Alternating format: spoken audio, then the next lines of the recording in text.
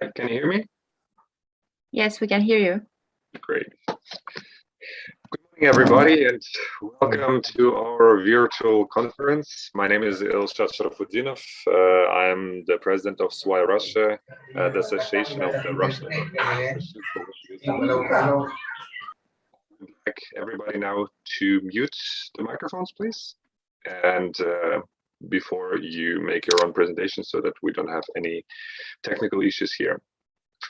So, 9th of August is celebrated by the United Nations as the International Day of the World's Indigenous Peoples. And according to the United Nations report, Indigenous people comprise around 6% of the global population, hold a vast diversity of unique cultures, traditions, languages, and knowledge systems in 90 countries. Many of these countries participated in the SWI program and formed the personal, from the personal stories from the national presentations from the onto this topic. And there are swearers who, of course, represent various indigenous peoples. There are swearers who work with indigenous peoples professionally, and most of us live in highly heterogeneous communities with indigenous people being present to various degree. Considering the diversity of indigenous peoples, an official definition of indigenous hasn't been adopted by any United Nations system body. The term indigenous has prevailed as a generic term for many years, and in some countries, there may be preference for other terms, including tribes or first peoples or nations, aboriginals, ethnic groups, and so on and so forth. Occupational and geographical terms like hunter-gatherers, nomads, peasants, hill people, and so on also exist, and for all practical purposes can be used interchangeably with indigenous people.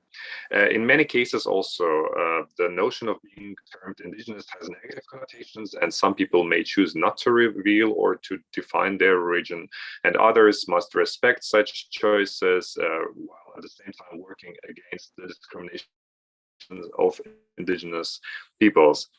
What is the topic is very multidimensional and requires thorough consideration, especially in the present-day pandemic times.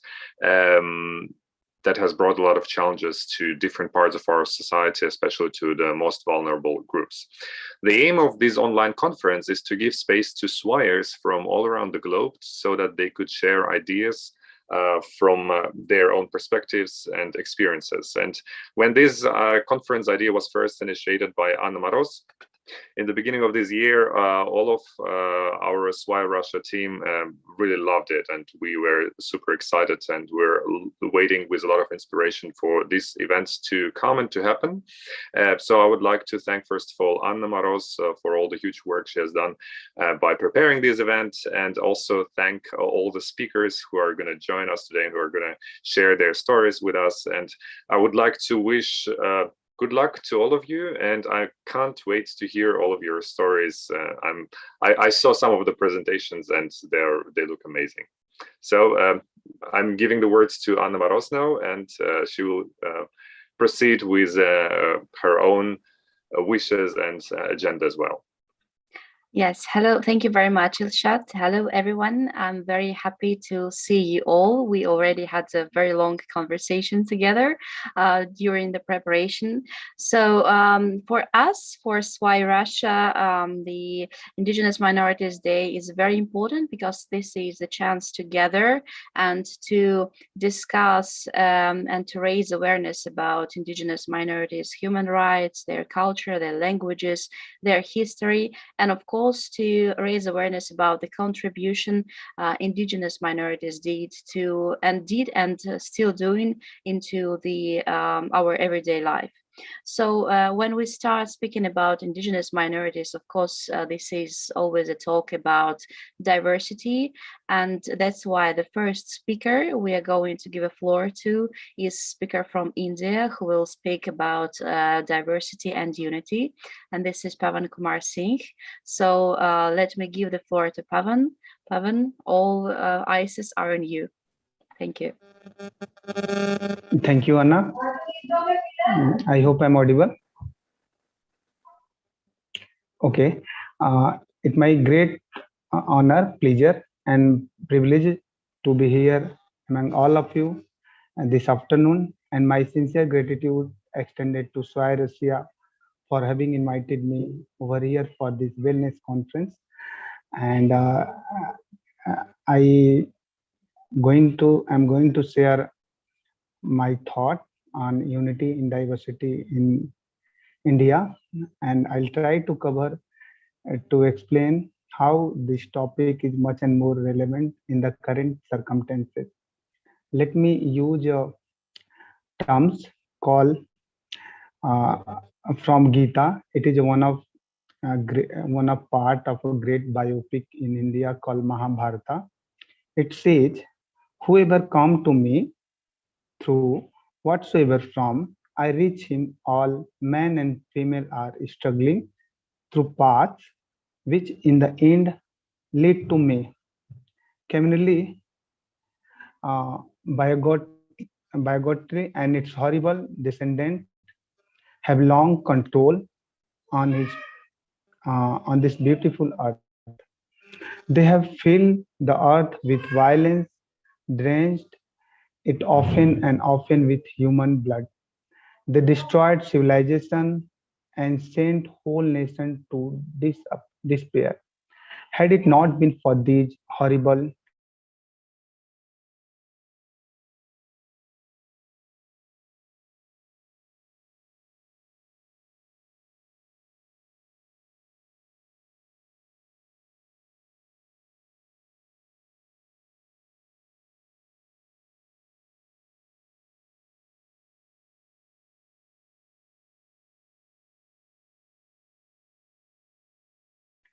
Vasudhaiva Kutumbakam is a philosophy which includes all understanding that the whole world is a one family, means world is a family. The concept of this Sanskrit was originated from Maha Upanishad, and later it influenced many Hindu and other scriptures as well. This word states that this is my own and that a stranger. It is a reasoning of the narrow minded. For the noble heart, however, the entire earth is a family. That is much and more important in the current circumstances. The short verse consists of three Sanskrit words called Vasudhaiva, Eva, and Kutumbakam, which represent respectively earth or word indeed is a family. Uh, it is a belief that the whole philosophy of Vasudhaiva Kutumbakam is an integral part of major Indian philosophy. So, why nowadays it is important to be uh, focused or to be care on terms called Vasudhaiva Kutumbakam, which mean word is a family. Let me introduce a concept of a nation and modern nation, which will help us to uh, know the things which I'm interested to explain you. I would like to start it by comparing Indian context. So I would say it began with India as a nation because this is the oldest nation on the planet. It defines today concept of nation. Let me explain the definition of modern nation in the current circumstances. Modern nations are made based on language, religion, race, ethnicity, maybe ideology essentially. It is the sameness of people that makes a nation.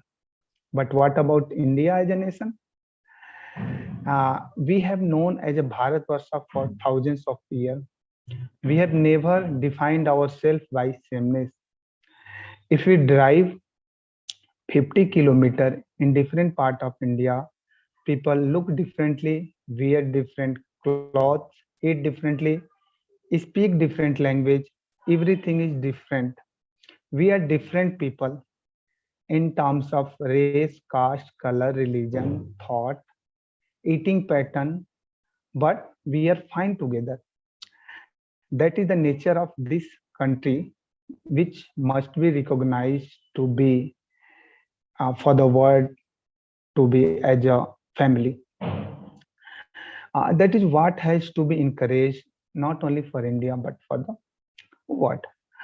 Uh, I hope you know we had a around 200-year British colony over here. When they came here, they didn't understand how this could be one nation. It's how India can be one nation if there is nothing binding it.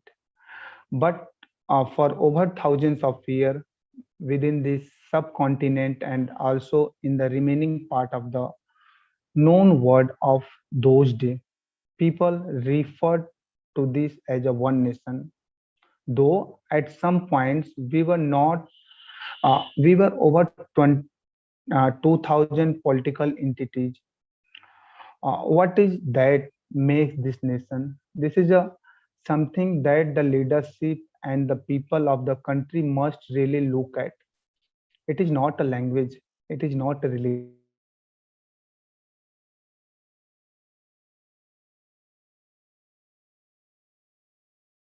and cultural identity. I hope I'm audible. Uh, Nationhood predates all religion. When there was no religion, this nation was.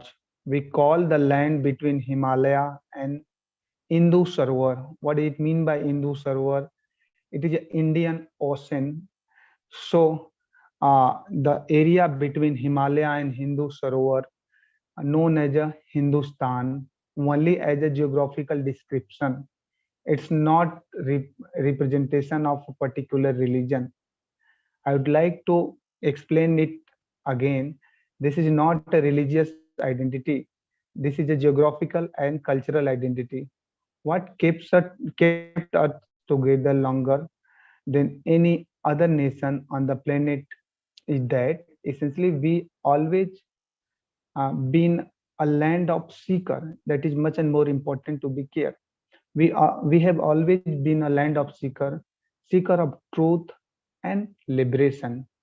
In this seeking, we found oneness. When we look for some sameness, we try to become a land of believers. The seeking is not something that we invented. It is the nature of human intelligence to know, to realize, to liberate itself. This nation was based on this foundation that we are seekers. As a seeker, you are not aligned to a particular things on the outside, but to the life process within you. And that never goes wrong means to be a seeker, it is not important to have a different type of artificial things. You may have a peace and perspective within ourselves, within yourself.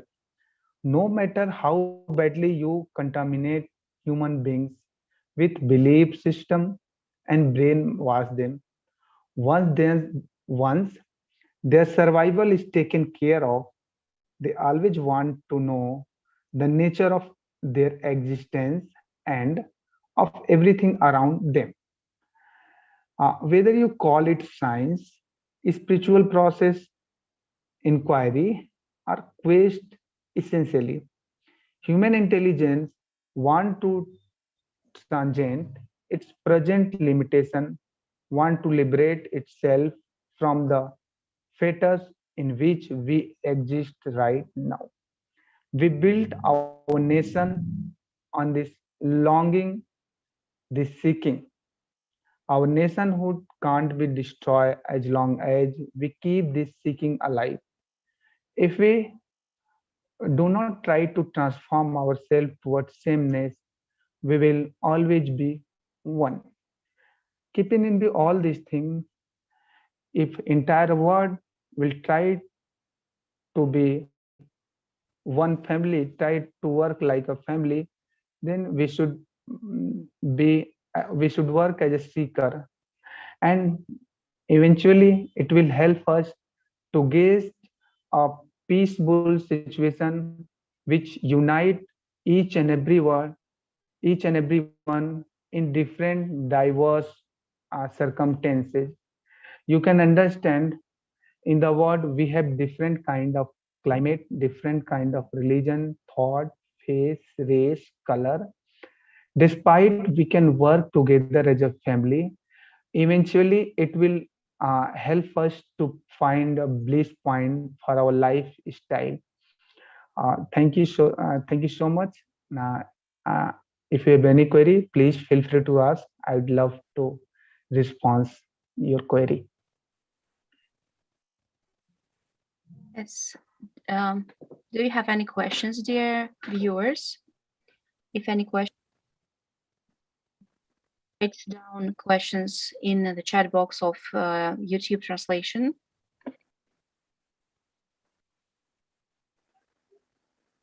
Okay, thank you very much, Pavan.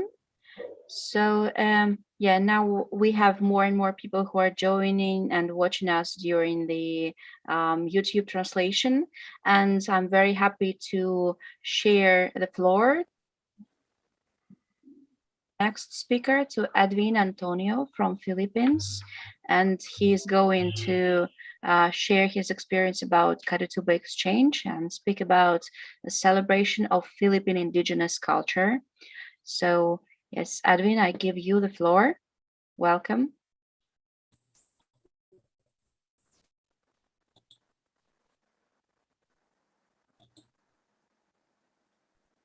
Thank you very much, Anna. Yeah, can I start my video? And yeah, can I share my screen? Okay. Okay. Again, good afternoon, everyone. Thank you so much to SYAA for this opportunity to share our indigenous culture in the Philippines. Can you see my screen?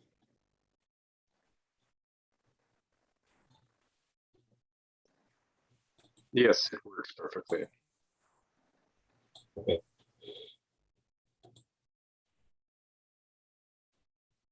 Okay, Katutubo Exchange, the celebration of Philippine indigenous culture. From the Philippines, you can see a tiny country there in the map, world map, if you can see it. And of course, it's heritage. And this is our map. Manila is our capital, and we have 81 provinces. We have 110 million population as this year. 2021, that's our Philippine flag. The official name is Republic of the Philippines. We are located in the Southeast Asia, and of course, we have 300,000 square kilometers, 13th most populous country in the world. And of course, we're the second largest archipelago. We consist of 7,640 islands. And we have 3 major islands, and we are diverse and simple. And of course, we have 110 indigenous communities and 3. Okay. We have number 12 among countries with most number of languages.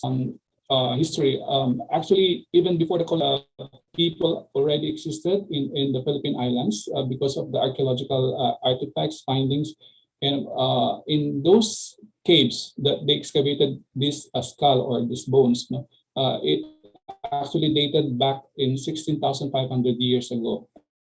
And they also found this secondary burial jar in the picture in the slide. And of course, they also found another bone in another cave that dates back. People are existing already in the Philippine Islands. And of course, recently, France National Museum conducted a study, and they found some bones of rhinoceros. Of course, it's about 700,000 years ago, according to the study. And of course, recently, we had this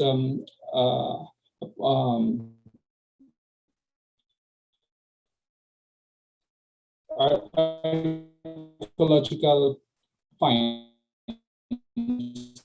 bones from short, and they are considered Homo luzonensis from 50,000 to 67,000 years ago. And of course, people in the Philippines, actually our motorways are the waters, because we're an archipelago, so we make use of the boat.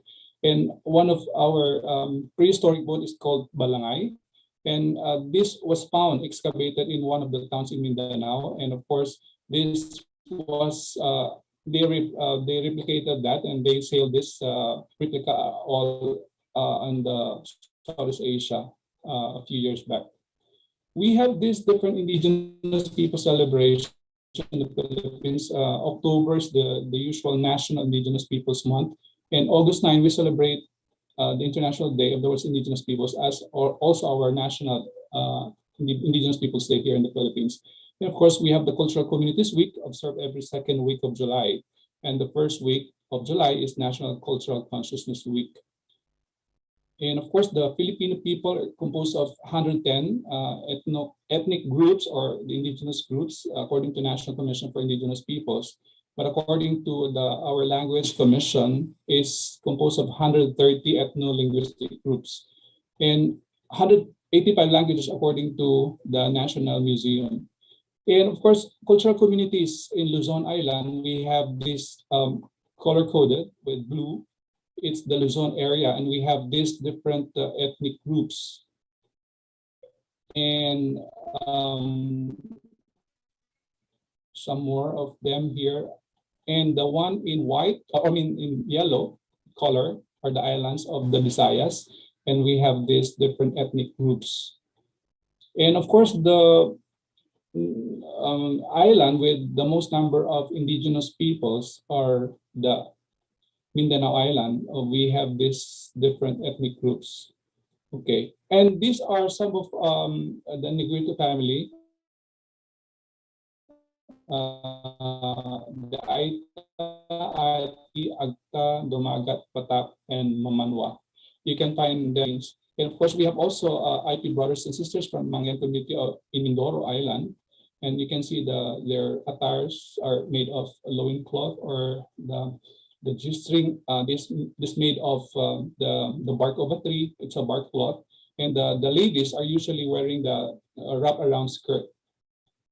And these are the indigenous peoples of Cordillera region in Luzon. They typically wear the same kind of attires, the G-string or the loincloth. And of course, impressive culture or ways of life that you can see when you visit these communities. And these are still people of the Cordillera, mountain ranges of Cordillera in Luzon Islands. And this one is still part of people of Luzon Island. And we go now to Mindanao. These are the indigenous peoples. Actually, these are our alumni members in the Katutubo exchange program. And of course, these are people of Mindanao. They are Islamized ethnic group, Tausug and the Yakan and the Subanen. And of course, these are chieftains or tribal leaders from the different ethnic communities or the IP groups. I would like to introduce our group. It's Katutubo Exchange Philippines, or KXPH. It's a volunteer cultural organization composed of IP youth and cultural workers. We advocate the promotion of our Philippine indigenous cultural heritage as well as cross-cultural understanding. It organizes the annual cultural exchange program called Katutubo Exchange. And we have this slogan, Bridging Cultures, Building Future.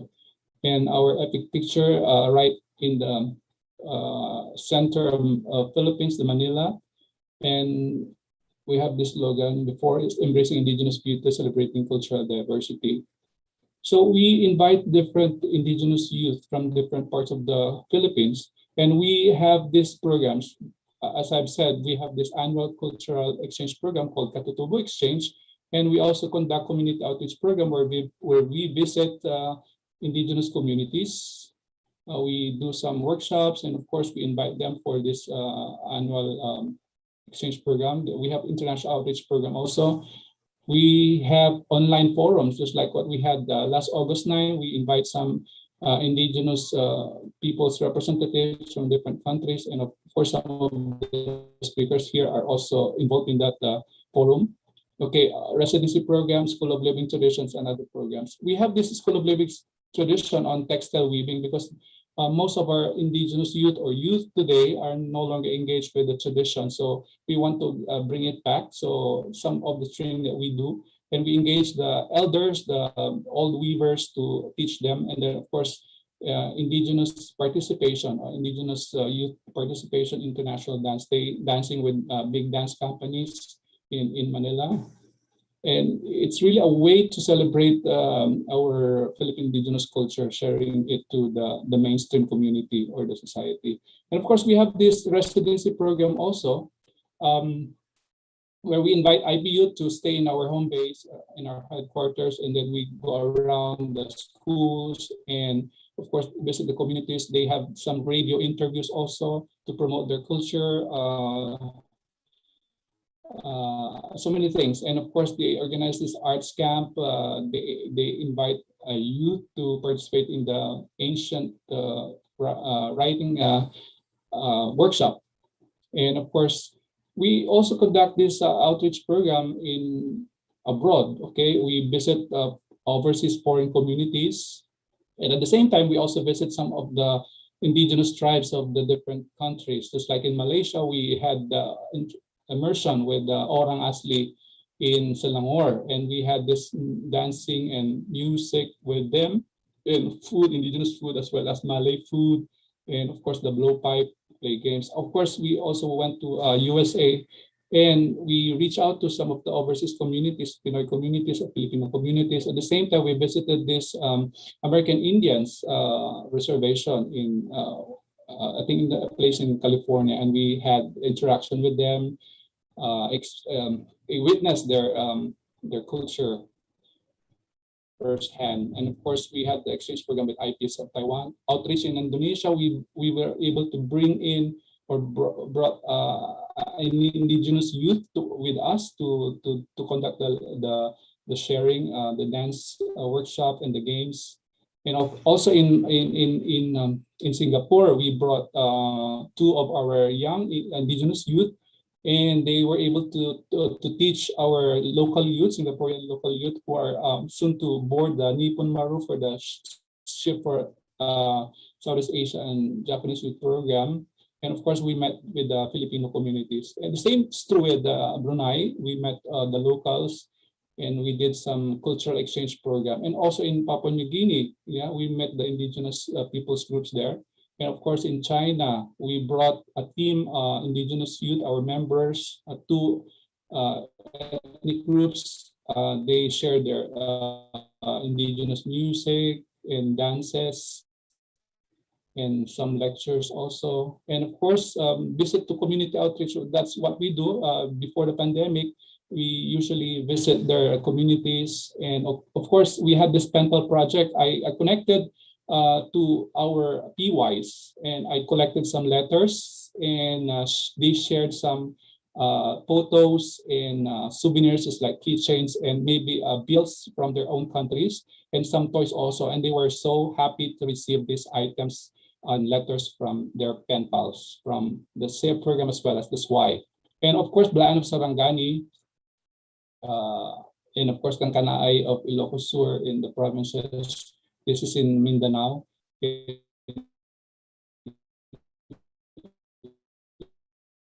Ifugao.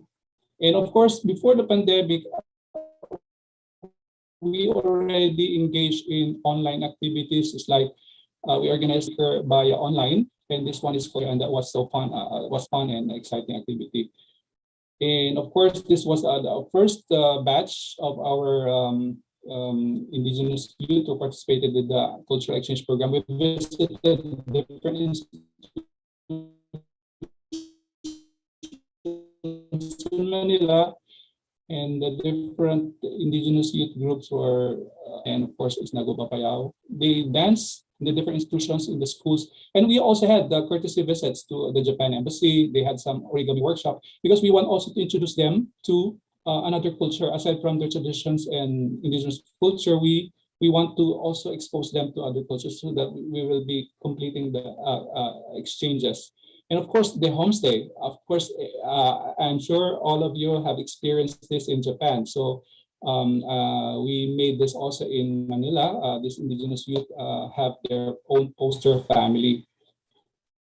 And of course, the year 2 or the second year in Manila, still we got a lot of young children who participated. Of course, Indonesian embassy, we learned the culture of the Indonesians by way of food, the culture, and dancing. And of course, we visited also the presidential palace in Manila.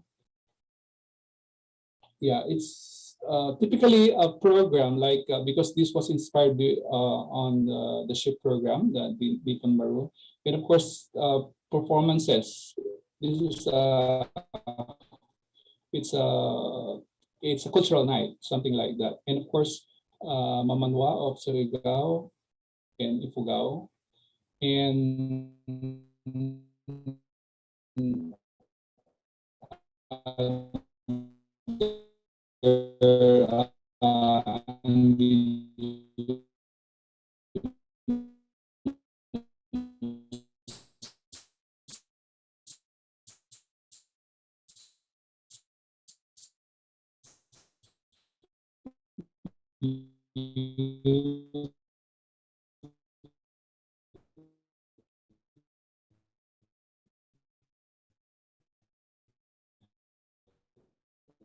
and of course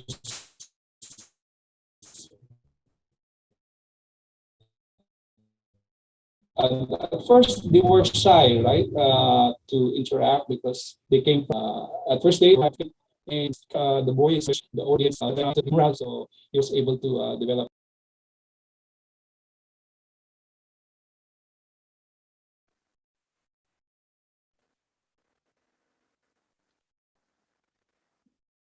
Something has happened, and because there's lagging. Yeah. Yeah. Sorry Edwin, about that. yeah, you returned. Yeah, very good. Can I continue? Yeah. Can I Yeah, continue? of course, yes. Yeah, go on. Yeah. Can I share again or?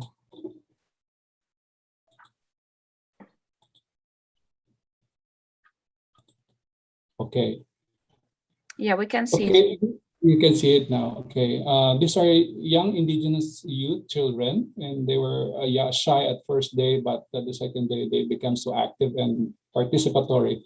And of course, ballet is so popular in Russia, and I want them to be exposed also to some art forms. That's why we brought them to a ballet workshop studio in Manila. And they told me that they are a potential promising ballet dancer. And of course, we had the ancient writing system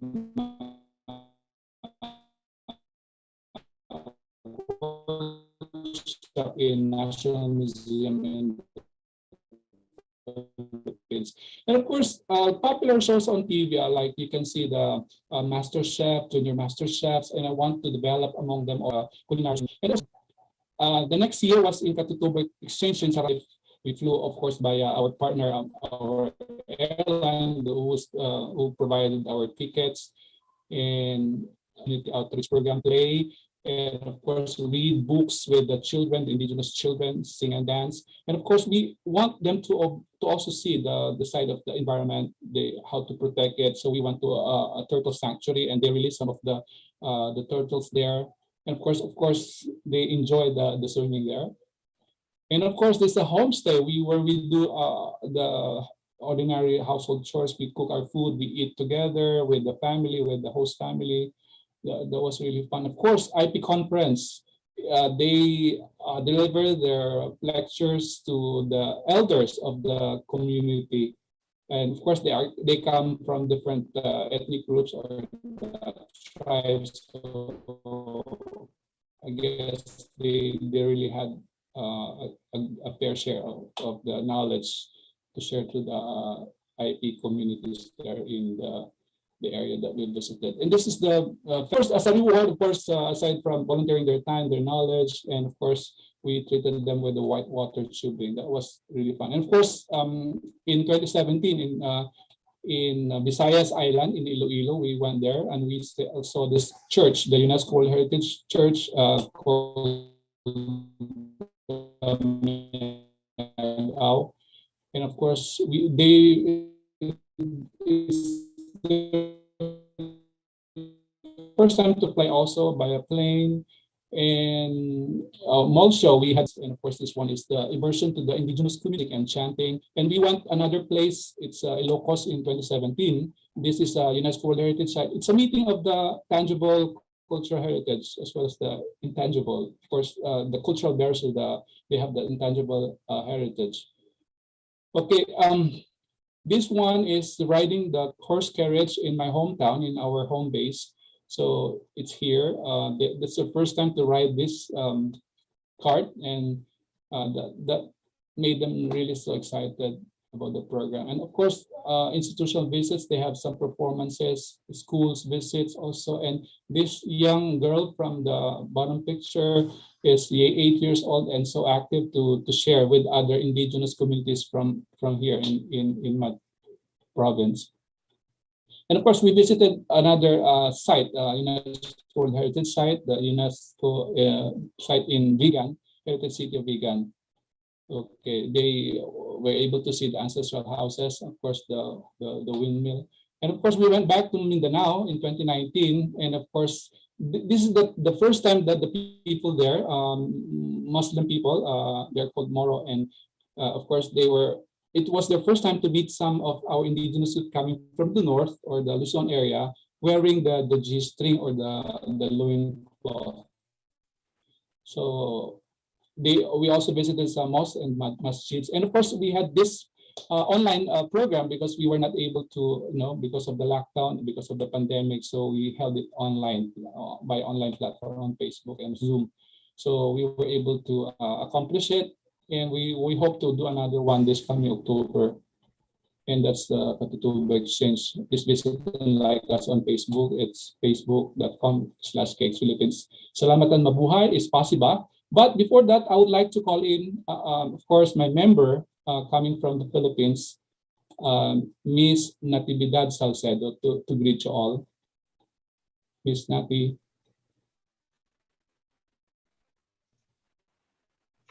Hello. Good afternoon. Yes.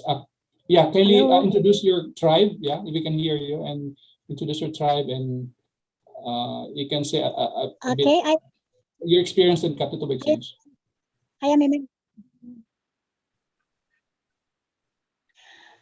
a member of the Balangao tribe. We live in the northern part of the Philippines, and it's a blessing to be with Dr. Antonio in the KX Philippines, because it is a way of me to tell the world that, hey, we are here existing, we are like you, and thank you so much for the many experiences, for the short time that I had been with you. And I'm proud of you, Sir Edwin, for representing the Philippines in this activity. Salute, sir. Yes, and we are so grateful to the SWI AA Russia. A big congratulations to all of you. And again, it's possible. Thank you very much from coming from my members, and of course on behalf of Katutubo Exchange Philippines. Thank you very much, possible. Thank you very much, Edwin and Natividad. It was a great pleasure to meet all of you. We have a couple of questions to Edwin, which came for our. So first, this is a great example of interactions between indigenous minorities and the community. So thank you again. And what are the plans of the Katutubo Exchange? What will be in the future? Yes, we still plan to continue the activity, the annual program, and we're going to do it on October. And I'm hoping to invite people, other ethnic communities from other parts of the world. I mean, because we had this United Nations in last year, I invited some of the PYs, and we had some conversations. And I think last August 9 also, I invited some of our speakers coming from Kenya. Mr. I think Topua Lesinko was there. And I hope I can invite some of you or can participate in the annual cultural exchange program in the Philippines this coming October. Thank you very much. Thank you very much, Edwin. It was a great pleasure to hear you and Natividad. So please join us again in our future event. Yes. And yeah, the next speaker we are going to give a floor to is Mohd Suhaimi Mohd Din from Malaysia. And he is going to speak about civilized society of indigenous people in Malaysia. So let's welcome him. Yeah, Mohd, do you hear us? Can you hear me? Yes, Hello? we can hear you. Alright, Yes, cool. great. So, could you please share for us the one that I sent you, my slides? Okay, 1 minute, please. Yeah, cool.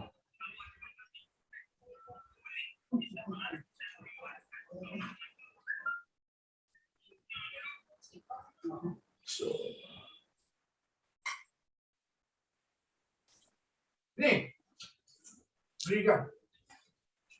start my video. Should I click this? Yeah. No. Yeah. Later. See now? Yeah, I can see. Thank you. Yep. Thank you, Swai. Sorry, the Ship for World Youth Alumni Association of Russia. Thank you, Ilshat, Sharafutdinov, the president, and Anna, the deputy president, and the members of SWI Russia, and also my fellow colleagues, speakers. I think all of us were part of Nippon Maru's program. So to make it simple, I start with my background. This is me. I'm representing Malaysia and also part of SIAP International Malaysia, where I'm also the PY year 2000, voyage 27, and in year 2002, IOIO organized a program, the young leaders meeting between the SIAP and SWY. So that's me. Can you forward, Anna? Second page, please. Yeah. So I've only a few slides. It looks like there's 7 slides. It contains 13 pages. So that's my table of content. It begins with the first is about the roots of community, brief introductory. It's more into the Malaysian perspective, the premise of indigenous people in Malaysia. Second is about the demography. Third is their lifestyle, the education, social, economic, political, culture. The fourth is good old days. Those are pictures. I think things will come differently when you look into the current situation now. The 6th is achievement and future direction, and the 7th is my summary and my conclusion remarks. Next, Anna, please. Yeah. So, indigenous people in Malaysia. Let me put it into a proper phrase. Indigenous people in Malaysia is not minority. They are the sole native of this country, of this Mandarin Malaya, they call it, or Malaysia. They are the community that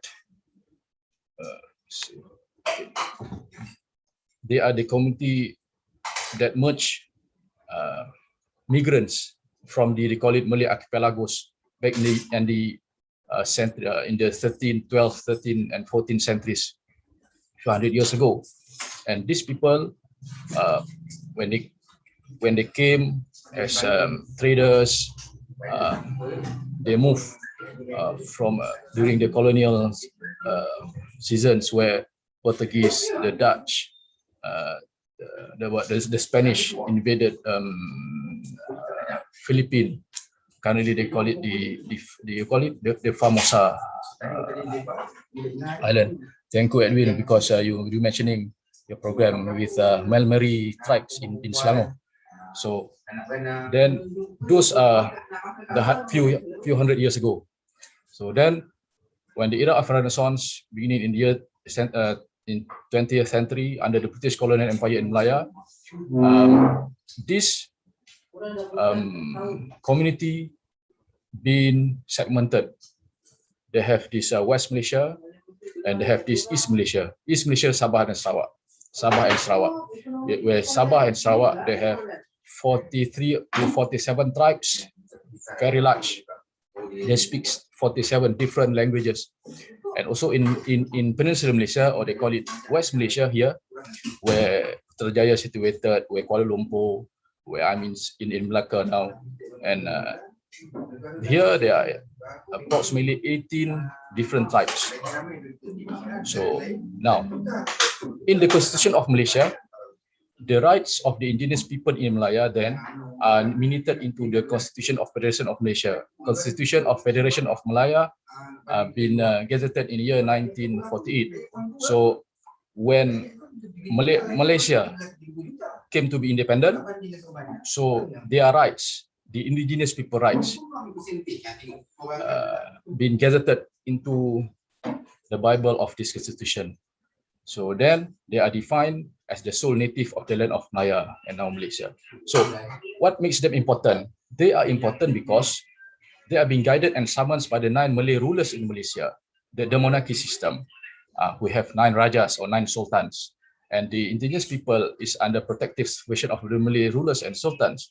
Now, these people, when they are embedded in all laws of the state's constitution, where the Malay rulers, the sultan, is the custodian or the grand marshal of their borders of the state land.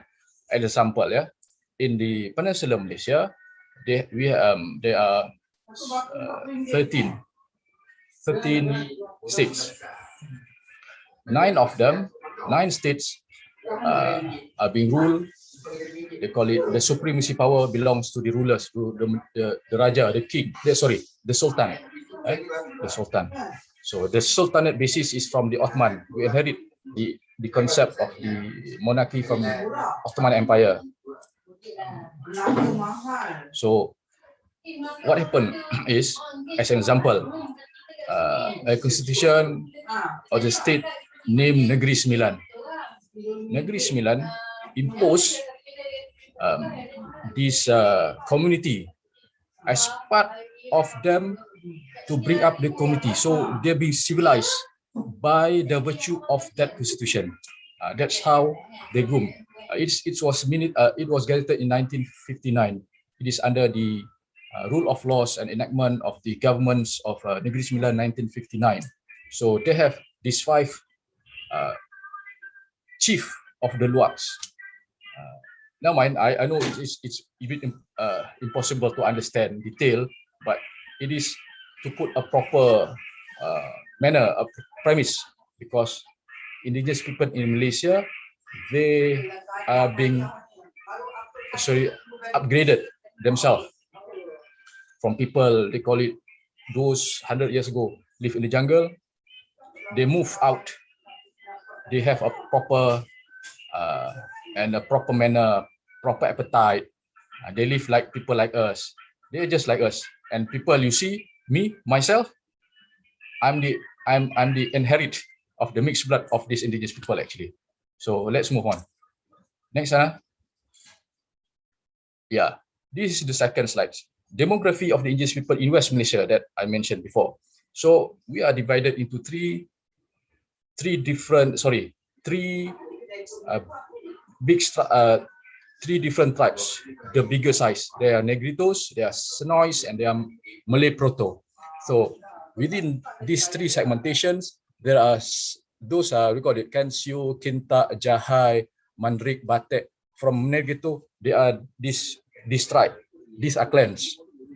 Yeah, Senois, they have the Temia, Semai, Jathut, Chetwang, Manok Peri, Semok Beri, Mahmeri. The one that our brother Edwin from Philippines call it show to us his slides. I think he managed to connect with the Semok Beri and Mahmeri in Selangor. So the third is Melayu Proto or the Proto Malays. There are Temuan, Jakun, Semalai, orang Kuala, orang Selatar, orang Kenak. Yeah, these are nouns. So I don't translate it into English because it's a fix in the dictionary of the Oxford and whatever. So yeah, these are people in West Malaysia, and it's a credit for the JHEO is a government agency under the federal government. So they have their own, I call it what, government bodies. So next slide, please, Anna. Yeah, the identicality of the clans of the three tribes that I mentioned before. The separation, the spread out. So if you can zoom closer, maybe perhaps our friends who viewing this, you can see faces of them. Maybe these are the ancestors. These are quite 50 years, 70 years, I call it pictures of the tribe. Next slide 3, please. The next slide. Yeah, okay. I move to my slide 3. It's about the lifestyle, education, social, economic project. Okay. At the left, the top left, this is a proper settlement of current, call it community of the orang asli or orang asal in Sabah Sarawak. Yeah. This photo is taken from Cameron Highland Resettlement. So they have already electricity there, its utilities there, its bill. They have to pay for the bills. It's not for free. So now they are living as people in the urban areas, but they don't have any big malls like. So we did go to Tokyo. Don't have any bigger like Shibuya small, no, in Kaybara, no. So simple tuck shop. They have their schools inside this settlement. It's proper, and they have the flying doctors when once a week visiting them. Below of that beautiful resettlement of the orang asli, this is you can find the sea. That is they call it the sea gypsies houses or settlement or kampung or villages in Sabah. In Sabah. So are they in the civilized? Yes. They love to live like this. If you move them out, they still put themselves into this community because for them they inherit the cultures and the values. Yeah. Now, the beautiful girls at the right hand side, the three pictures of those are people from the Sarawakians. They are Sarawaks. There's Ibans. So you can, if she doesn't wear like this call it the traditional uniform or the traditional apparels, I don't think we can identify whether they are indigenous or not, because she seems like to be a supermodel. Right. Next slide, please. Right. Now, still within the scope of lifestyle, education, social, economic, and politics and culture. So the one that the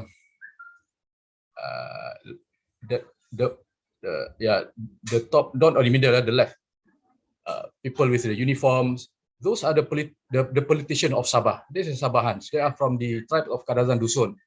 I know a few of them. They are previously he was the minister in the science and technology, call it Dr. Maximus T. Ongkili, my good friend in Kampung Ghana, member of parliament, and the one with the call it the one that's smiling lovely with the blue scarf is the chief of the chief minister during those days. I think this picture was taken 3 years ago. Now in the middle is a photo taken in West Malaysia. Yeah, in West Malaysia, the man with the right in front is the member of parliament of Cameron Highlands. He's an ex-police officer, pension, and he went in. He joined the political party and contest in the general election, and he won. So these people, they are they call it what the model, the icon, the so-called role model of the new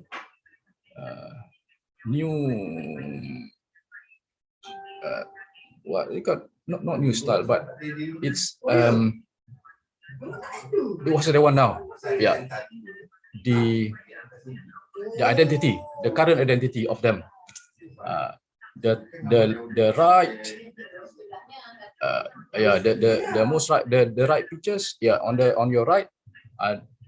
Before it's the girl, now it's the man, the gents, the boys. So it looks like they're still handsome, like our Great Britain diver in Tokyo. Yeah. Right. Next, I think I'm moving to slide 4, Anna. Okay. Now, I've brought you through not the glory. I think the few slides is a colored picture.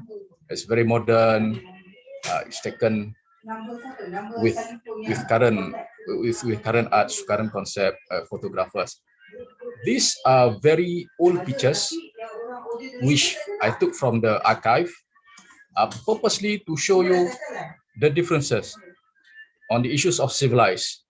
Yeah, those days they are living like, they are just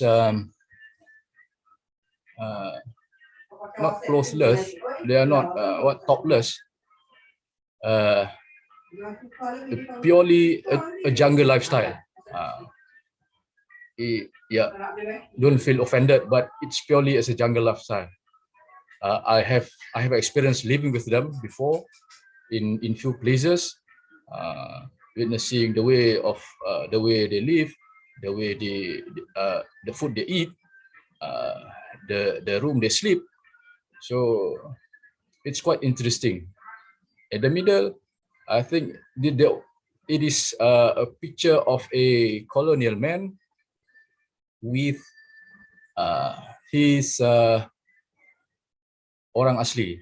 These are pictures taken from West Malaysia, and right will be the I think you can focus on. There are two men there. There are two gentlemen down there. They are very tall trees. Behind of them, those are their houses. Yeah, those are their houses back in 100 years ago, perhaps. These are very, very old pictures. So now they are moving out from that civilized those days. Now they are really in the modern style. Civilized. They go very civilized. They went to school.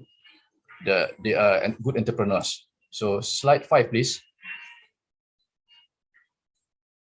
Okay. Slide 4.1. Yeah.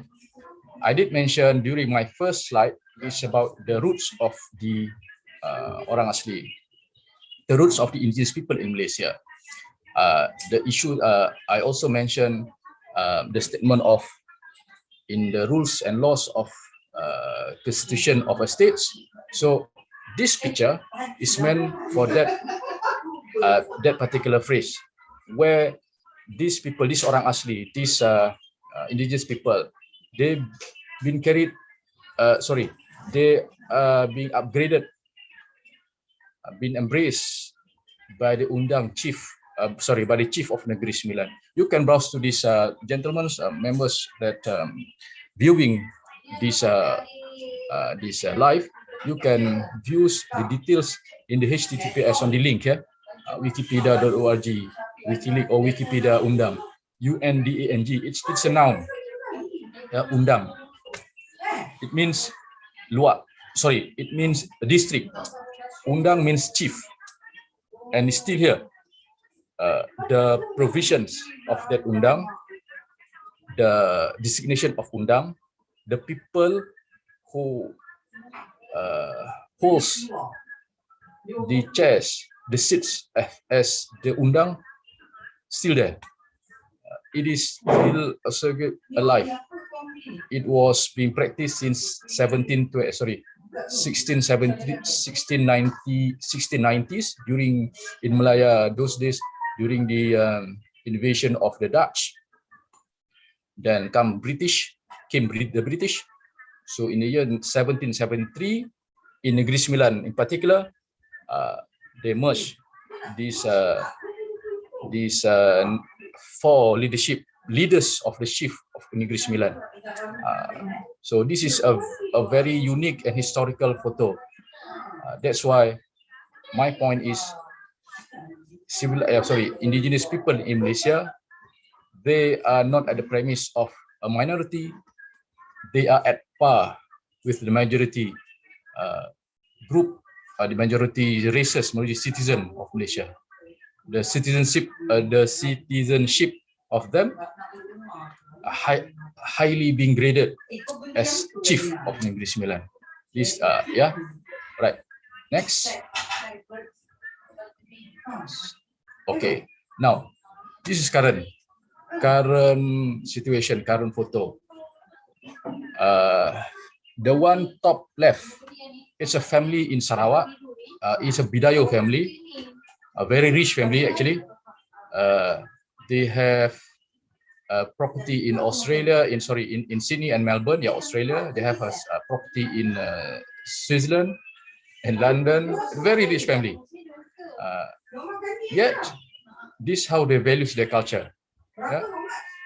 They promise to the tribes that though they are rich, the way they present themselves, current situation, yeah, at the kampung, you see the house, the trucks, they own the trucks. It's the whole big family. The spill of economy being segregated and separate, being shared by the bigger scale of their family tribe. Yeah, below of that big family pictures is a girl. She is a Malanau. Sorry, not Malanau. Malanau Sarawak. She is Sabahan. Sabah girl. Very educated, a good talent, and she's now doing the modeling. Yep, and she's a university graduate student. Top right is the housing estate, the properties. The properties, the settlement that have been spoke before. The one below, you see the man, the dark man. He's in Indian. He is not indigenous people. He's Indian, Malaysian Indian. Yep. Behind him is his students. Those are orang aslis, indigenous people. And this gentleman, he being awarded by United Nations under the, call it, innovative and creative way of teaching the indigenous people in their homeland of indigenous kampung, indigenous village. I purposely pick up this photo of his just to show to the world that a lot being improved, and they are now the orang asli, the indigenous people in Malaysia. They are modern, they are civilized, they are educated, they are rich people, and they have been honored in the community. Next, slide 6, I think. Yeah, achievement. So I'm moving to wrap up my presentation. Yeah. So the achievement at current, these are some of the achievement of these indigenous people in Malaysia. In the Royal Police Force of Malaysia, is now been Royal Police Force of Malaysia at the age of 250 years old. This force, because it's being bred and birthed by the British empires. So they have this dedicated battalion. They call it Snowy Pride Battalion. Why? Because these people, Snowy Pride, remember my early slides. They have the clan of Snowy. These people, they want to serve to the country during the insurgency during Communist War in Malaya. Yeah, sometimes around 1939 to 1941 till again during the 1969, the second agency till 1989. These people are important. Sonoy Pride Battalion. And also they are one of the promising group of trekker, the jungle trekker. One of them being conferred a gallantry medal by the Agong, the King of Malaysia, the King of Malaysia. His name is Apot Anasaad. Ada battalion of very able troopers, 69 commandos of the police. Next is Malaysia Armed Forces. Malaysia Armed Forces, they have this Iban Trekker, they call it Iban Trekker. It was a battalion or a regiment, then 100% from the Ibanis, from the Saraukians. They're all Ibans, very famous. And during those days, 1920s, 1930s, 1940s, 50s, they are combating the communists also. The Paraku, they call it, the communist, northern communists of Indonesia those days. And this Iban Trekker, at current condition, at the current years, they are now known as the Corps of the Royal Ranger. And the Corps of the Royal Ranger been supervised by the ruler of Perlis. So next is the Jabatan Hal Ehwal Orang Asli. You remember the slides with the alphabet JHEOA? Jabatan Hal Ehwal Orang Asli is Indigenous People Affairs Department under federal agencies.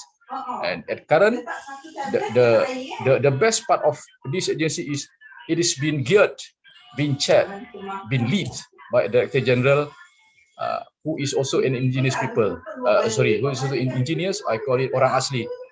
Orang Asli. Yeah. Next, there are also people working. RTM, Radio Television Malaysia, or the National Broadcast Agency of Malaysia. They have specific, dedicated channel. They call it Classic FM. So dedicated for the indigenous channel. And one of our XPY, Malaysia XPY, year 1997. I remember 97. He's a radio VJ. Her name is Miss Laili Apeng. Then the House of Representatives. I do mention previous slides. They have a personality, was a policeman, then came to be the political, joining the political party, and now is the MP, member of Parliament of Cameron Highlands. He's the man representing in House of Representative and also House of Senate. House of Senate is upper house, representative is lower house. This House of Senate, they are one of the appointment of them, the Orang Asli or Orang Asal indigenous people to be the senator is appointed by the king. Next, Anna. Yeah, this is my final slide. Yeah. So the future, I see the future of them because they are directing themselves to be more educated. Yep, they do not want to live like before. They do not want to be left behind from the moderation, from the lives of the gadgets, the AI, the artificial intelligence, whatsoever. So now they are more independent community, very independent. They're very independent, more credible in joining effort to building up a civilized society. Yeah, of course, and they are going global and international. I would like to put it a proper phrase for them because now issue of going global and international. These people, the Orang Asli, Orang Asal Sabah Sarawak, the Kadazan, the Murgut, the Bidayo, the Akenya, the Iban, we are Bajau in West Malaysia. They have this Semai, this Jakun. They are big players. They have the industry. They are entrepreneurs. They have factories. They are in the community. They are religious people. They are also lecturers, professors within them, and they really put their effort hand in hand, standing tall with the majority. They call it Malays, like me. I'm Malays, but I mix. I have the blood of indigenous people. Yeah. So now they are going global and international. The future, they are they are dreaming the same as Malaysian.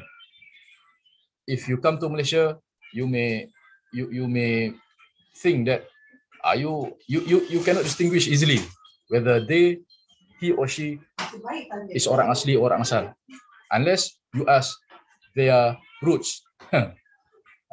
Yeah. Now, to summarize, sorry to take longer time. To summarize, my summary is they are a community of honor and trustworthy. Yeah, they still is. Second, they represents the few of those that grew with the vision of Malaysia. Yeah, they represent. And the challenges will always be there with their motivation to better in managing change and crisis. The same as us. We go beyond culture, beyond religions, whatever it is. They are the society with the proverbs always says that swimming with the sharks without being eaten. These are the indigenous people in Malaysia. For that, I thank you. Yeah, Anna, thank you very much. Very much. Very interesting story, and yeah, thank you. Finally, we can see your face. Yes, thank you. Thank you very much. Okay. Yeah. So the next speaker we are going to ask to participate is Topua Lesinko. We will have to change our schedule a little bit. After Topua, there will be Shehan Kannangara. And first, I would like to ask all of you if it's possible to find the so without any background sounds, if it's possible. And it would be very good if you could turn on your video while speaking, so we would be able to see your face. So first, let me give the floor to Topua Lesinko, and he's going to speak about Kenya culture of Masai. So Topua, do you hear us? Yes, I can hear you clearly. Perhaps you can. Yeah, we can hear you. You can start my video. Okay. Yeah. So thank you very much. I hope I'm audible enough. Yeah. Oh, thank you. So thank you, and it's a nice, really nice seeing some of our colleagues. I can see Shehan was my group leader, Group K, SY32. I can see Dr. Antonio, who was actually one of our facilitators in the Shift for World Youth program as well. And also to the SWAY Russian team for this good initiative of holding such an important event. Just attended one actually last week for the Katutubo exchange program. And we from Africa really admire the effort that you people put towards preservation and recognition of the indigenous people. And this is also linked clearly with our preservation of our culture, which I must comment is threat, is endangered, and we may be at risk of losing it very, very soon. Briefly, I'll be speaking about the Masai. Masais predominantly are found located in Kenya and Tanzania, but at the beginning, as in on history after Africa was colonized, they were mainly the main occupying group in Kenya. That was northern and southern part of Kenya. But after colonialism, they were pushed towards the southern part of Kenya, and that is how you find that towards the northern part of Tanzania, they're actually Masai's group as well. Otherwise, were it not for colonialism happening at around after the scramble and partition of Africa in 1895, perhaps we may still be located in our original places. And colonialism have really, I can say, affected us in terms of our ways of life, because the community actually found itself pushed towards dry and reserved places where only pastoralism is viable. And therefore, from our way of life, we are predominantly pastoralists and not able to do agriculture as the rest of the community. And so that actually means the group is also vulnerable to issues of climate change and drought. But let me say that we are one of the 42 tribes in Kenya. The country Kenya is divided further into counties or districts. And so Masais are predominantly located at around 2 counties, Narok and Kajiado towards the south. And also in the middle part of Kenya, you'll find Masais located also in Nakuru and Laikipia, and maybe some other parts, but predominantly they control and occupy 2 counties in the south. In fact, most of you have heard about one of the famous wildebeest migration from Kenya, past Serengeti to Tanzania. The big game reserve is actually located in one of the counties, that is Narok County. And so in terms of population, 2019 census, we estimated to be around 1,100,000. That accounts to roughly 2%, 1.92% of the total Kenyan population, are still recognized as marginalized or disadvantaged group, because how like issues of politics are now arranged in our country is the majority communities really dominate the smaller minority groups. And so there was a need to grant recognition of to these small groups in the constitution as marginalized, give them protection under the law. And turning on as in way of life or livelihood, mainly is pastoralism.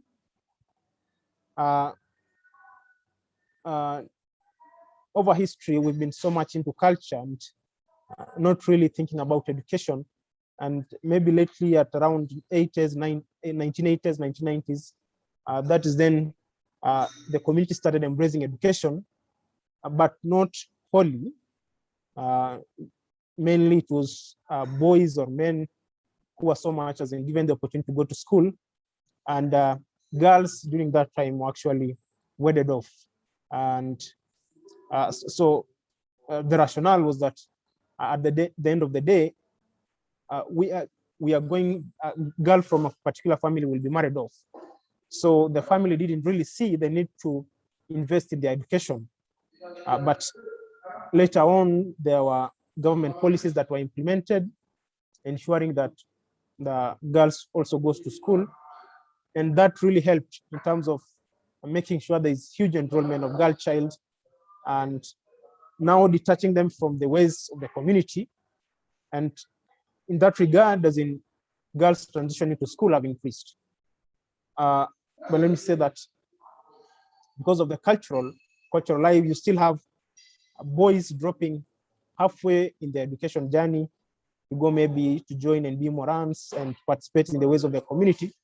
But one of the greatest threats to our culture at the moment is issues of urbanization. And urbanization, there's so many intermarriages ongoing. I can't really say if that is good or bad for the culture. But through those intermarriages, the community has been able to borrow from the majority and the developed communities in the country. And as a result, most of them have been assimilated, or rather they've given a backside to the culture. And so, and in terms of status of actually as in protection of culture in the country, I see there's no really big initiative from the government to protect and preserve that culture, despite the fact that there's an obligation. Therefore, cultural preservation is mainly an internal community affair. Government is so much focused on, for example, using the community as a tourist attraction, or for purposes of even marketing the country as a country with rich diversity, but not much effort has gone towards making sure that that culture is preserved. There are not really museums, for example, showcasing our different cultures, for example, as what we've seen in countries like Philippines or Japan. And I think in terms of areas that we really need to improve is how we can make that culture very vibrant, as in, for example, because now we see that it's only the donors who are so much interested in making, as in, sure that that culture is visible, but no much effort comes from the government. And I think then going forward, as in, the government should make it a very urgent and important agenda to make sure that it gives the necessary support to the communities. For example, Masai's ladies doing the beadwork. That's a very important part of our cultures, a part of incomes where ladies, as in, earn their income, and much can be done. And I'm sure, as in, it's gonna be a source of livelihood for them, even going to the future. Maybe in terms of also what I could commend is that I said that mostly because of vast lands and pastoralism, we have a lot of wild animals located within where we live. For example, Masai Mara, and for example, Mount Kilimanjaro, and we also have a national park called Amboseli, just as in between Kenya and Tanzanian border. So what we've seen is actually like there is ongoing displacement, especially in northern part of Tanzania, of ethnic Masai communities to give way for gaming and hunting by tourists or people mainly from the Middle East. That's really, as in, very bad and dangerous, because they seek to push the communities towards the urban centers, away from their original or habitat that they've been used to. And let me just say that our communities are really not so much as in people who live maybe living in urban centers, mainly because ordinarily our lifestyle over the weekend, for example, for me, I'm learned, but I still admire or desire to go back to the village or rural home and look at my cattle or herd of cattle and spend my time there. Therefore, the risk of pushing these communities toward urban centers is that they may be compromised to surrender, for example, pastoralism as their way of life. And that's really a dangerous trend. And we've seen that international organizations' attentions have been drawn to this, but no much effort has been taken to tackle this. Just maybe another, as an important feature that I could touch, is that, and at that point, I said that there is a risk of cultural extinction, making sure people live the original ways of life, which is not good, as the colonialists, the British, did to us. As in, and I must say that that is a great injustice that they ever done to us. We've never got justice for us, for the lands that we've lost. And it's a continuing cry. Every election cycle, issues of land historical injustices, those people who grabbed our land, it's an agenda that we continue to fight. It has never been addressed in terms of long-term solutions. Yeah, it has always been short-term solutions, but it keeps coming on. The only way is to address it for the long term, but that has not been done. Maybe I could say that within another interesting feature within the community is issues of division of gender roles. Men or boys have their own roles, ladies and girls have their own roles. Mainly boys are tasked with the difficult work of maybe grazing and sourcing for the family, winning bread for the family. But then our mothers and ladies are left at home to take care of the household chores and taking care of the family. That still keeps changing because of current campaigns on gender awareness and empowering, for example, ladies. And therefore you see that there's been kind of intermingling between the roles of these groups. There are advantages and disadvantages to that. And I think we are at a point where we can not clearly delineate between the roles of the boy child, for example, and girl child in our community. You find them doing more or less the same things. And what I could maybe also mention is that apart from the issue of colonialism may not happen to us.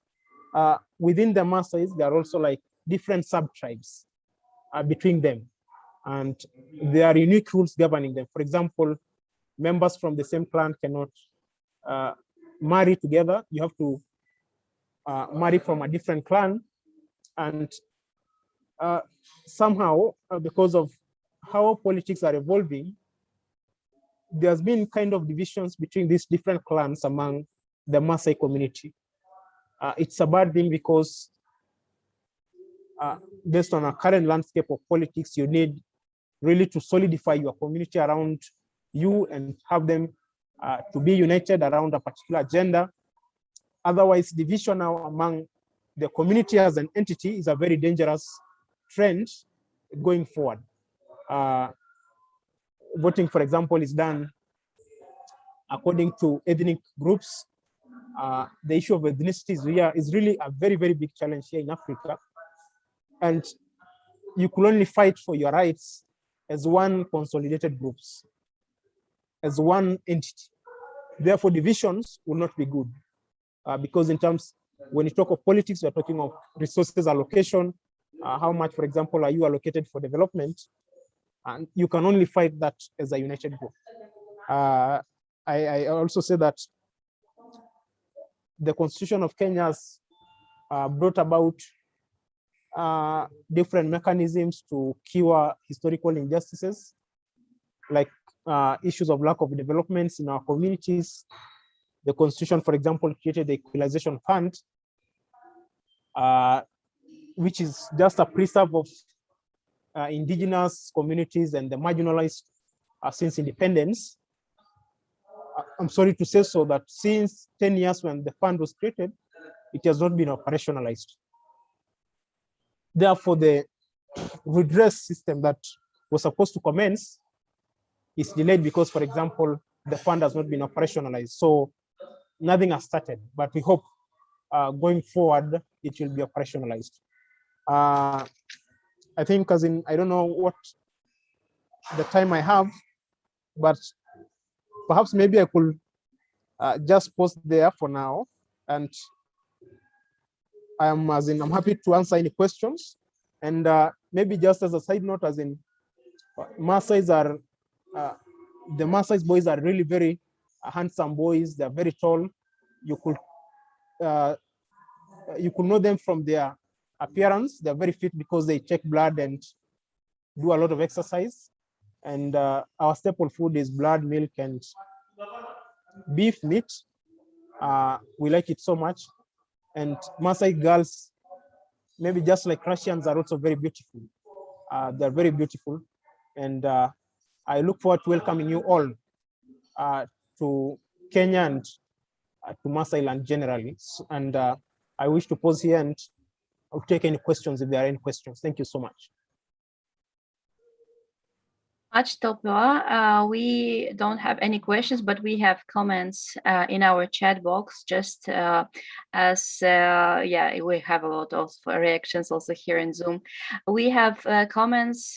Thank you and pretty insightful. Yeah, thank you very much. It was really insightful, and we received a lot of interesting information about Masai culture and all the other cultures.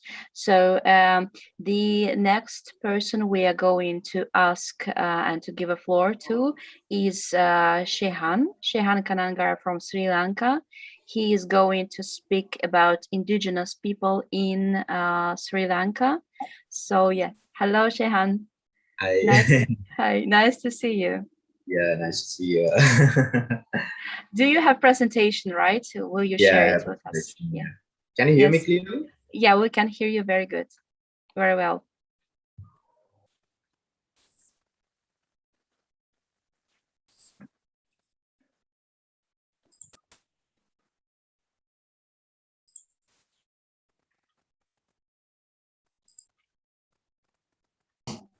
Okay.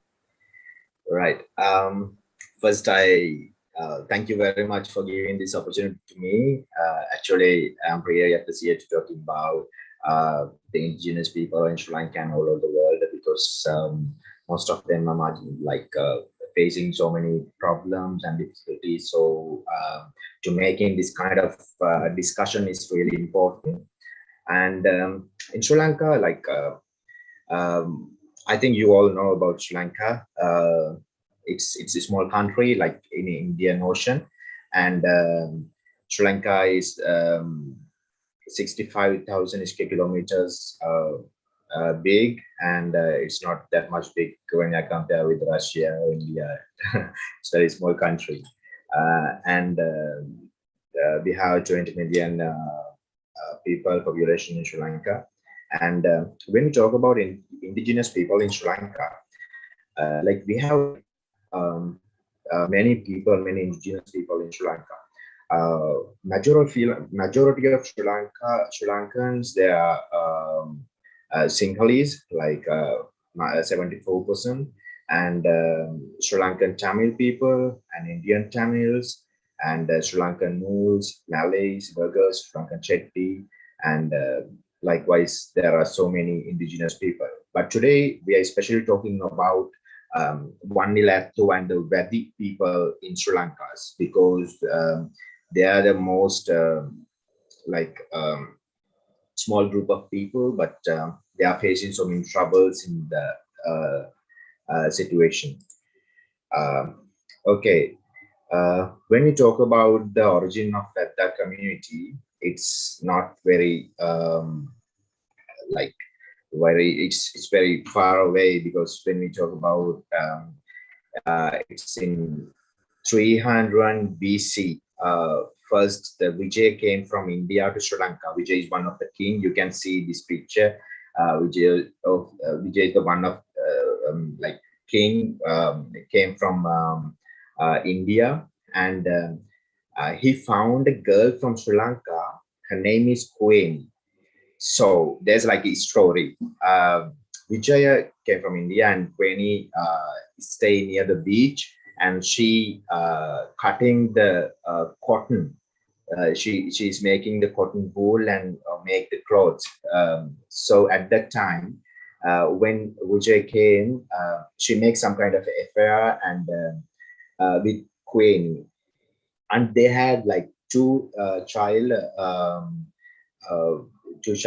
and then after the Vijaya, when Vijay come to Sri Lanka, there was like 4 group of people in Sri Lanka: Yakka, Naga, Deva, Raksha. Yakka mean they are doing like a very strong work.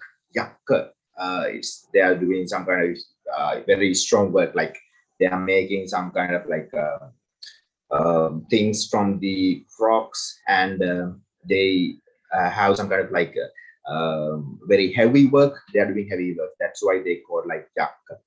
Naga mean Naga is the people who doing the navy. I mean the things in with the ocean. So when some people come from the ocean, the Naga peoples go there and they're watching that kind of things the Naga doing, and they are doing fishing like that things. And Deva mean they're the people who are doing some kind of like worshipping gods and worshipping things, that kind of things.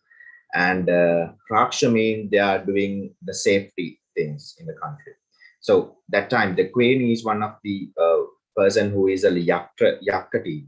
So that Queen, she make some kind of like relationship between the Vijay, and they had 2 child. And after when Vijay came to the king in Sri Lanka, because the Queen give so many supports for Vijay, and Vijay came to the king in Sri Lanka at that time before 300 BC. So then Vijay and Queen had some kind of like problem, and Queen and the other 2 child go to the forest. So then start the Vedas community in Sri Lanka. So in these people, there is stay in you can see on this map Mahiyanganaya and around Anuradhapura, the top part there's Anuradhapura, Mahyanganaya, and the Malayarata. So that area, mainly these people used to stay. And actually, these people stay with the forest and stay with the animals. So actually, they have like their own song for their song of our heritage, anthem of the Vedas people. So you can see these old words telling how they love for the environment, and like this, you can see the one of the guy from this Vedas community. He go to the university and he made this song, and this is about they have like I will explain something about Vedas because you can get some kind of idea about Veda, how they believe, how they work, how they stay, like kind of thing. So I will explain a bit of them, and then we are talking much more than. These people actually the Kande Yakku. Kanda mean the mountain, and Yakku sometimes actually they worshipping the mountain and the god in the mountain. So people believe like that, and Kaluyaka, and there is some Ratayaka, that kind of like gods and the devils they are worshipping. And also they are worshipping the people who dead from them, and they are worshipping them, and they think like they will head for their future. And Robert Knox is one of the man who visits Sri Lanka, and he stay here working here in, around 20 years. And in 1681 he wrote a book. Name is Eda Heladiba. So that book they say like he said like they kill deer and dry flesh over the fire, and people of the country they are buy it of them. They never to ground corn and food being only flesh. Actually, people who see this people like they are always killing the animal, and they take the meat and they sell that and that kind of things. But they have something more than that, and then they have more relation between the environment and the people. And actually, they have some kind of like very nice traditions and nice culture, and also the dancing music that's also really nice. So there's one of main thing that they have is Kirikoraha dance. Kirikoraha mean it's something, you know, from the coconut.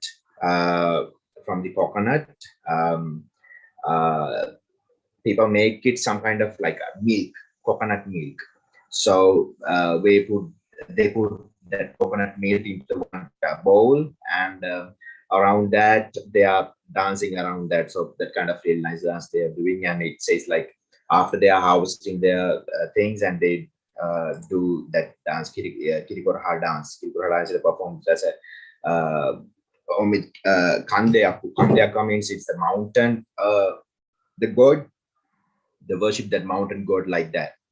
And also they respect, organize it for respect and protection, because they stay in the jungle and they always try to find protection. So that's why they are doing this kind of dance.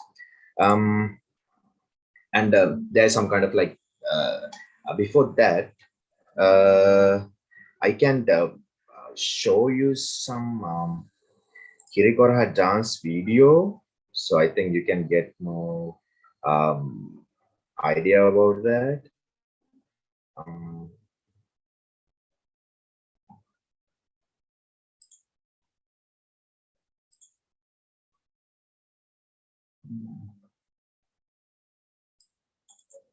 Can you see my screen? Oh, Shehan. Can you see my screen? Only presentation now. Only presentation. Uh-huh. Can you see the video? No? Because you're sharing the presentation, the PowerPoint. Yeah. Okay, this way.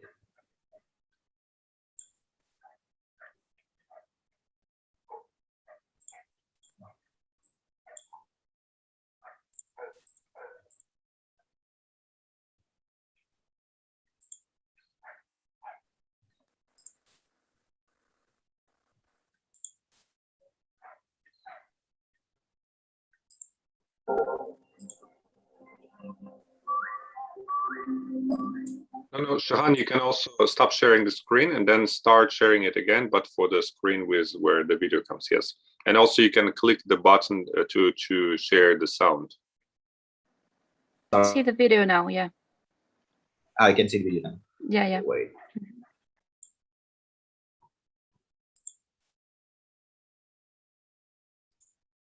Kiri kora hatas.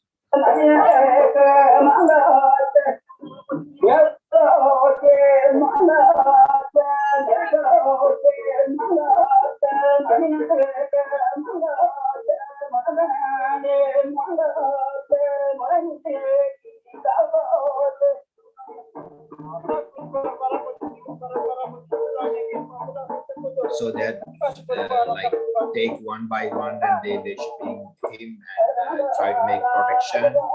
So that kind of thing.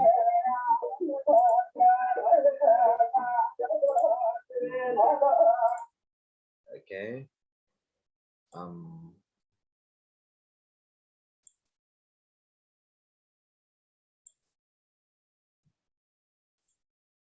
Go to the presentation. Okay, right, and then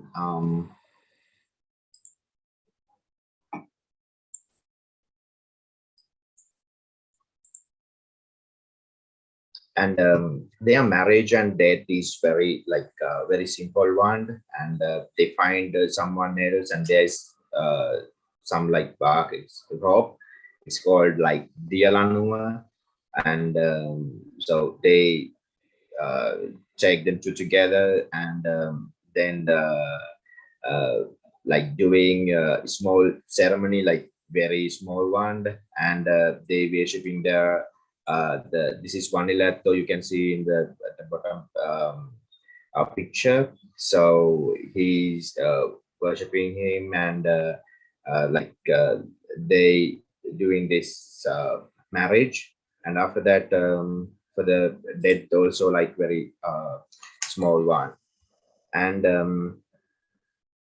their life living style, they are doing like very their living style is very simple living style, and the earlier days, I mean the very early time, they are surviving with the hunting, because they are hunting, and also that they are taking some kind of food from the environment, and they survive from that, and they ate flesh and burning, also they prefer to be honey. So they have some kind of like methods to take their food very good and make that food some kind of ways.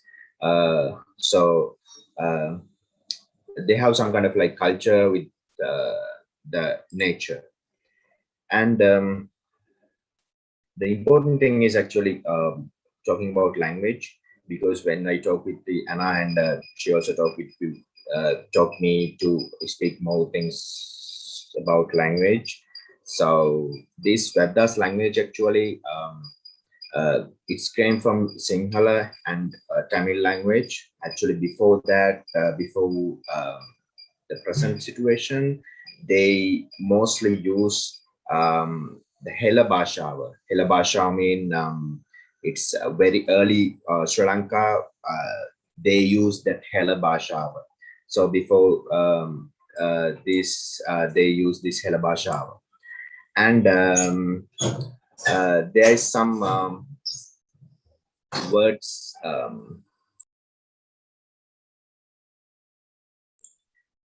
There is some like words to their Vedi Janavahara. It's Vedi Janavahara mean the Vedi language. So that language, there is if you're dancing, it says like Ota Damanava, and honey, it's Kandamiriya, monkey Kandang Kalanama. So that kind of word, but this is quite similar with the Sinhala and Tamil language, but it's not clearly Sinhala and Tamil.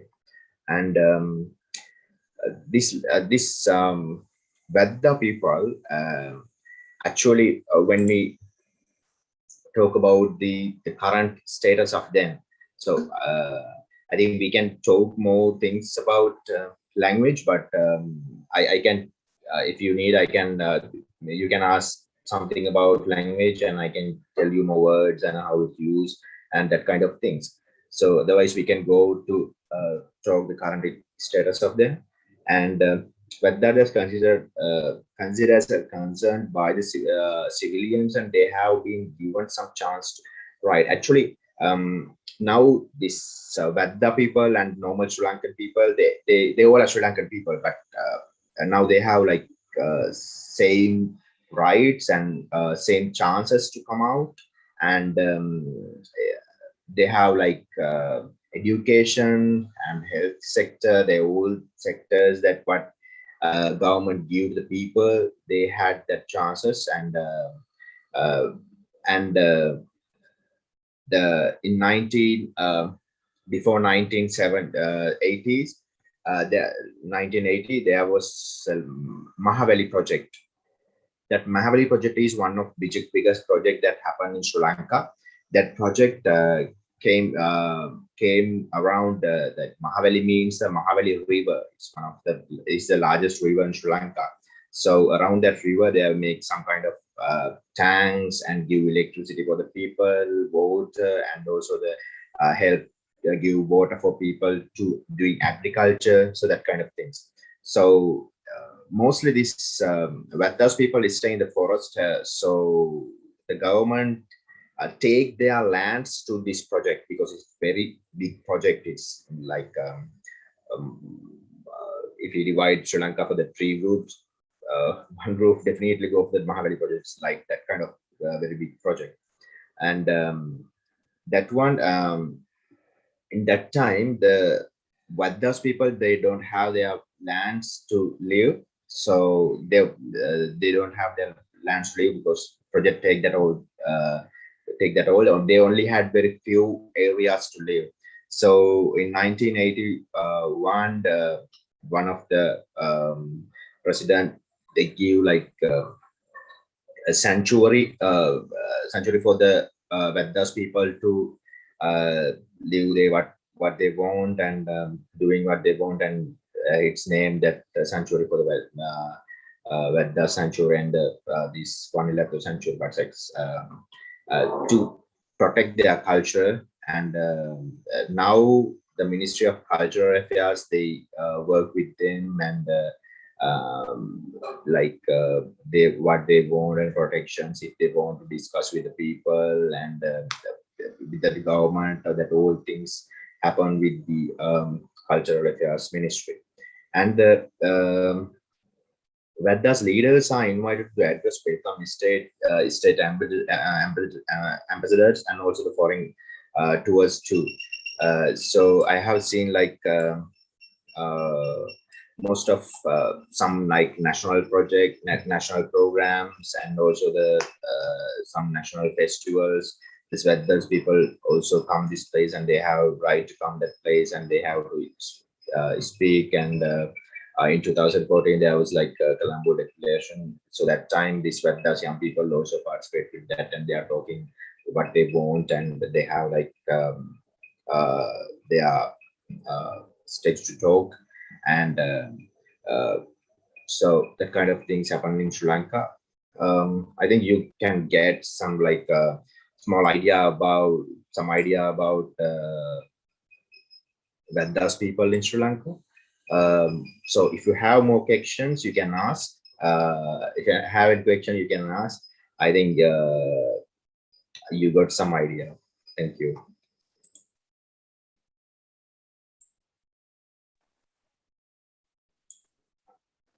Much, Shehan. We don't have any questions in our chat box, but we have comments. Thank you very much for your presentation. So again, thank you for joining us and thank you for giving this opportunity, and thank you all the best for your work. Goodbye. Thank you very much, Shehan. Yeah. Now we are going to have a very, very short break, about 15 minutes. And after the break, we will go on and we'll have a lot of interesting topics. And the next one will be from Khadija Mostafa from Egypt. And it will be the Egypt fashion and handcrafts of ethnic backgrounds in Egypt. And after it, we will listen to Evgeniya Kaybara from Russia with mixed language and EX and Neftegas Limited approach. So the next, we are going to meet in 15 minutes. So please be here, don't leave the live stream, and we will get back very, very soon. See you later. Bye.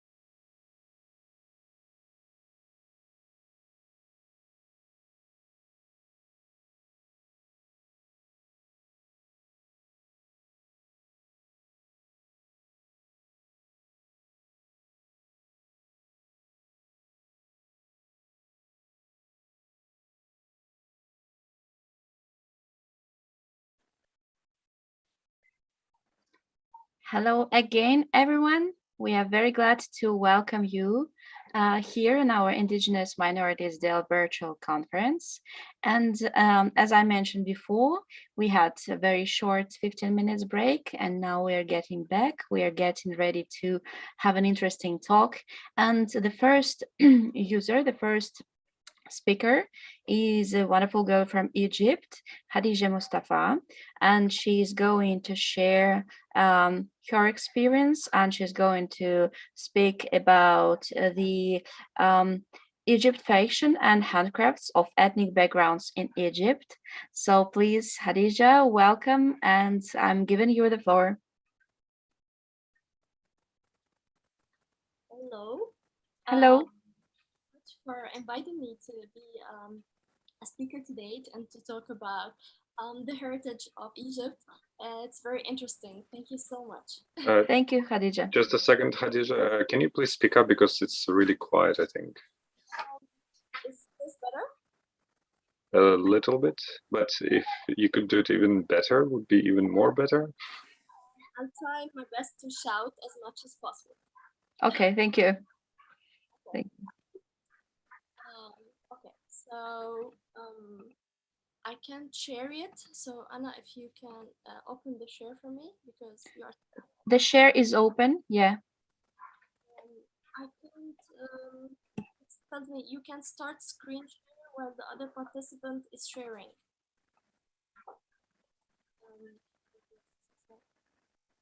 So till we get to this sharing thing, yeah, yeah, that's better. So till we get to this thing, yeah, now I can share. Okay, so let me tell you about me. I'm Khadija Mostafa. I'm SWI 24 from Egypt. I'm so happy that I'm an ex-SWIer and that I'm being with you as SWI Russia. Thank you for your efforts.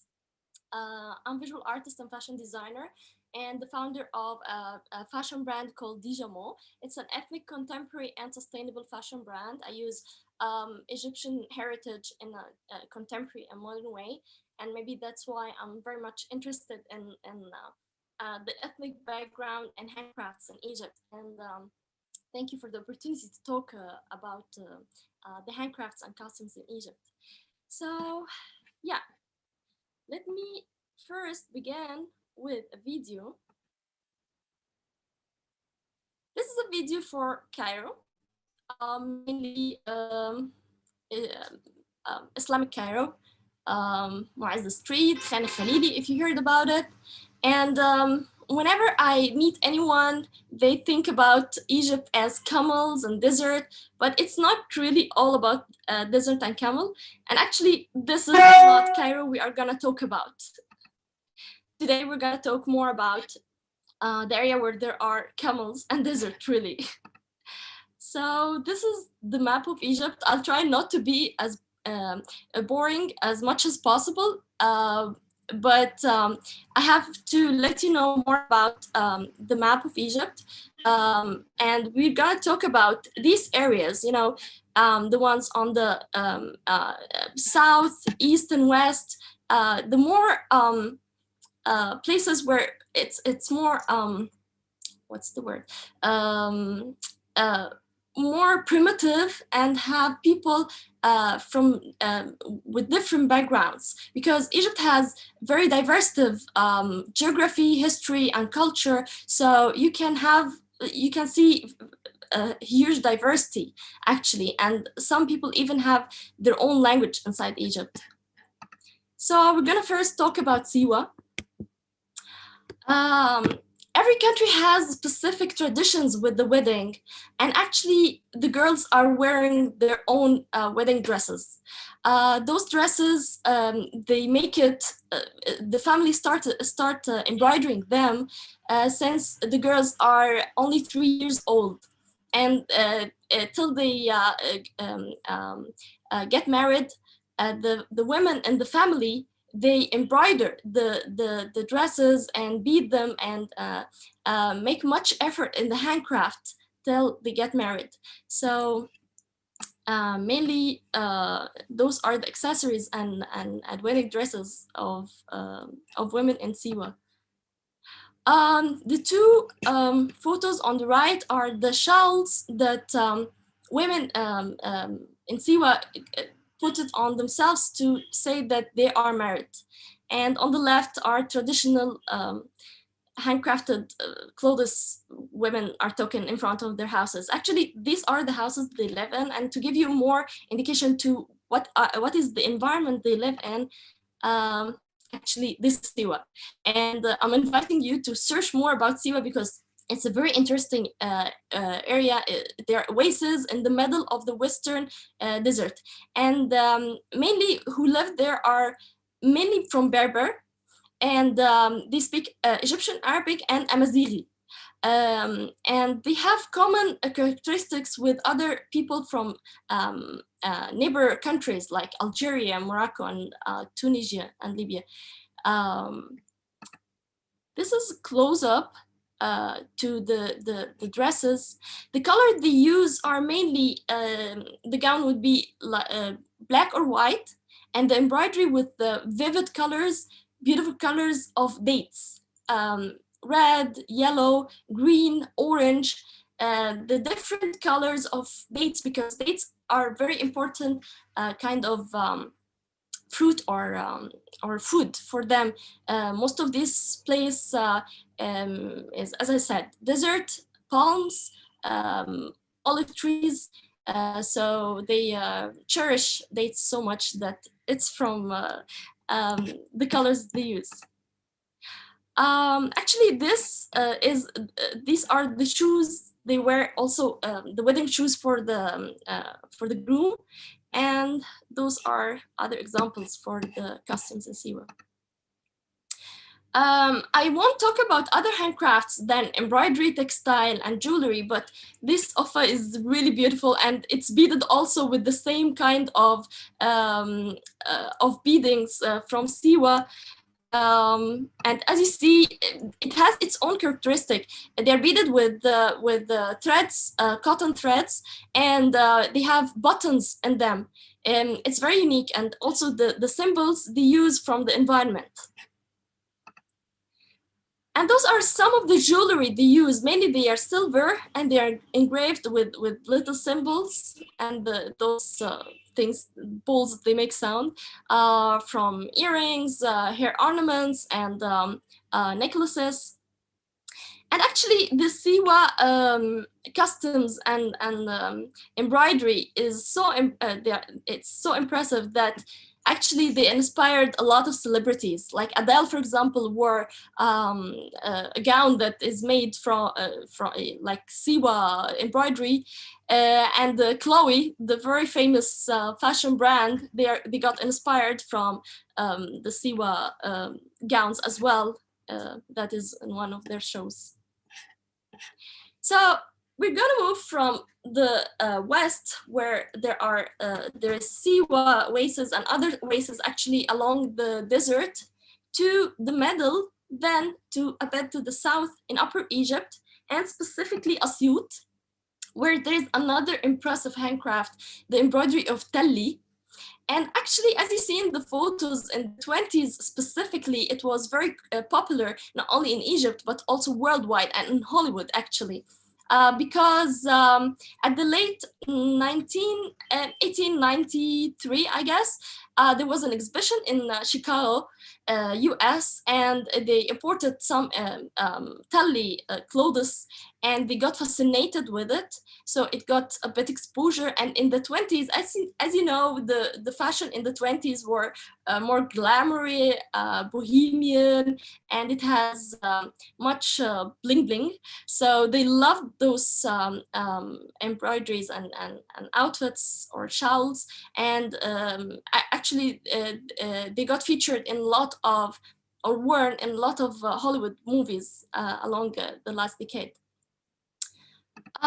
This is close up for the embroidery. Actually, they use wire, very thin wire from copper, nickel, silver, and brass to embroider the mesh fabric. It has to have very wide pores so it can be embroidered. with their own symbols from their environment, and I'll tell you more about the symbol. Actually, those are also mainly for the wedding. They care so much about weddings, so it's mainly for grooms for the weddings.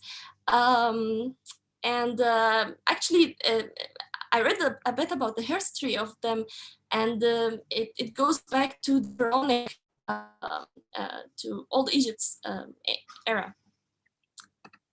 Here it's the process itself and close up to the way they make the embroidery.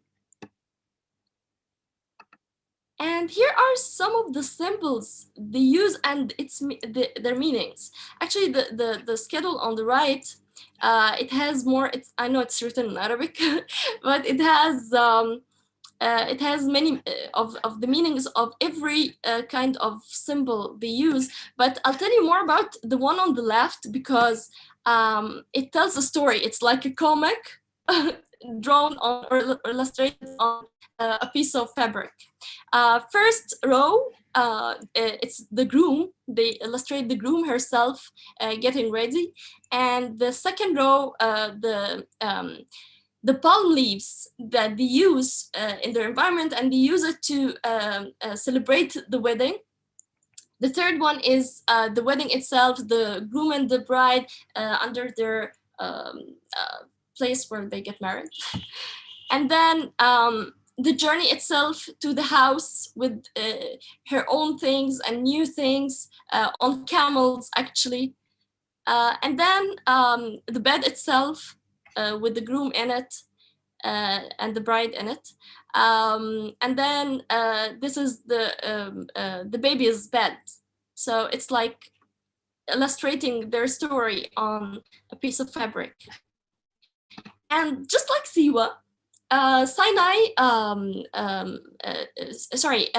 just like Siwa, Upper Egypt's clothes and Tali got featured, as I said, with many celebrities. Actually, the pictures on the right are for actresses like Barbara Streisand, also Elizabeth Taylor, that is known for her Cleopatra role. Word before. And on the left, John Galliano for Dior's collection in 1997. And as you see, it's very inspired from the Tali fabric. And then old photos for Egyptians and Syrians wearing the Tali. Actually, the one on the right, because it's interesting info that I knew, her name is Charlotte Wasif, and she was Miss Universe. She's Egyptian, and she was Miss Universe in the 30s. And it was an impressive piece of info, actually. I couldn't close this chapter without talking about hand weaving. They make, in Upper Egypt, they make a textile and clean by hand weaving by loom. And it's really impressive. As you see those ones, it's really impressive. And it's been listed in UNESCO Heritage List recently. We go a bit souther to the Nuba, and a bit above it as well. I put Nuba and Luxor and Aswan and this area together. So mainly Nuba. Nuba, in the south, there is Sudan. So we have a bit in common with Sudan and more African countries. So you can see it's more African now, even the faces, the accessories. So they mainly wear white fabrics or dresses and black dresses. They wear the white ones like the sari, and also they wear colorful ones, actually. I'll show you a bit later.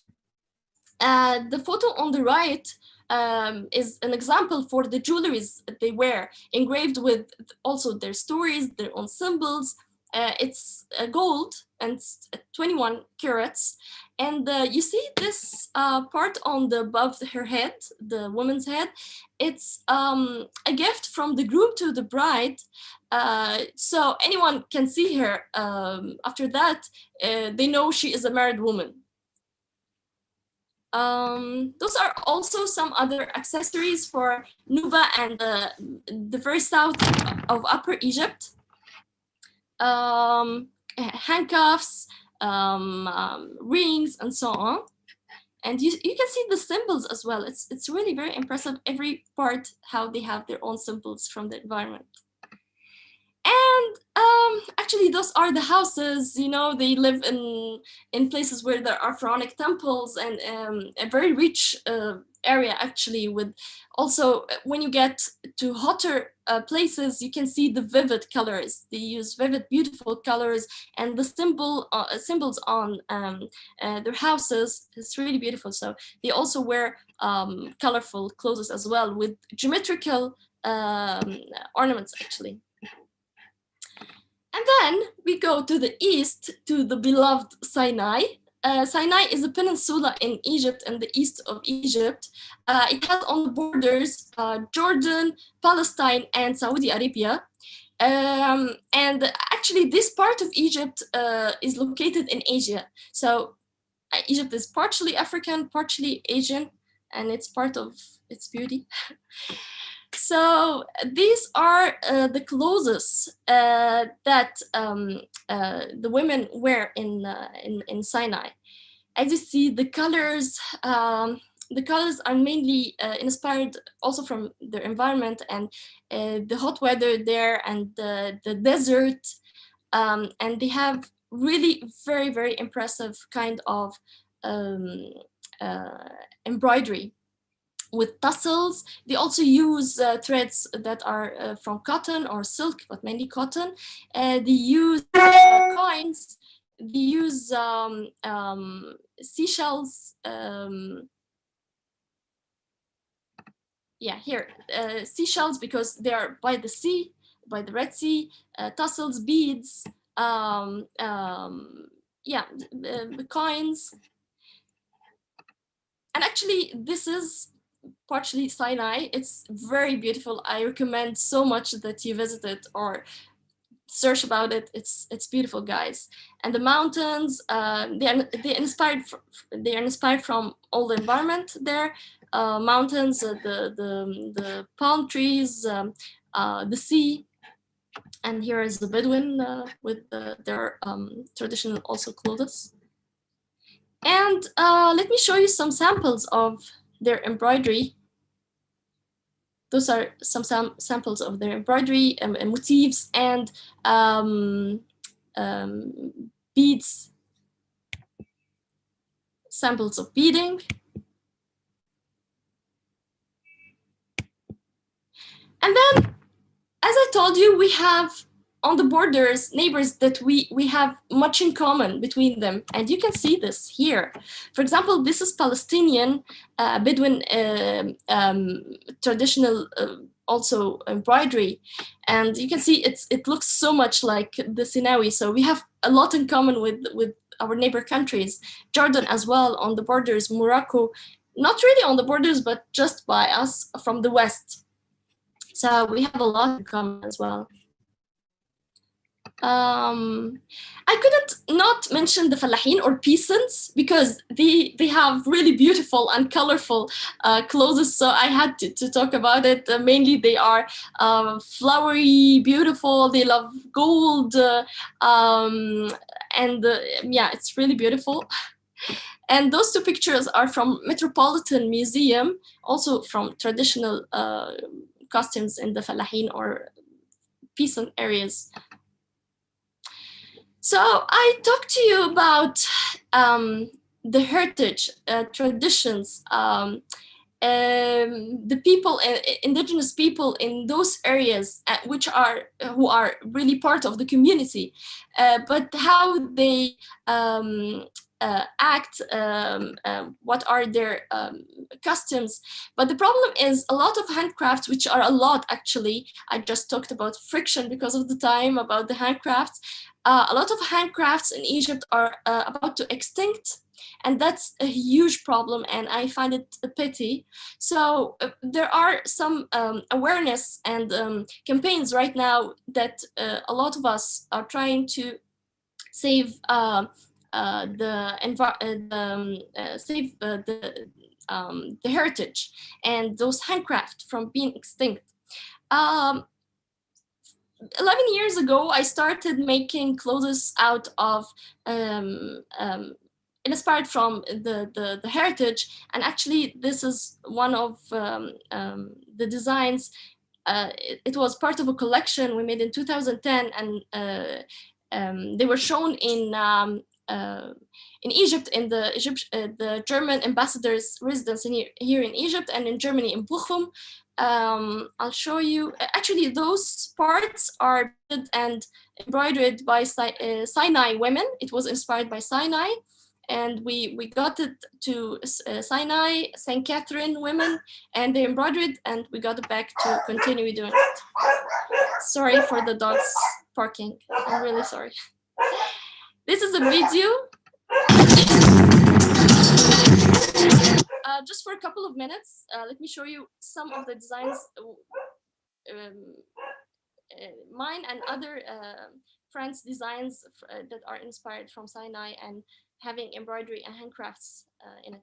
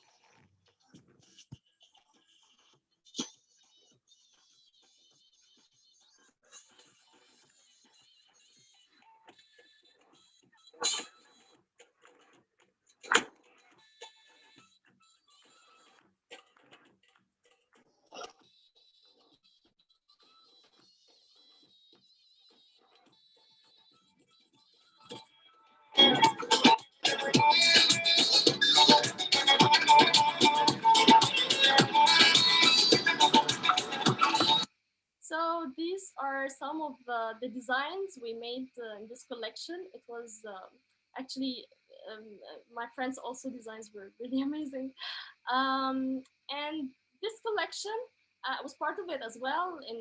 We made it in 2014, and actually the fabrics you see are fabrics that are made by hand on hand woven. They are hand woven on looms. So it's also impressive, and there are some broderies as well that are inspired from Upper Egypt. So that's why that's one of the reasons I loved the idea of talking about indigenous people and ethnic people and their handcrafts in Egypt, because I'm inviting you all to search more about it, know about it, and it's very impressive. So please take a look about it, and thank you. Much, Khadija. It was very interesting, and it was wonderful to see how indigenous minorities, cultures, and other populations are influenced in today's life. And we have a question to you from our group.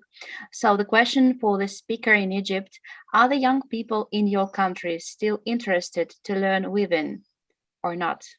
What do you think? To learn the handcrafts? Yes, and learn weaving. Yeah, that's the problem we are talking about. It's about to extinct because the kind of lifestyle changed over years. You see, those were isolated places, like the oases were isolated. Sinai was a bit isolated. There weren't so many people going there. Now there are more touristic areas. They see people from different places. They have a different lifestyle, and they maintain a lot of their own culture and heritage, but still not like before. And even artisans or there are some artisans and some are the people themselves from the environment. They're not interested that much anymore like before for doing this and learning these handcrafts. And that's one of the reasons we're trying to revive it. And the country has a lot of effort, is making a lot of effort right now to make it revive again, and we, the designers, as well. Much. Again, it was Khadija Mostafa from Egypt who told us about handcrafts and about different parts of Egypt and how they are inputting into the today's world of fashion. So thank you very much. The next speaker we're going to have now is Evgeniya Kaybara. Evgeniya will speak about the Nivkh language. So we are going to Russia side, and the Russian side, Russia has a lot of interesting stories to speak about. So I'm giving the floor to Evgeniya Kaybara. Evgeniya, welcome. So.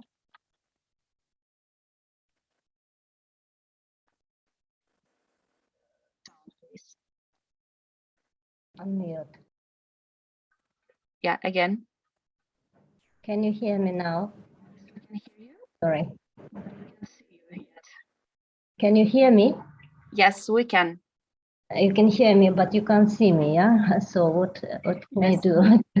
So I don't know how to switch to turn on video. I'm sorry. Okay, no problem. Outside. So do you see my presentation now? Oh, and we can see it in your, we can see you in video. Hello. Hello, do you see my presentation now? Okay. Hear everything very good, very well. Okay, so my name is Evgeniya Kaybara. I'm from Russia. I live and work on Sakhalin. I'm working for ExxonMobil Limited. This is an oil and gas company, and that works an operator of Sakhalin-1 project. And so, as I already mentioned, I live and work on Sakhalin. Sakhalin is the Russia Far East. And so today, I would like to share my experience.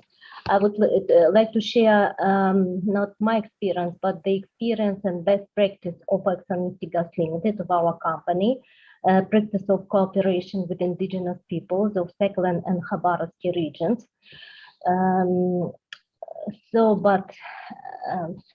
So I think that we all here are we all know very well, and we fully agree that language is the important and inherent part of life for any nation, and its preservation is equally critical for the nation's development, self-consciousness, and even existence.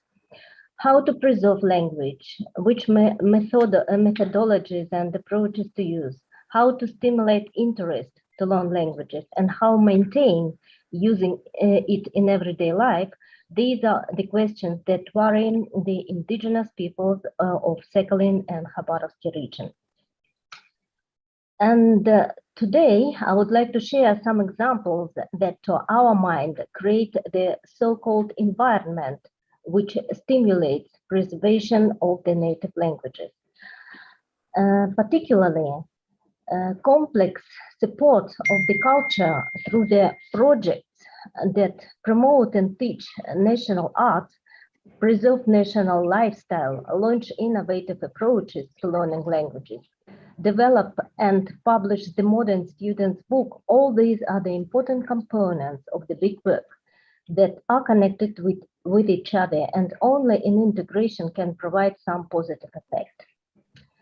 What is very important, all these initiatives should come from the indigenous community itself. And now, a brief information about our company, about ExxonMobil Limited. So on the slide, you can see the map. So there's the island Sakhalin and the part of mainland where the company operates. We developed 3 oil and gas fields in the northeastern shelf sea of Sakhalin, Chaiva, Odopto, and Akutundagi.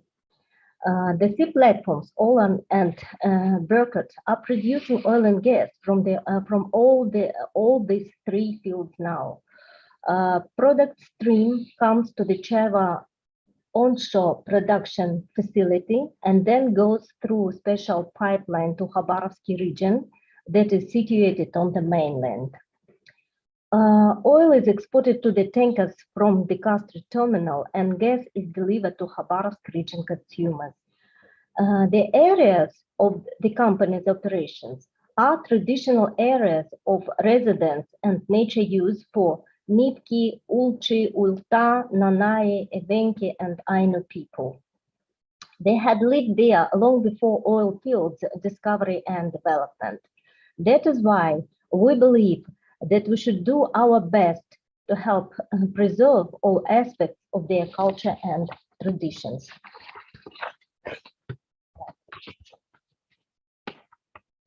The next slide.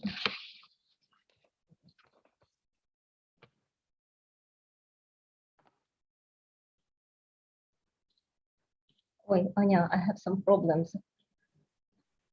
I'm sorry. What? So you can't see my presentation now, yeah?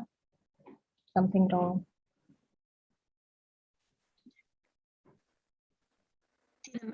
Yes, not now, yeah. Sorry, what should I do now? Turn off the screen and I will turn it on. I will turn on the presentation. Okay, I should stop my sharing, yeah? Shall Yeah. I? Please. So, I don't know. Yeah, I'm screening. Stop presentation. Stop. Stop share. Is it okay now? No? See the presentation now?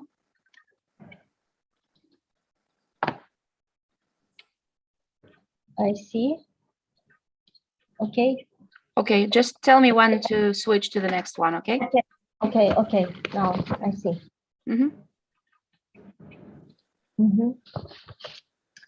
Do you see me? I can't see anything, to tell the truth. So can you go to the next slide, Anna? Okay. Something wrong with this? Indeed. To preserve unique ecosystems that are very important for traditional nature use, the company applies the most cutting-edge technology solutions like extended reach drilling, zero discharge of the drill mud, stratum waters, and waste separating and recycling. Anya, can you click on this slide? So, because there should be some text. No, so it should be no back. Okay, so doesn't work now. Okay, while planning our works, we take into account traditional economic activities of the indigenous peoples, and this allows to pasture reindeer in the vicinity of our facilities or to build the pipeline without interfering the seasonal migration of the reindeer herd. Regular meetings with local community allow to solve many issues and consider interests of people. And of course, the support of community project has a big importance also.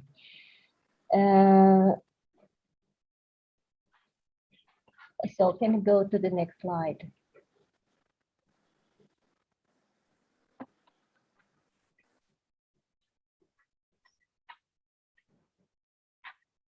Oh, sorry, next.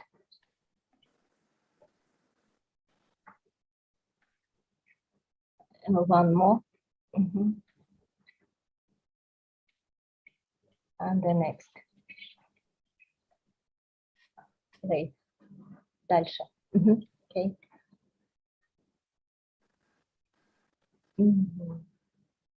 The next one. Yeah, our company has supported implementation of a number of the community projects that are aimed at preservation of the native languages, Nivkh, Ulchi, Wilta, and others. There's no secret that the youth, medium-aged people, and even elders do not know their native languages. Some of them forgot or did not study it at school.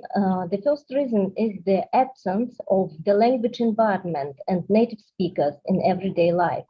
In 2015, in order to develop the language environment, the secular natives launched the project that was called Revitalization of Nivkh language. This innovative methodology was developed by Finnish scientists and were tested on other endangered languages, such as Maori in New Zealand, Saam languages in Finland, Sweden, Norway, and Hawaiian language in Hawaii. The project drew people of different ages. Even old people came to study Nivkh language here in this project. Next slide.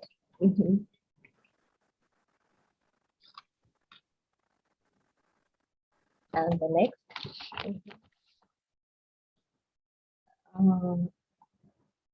Okay, since 2016, our company supported development and publication of the native language students books in Khabarovsk region.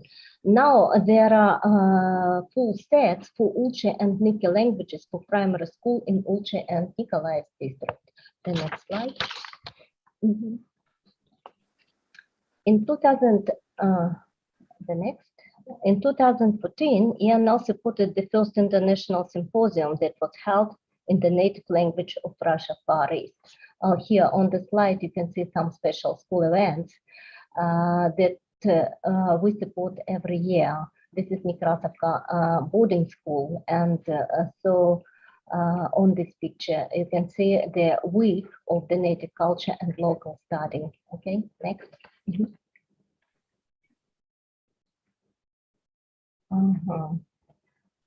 The next. And so in 2015, there was the first night of the documentary dedicated to the 80-year anniversary of a famous Nivkh writer, Vladimir Songhi. One can hear a live discourse and language, Nivkh language, in this documentary. This first night collected all opinion leaders that belong to different ethnic groups. Next slide. So the second sphere that we support is traditional way of life. In particular, our company supports reindeer herding. In 90s, secular reindeer herding degraded, and today we are trying to support the unique reindeer herding community of the smallest ethnic group, Ulta. Ulta reindeer herding community holds the traditional reindeer herders feast, Kurei. They call it Kurei, dedicated to the period when the herders corral the reindeer to calculate before the further migration. This feast is very important, particularly for younger generation and for all the residents of the settlement, as it familiarizes them with the Ulta culture. This community, I mean this reindeer herding community, is very tiny, only few families, but so far they maintain their traditional way of life. Continue, next slide. Reindeer herders' children spend their summertime in the tundra with their parents, where while playing and resting they grasp the secrets of the craft, how to find the place for pasture, how to catch the fish and cut it for yukala, how to manage reindeer team, especially young pawns that are not used to human beings, For 3 years, the company supported purchase of reindeer in other regions of Russia for breeding and extension of genophond of second reindeer herd. The next one.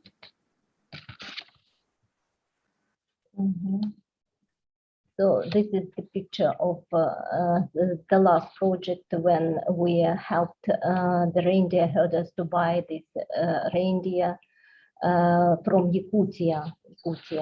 This is the on the mainland where it is not far from Siberia. The next.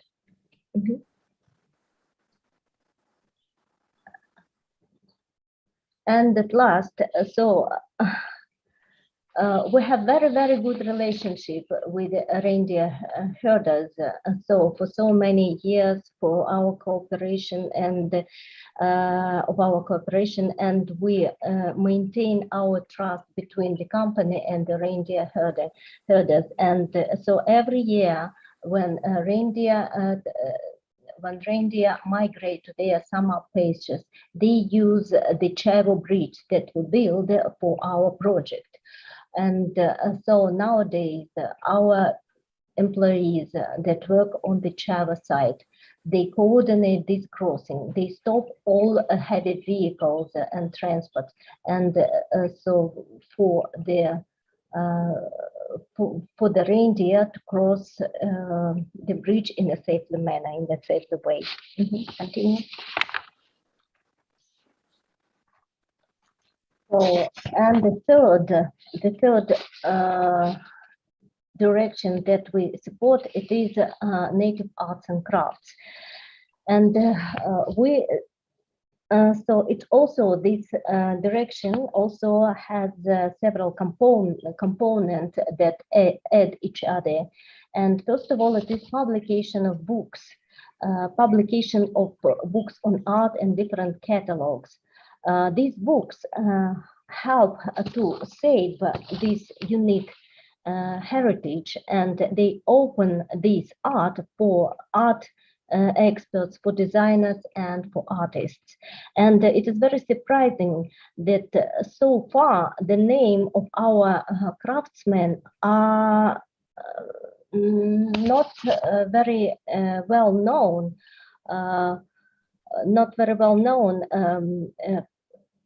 Only the specialists on ethnography know them very well, but the goods, the products of these craftsmen were purchased by and now are held and kept and stored in prestigious collections.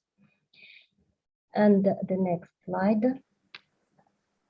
So for many years, we support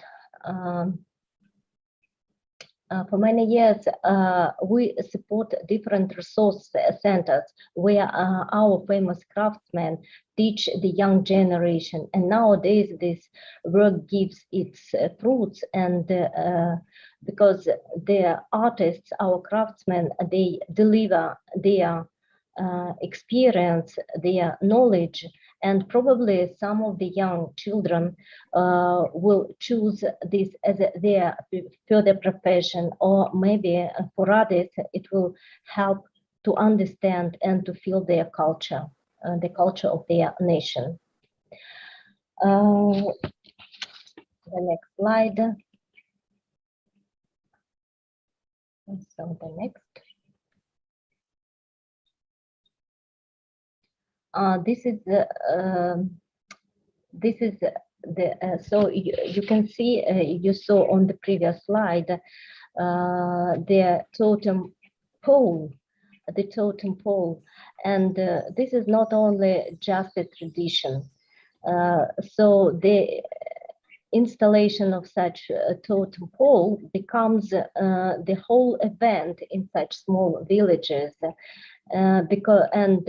So Ulchi people, they marked all special places in their area, in their district with these poles, and they consider these places of power.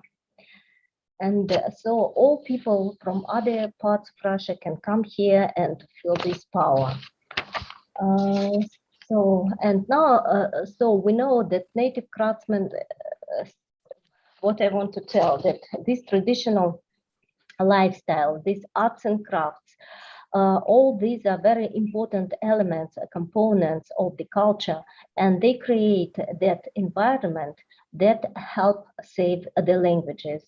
And now I can say that, of course, if before we say that if there's no language, there's no nation. Nowadays we can say that if the language doesn't live on the internet, there's no nation. And so, of course, we support some programs and projects aimed at developing and promoting language on the internet. And so one of the examples is the application for Nivkh Russian English Dictionary. The next is also different I'm sorry. And so one of the examples of such projects is the animated cartoon that was released maybe 1 year ago. It was called Shehan. It was based on the very ancient Nivkh legend about Shehan who on his during his journey he found a woman, but it was unusual woman. It was dolphin woman, and he brought her to his village and decided to marry her. And all the village was expecting to see this dolphin woman, but according to this legend, this woman should be living in their closed tent for 9 days. And then she could turn into the normal woman, and then the shaman could marry her. So all the village were waiting for her for these 9 days. And only the first wife of the shaman was unhappy. She was very unhappy, and so she was intolerant. And just on the eve of the 9th day, she broke the tent, and dolphin woman disappeared. And then the shaman had to go to look to find this dolphin woman, and he asked everybody in the village not to cry. But his wife again broke the rules. She couldn't be patient, and she began crying. And of course, and that is why the shaman could not come back to this village. And now Anya will show you a passage from this animated cartoon in Nivkh language. Yeah. Mm-hmm.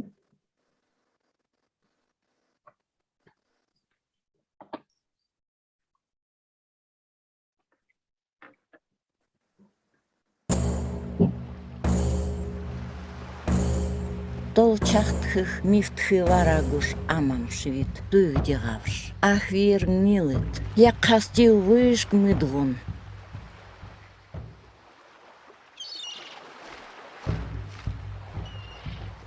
Наш тем ягзут, тангс анило лазит, янг пхышпшит. Вышпшигаврт, помешанг шошпшит. Ышкыштхы фит нивгун ин йордгун. Нивгун чам дохтав айдугун. Yang muspirох махш помешанг тафтох ютит.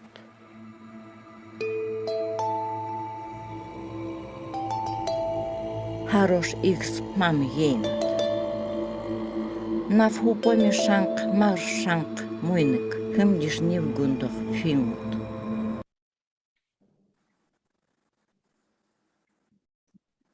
So this is all. Thank you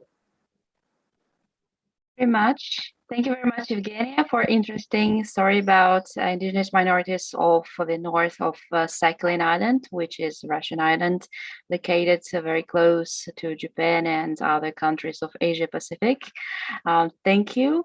The next speaker is Zoe Macpherson, and Zoe is also located very close to Sakhalin. She's in Australia, and she's going to speak about Australian indigenous people. So Zoe, do you hear us? We are giving you the floor. I can hear you. I'll just share my screen. Could you please turn on your video?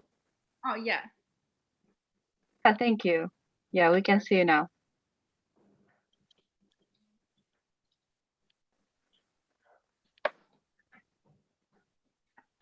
Sorry,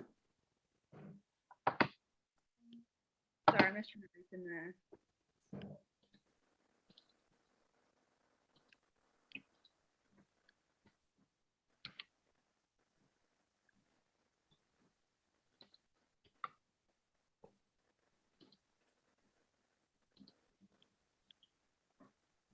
It's not letting me share the.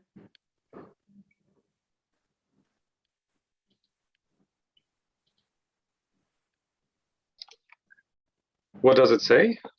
It won't let me share it, my screen. Because the access actually is open for everyone. Sorry. Shall we do it for you?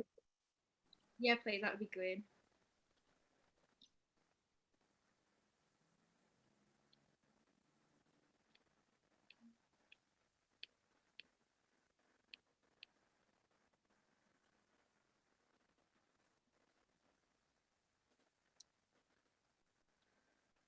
Thank you.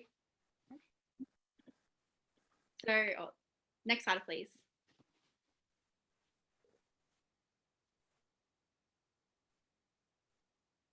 So before I begin, I'd like to acknowledge the traditional land I'm on and the elders past, present and emerging. I'm currently on Dharawal country, which is the arrow at the bottom, and I was born and raised here. But my ancestors are from Wiradjuri country, which is a large area the second arrow is pointed to, and it's the largest area in New South Wales and the second largest in Australia. Next slide, please. So pre-invasion, the most important thing to know about Indigenous Australia is that there is two Indigenous groups. There's Aboriginal people who are the people of the mainland of Australia, and there's Torres Strait Islanders who are the people of the Torres Strait, and that is between the Australian mainland and Papua New Guinea.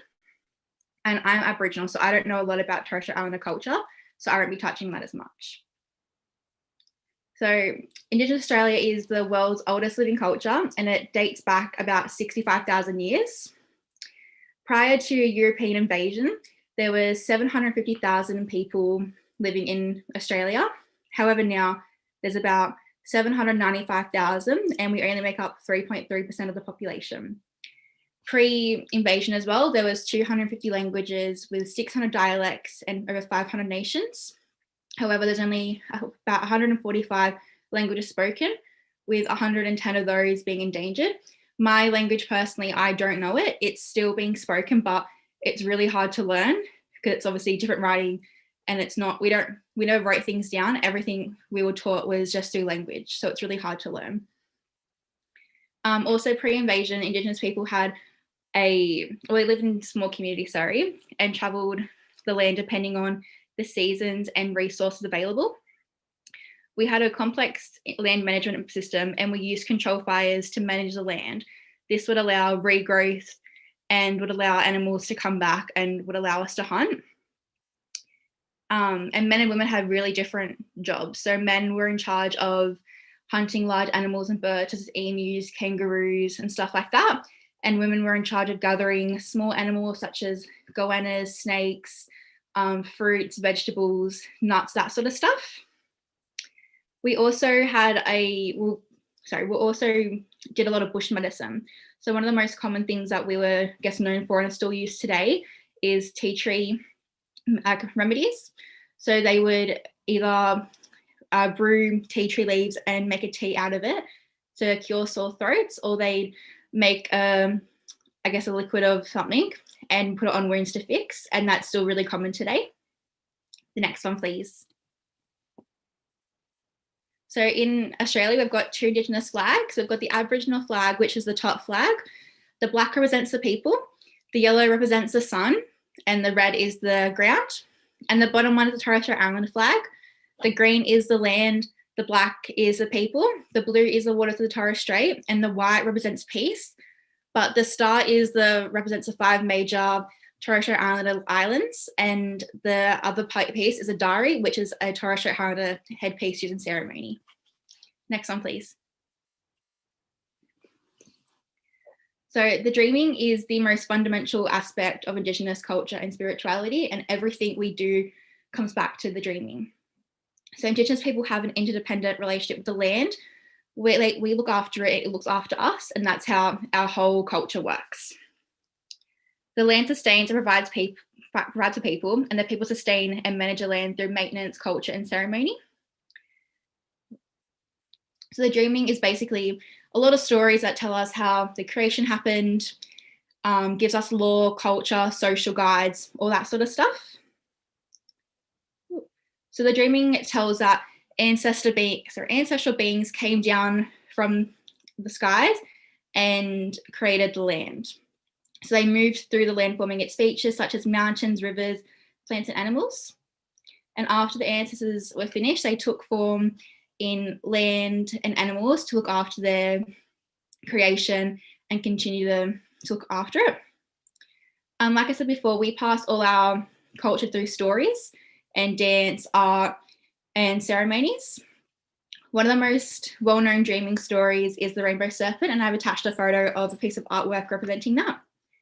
And with each nation across Australia, it differs, the story differs, like with anything.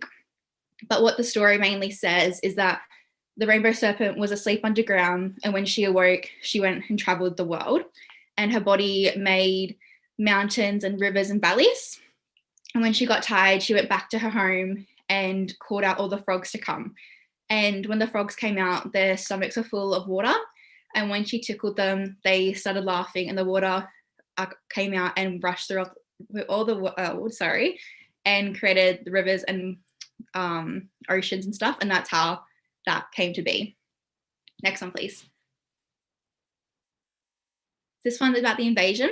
So in 1770s, when the European invasion happened, so European settlers came over, and Captain James Cook claimed possession of the east coast of Australia under the British Crown.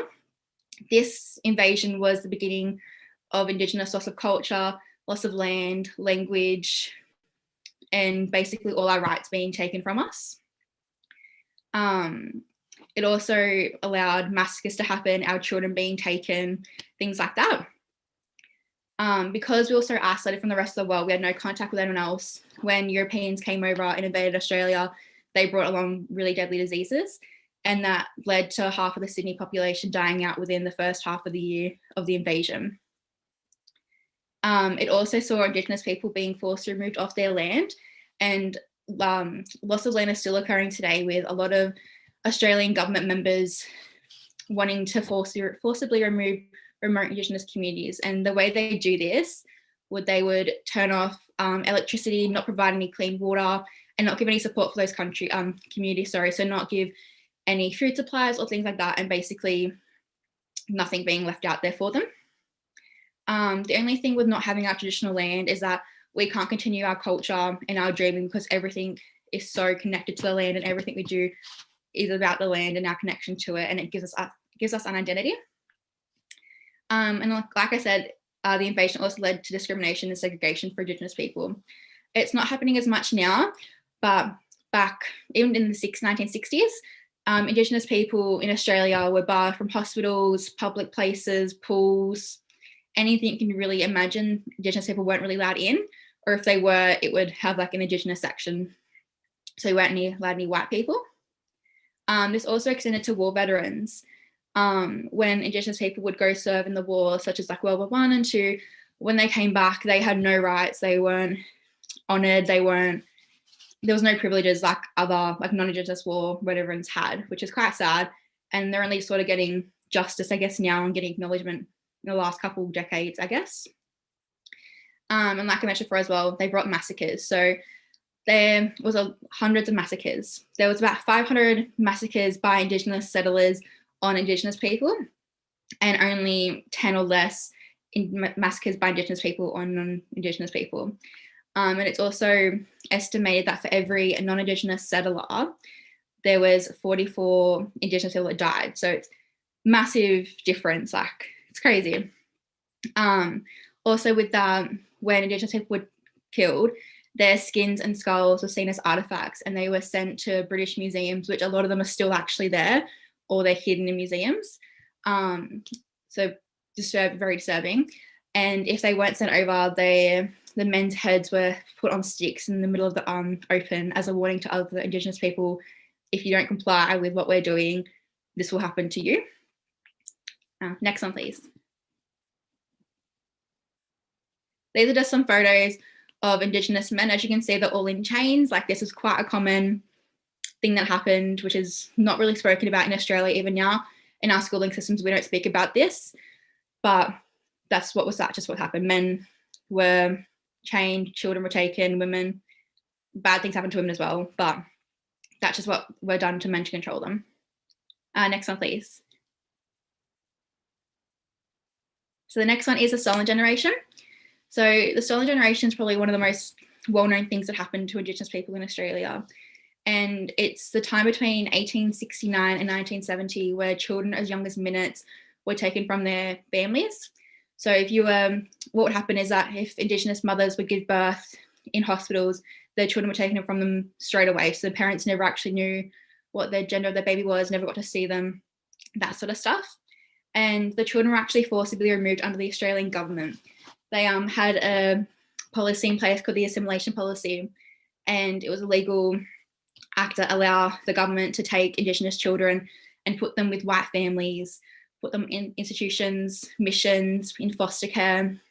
A lot of girls were trained as domestic servants, and a lot of men and boys, were trained as stockmen, and that's what they did. Parents were just, they didn't know where their children were. They would sometimes move to the other side of the country, and these children weren't told of their Indigenous culture, or they were told not to acknowledge it. They would not speak about their culture, not speak their language, not speak about their homeland.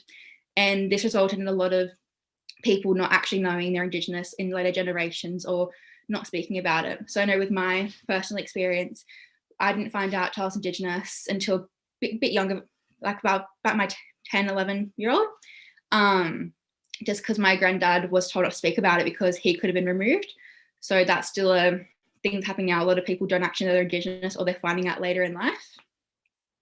And the aim of that was actually to destroy Indigenous culture, which it did help with that process, but we're a lot stronger now. We've got amazing people coming through and being so proud of their culture.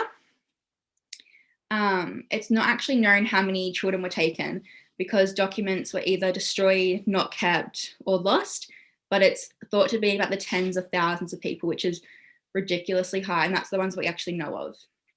And then in 2008, the former Prime Minister of Australia, Kevin Rudd, issued an apology to the stolen generations and urged for Australia not to let this happen again. But since then, there's been an 80% increase of removals for Indigenous children by the Australian government, which is ridiculous. But people are still trying to fight for their children back even now, so nothing's really changed.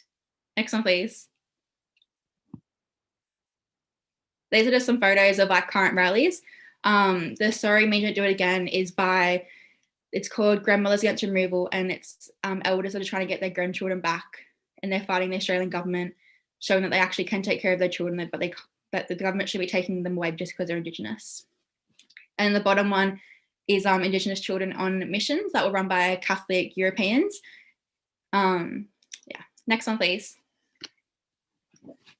And this slide is Close the Gap. So Close the Gap is a campaign that was launched in 2008 that is committing to improving Aboriginal and Torres Strait Islander health conditions.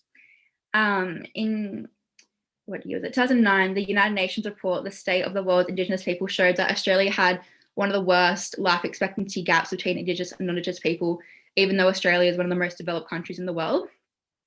It showed that Indigenous people in Australia can expect to live at least 10 years less than non-Indigenous people.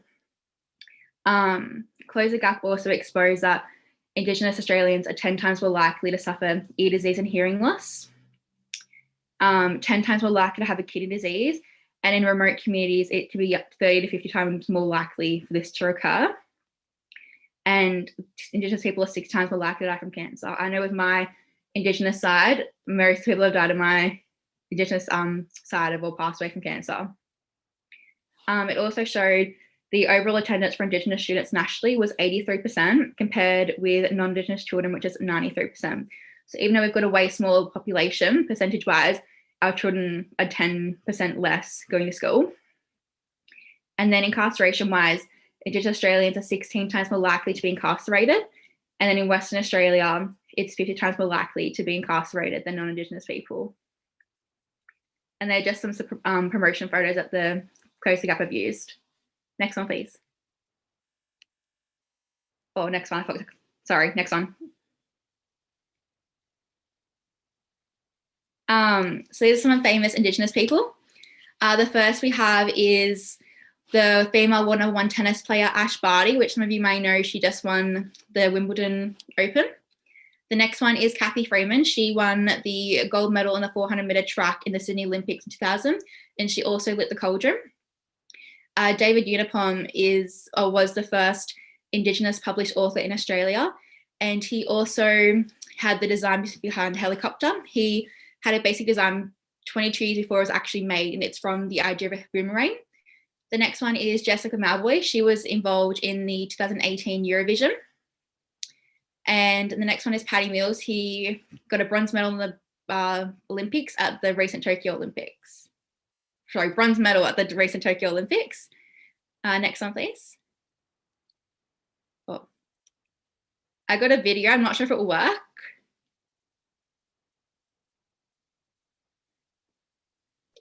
No, doesn't look like it's gonna work now. Is it Kapahaka video? Kind of. Yeah, I can try and put it on my screen if it will let me. Yeah.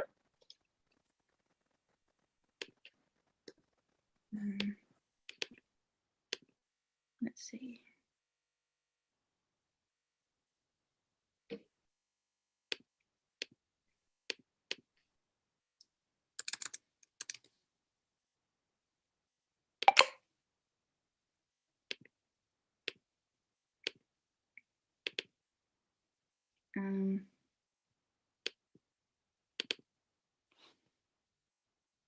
So this is just, can you see it? Yeah. Yeah. So this is a video I took at one of our sporting competitions in Australia. It's an example of an Indigenous war cry.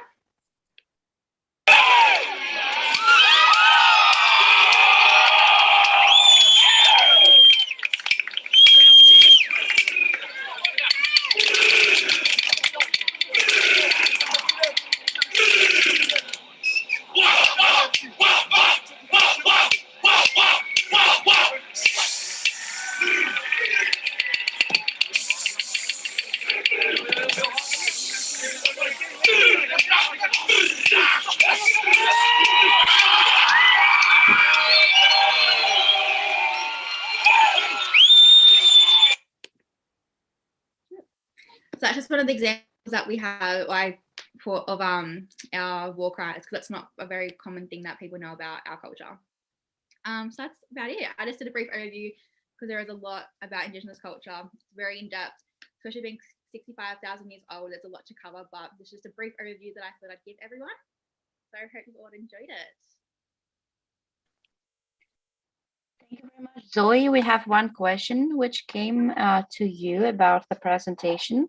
So you was talking about the stolen generation, and is there any way, on your opinion, which can help to restore this stolen generation and everything which was connected to the stolen generation? The first thing I think definitely is to reduce the number of removals that are currently happening. I mean, a lot of them I understand do need to be taken from their families, but a lot of them don't need to. Like, for example, my friend was stolen and we call them elders. So if you're an older generation, for example, grandfathers and stuff, they're an elder. So her father was an elder, but she was removed, even though their family was completely fine. very well-off family. She was stolen just for being Indigenous. I think the biggest thing currently is to stop those removals, acknowledge them, and then we can move on. I mean, a lot of people can't find that they're Indigenous and can't find their families because documents were lost and not taken and stuff. So the past we can't really fix, but I think the future we definitely have to acknowledge it and stop forced removals. Mhm. Okay. I mean, this is probably going to be a very simple question to be dummy, but removed means. Oh, probably I missed that part. Removed means that the Australian government will legally allow to take Indigenous children just for just being Indigenous. So being Indigenous in Australia back then just meant you're being taken from your family by the government just because of the idea of white superiority. I can't speak. White superiority. I see. Thank you very much. Gorgeous, a very amazing, spectacular presentation. Thank you very much. Thank you, Zoe. So, what's the plan next, Anna? So yeah, here I am. The plan next is to ask you, Ilshat, about your presentation. So we are going to change a little bit your presentation's schedule. And the next one, we are going to ask Ilshat Sharafutdinov about sharing information about indigenous minorities languages of Russia. So Ilshat, are you ready now, or you need some time? I would suggest making a short break for like till past, and then we can continue. So in 9 minutes. Okay, 9 minutes. All right. Thank you. We will have a 9 minutes break, and then we will get back to you. See you soon. Bye.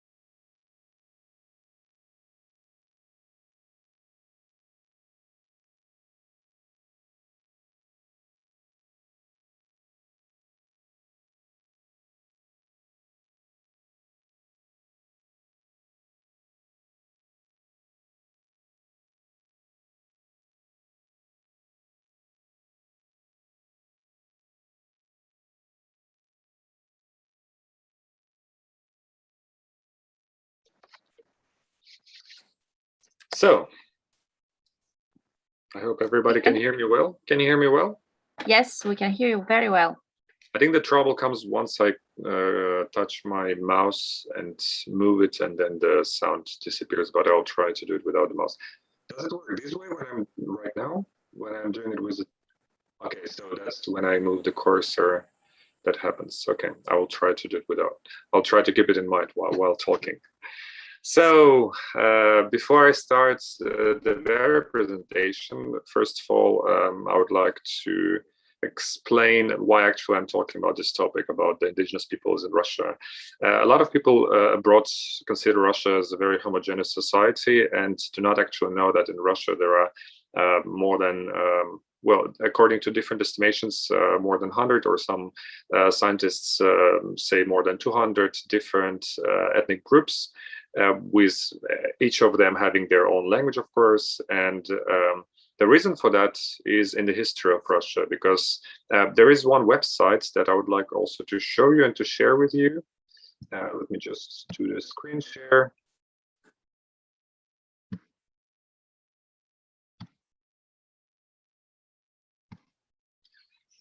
So the website is histography.ru.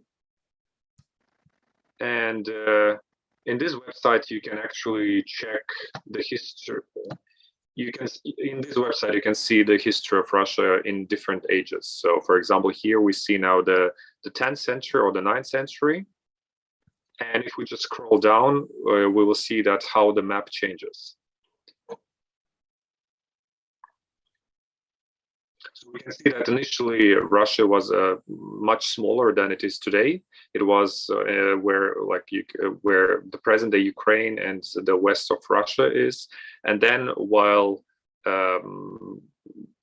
centuries went by, it was growing or getting smaller also at some points, or sometimes getting bigger and bigger, growing further.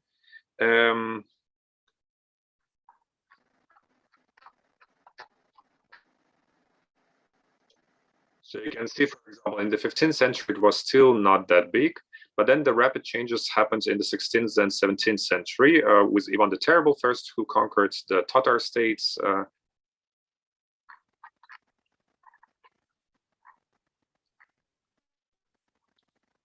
And then you will see that it gets bigger with Ivan the Terrible. And then within the next only 150 years, actually, most of the present-day territory was conquered by Russians.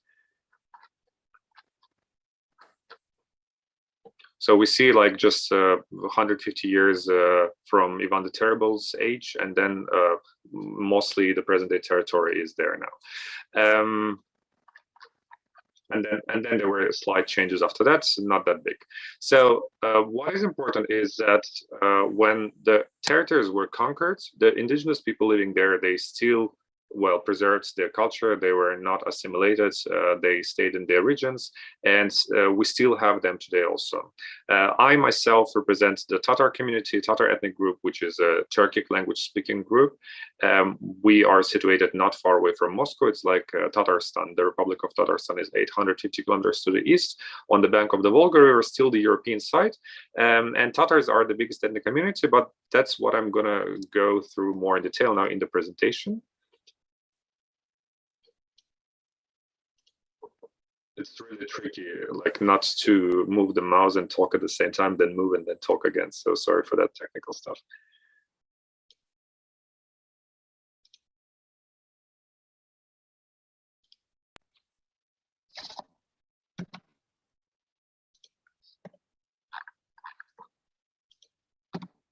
So, as you can see from the map, these are the flags of the regions. So each of the region has its own flag, and quite often this flag is actually initiated by the traditional cultural values or beliefs of the peoples who live in those regions. A bit of just demographics. Everybody knows Russia is a big country with a population of around 150 million people. Not everybody knows, but I've already mentioned it today, that it's a multinational country, and there are over, different estimations again, a lot of ethnic different groups or peoples, and a large number of languages, from 100 to 240. All languages use a Cyrillic alphabet, and that's the remnants or the consequence of the language policy in the Soviet Union. There is one national official language, Russian, which is national all around Russia. But there are also several regions where they have their own local official languages, and these regions are called republics. In terms of the ethnographics, the biggest ethnic group, of course, are Russians, which is around 80% of the population, and the rest, 19% or 20%, we have now a bit outdated numbers from 2010. There is supposed to be a new census. It was supposed to be in 2020, but because of the pandemics, it was moved. But we are expecting new numbers to come in 2022. That will show whether there is any dynamics, any changes. But so far, from the latest data, the second biggest ethnic group are Tatars, with slightly above 5 million people. Then we have Ukrainians living in Russia, almost 2 million people. Then we have other groups, I mean, probably doesn't make sense now to count or to name all of them, because it's really hard usually to get all these new names, but I'd rather categorize them into the language families which these nationalities represent. Nationality in the meaning as ethnic group.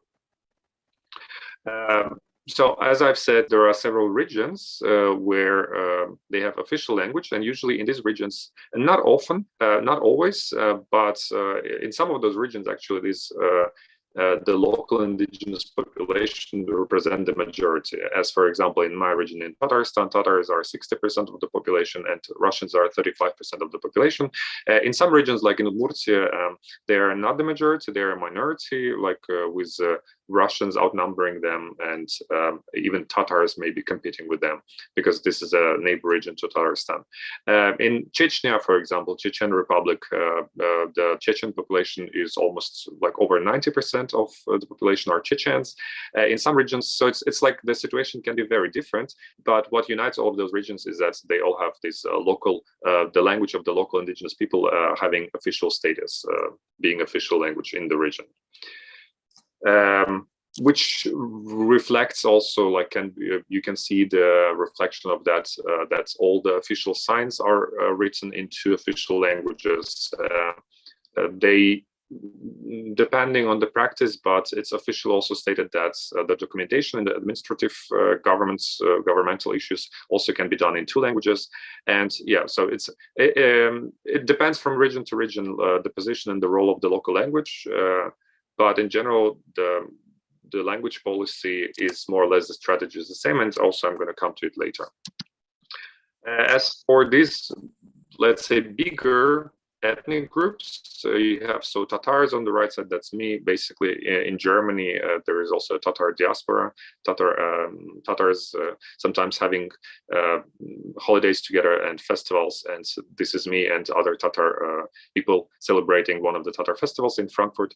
On the left side, you see Bashkirs, and you see the traditional clothing, and Bashkirs are very close to Tatars, and you can see that maybe there are some certain common details in their costumes, especially like today we talked also about design, clothing design, and this might be also an interesting, I think, insight as how indigenous people from other countries dress up. On the right side with Tatars, for example, this on the head, what they have, it's called biteka, and it's sometimes is made a joke as a Tatar passport. So if you want to be Tatar, you must have to be taken.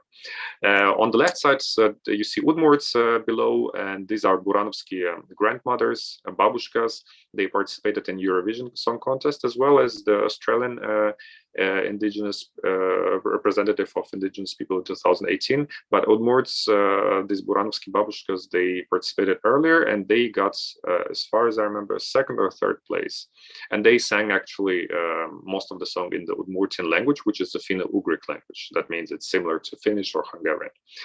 Then you see Chuvash, for example. Chuvash are Turkic people, same as Tatars and Bashkirs, but have slightly different culture because of also different religion, because Tatars and Bashkirs are Muslims, while Chuvash are Christians. And both but all of those Bashkirs, Tatars, Udmurts, and Chuvash, they're living in the Volga, middle Volga region. Here we see Buryat and Kalmyk. These are representatives of Mongolic languages, living closer also to Mongolia and to China. Then we have the Caucasus Mountains region, a very multi-ethnic, multicultural, with over 50 different ethnic groups there. It's a very tiny region in terms of territory, probably, but very diverse. And in Dagestan, for example, there are more than 7 official languages. So when we talk about these bigger ethnic groups, we see that they belong to different language groups as well. When we talk about official languages, we see that they belong to different language groups, to different language families. One of them is Indo-European, which is same as Russian, because quite often people ask me like whether those languages are the dialects of Russian, but no, they're completely different. It's from Russian is Indo-European language, and there is only Ossetic language that can relate to it.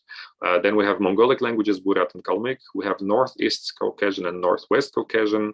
Then we have Turkic languages, and then we have Uralic languages, which are similar to these Finnish and Hungarian. So quite a big diversity in between the even language families.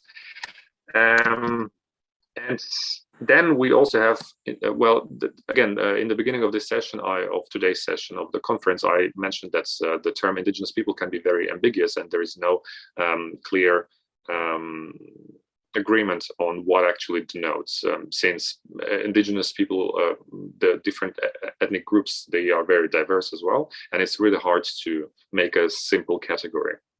So same in Russia, for example, we can denote people living in these republics as indigenous people as well, although in some of them they represent majority, not minority.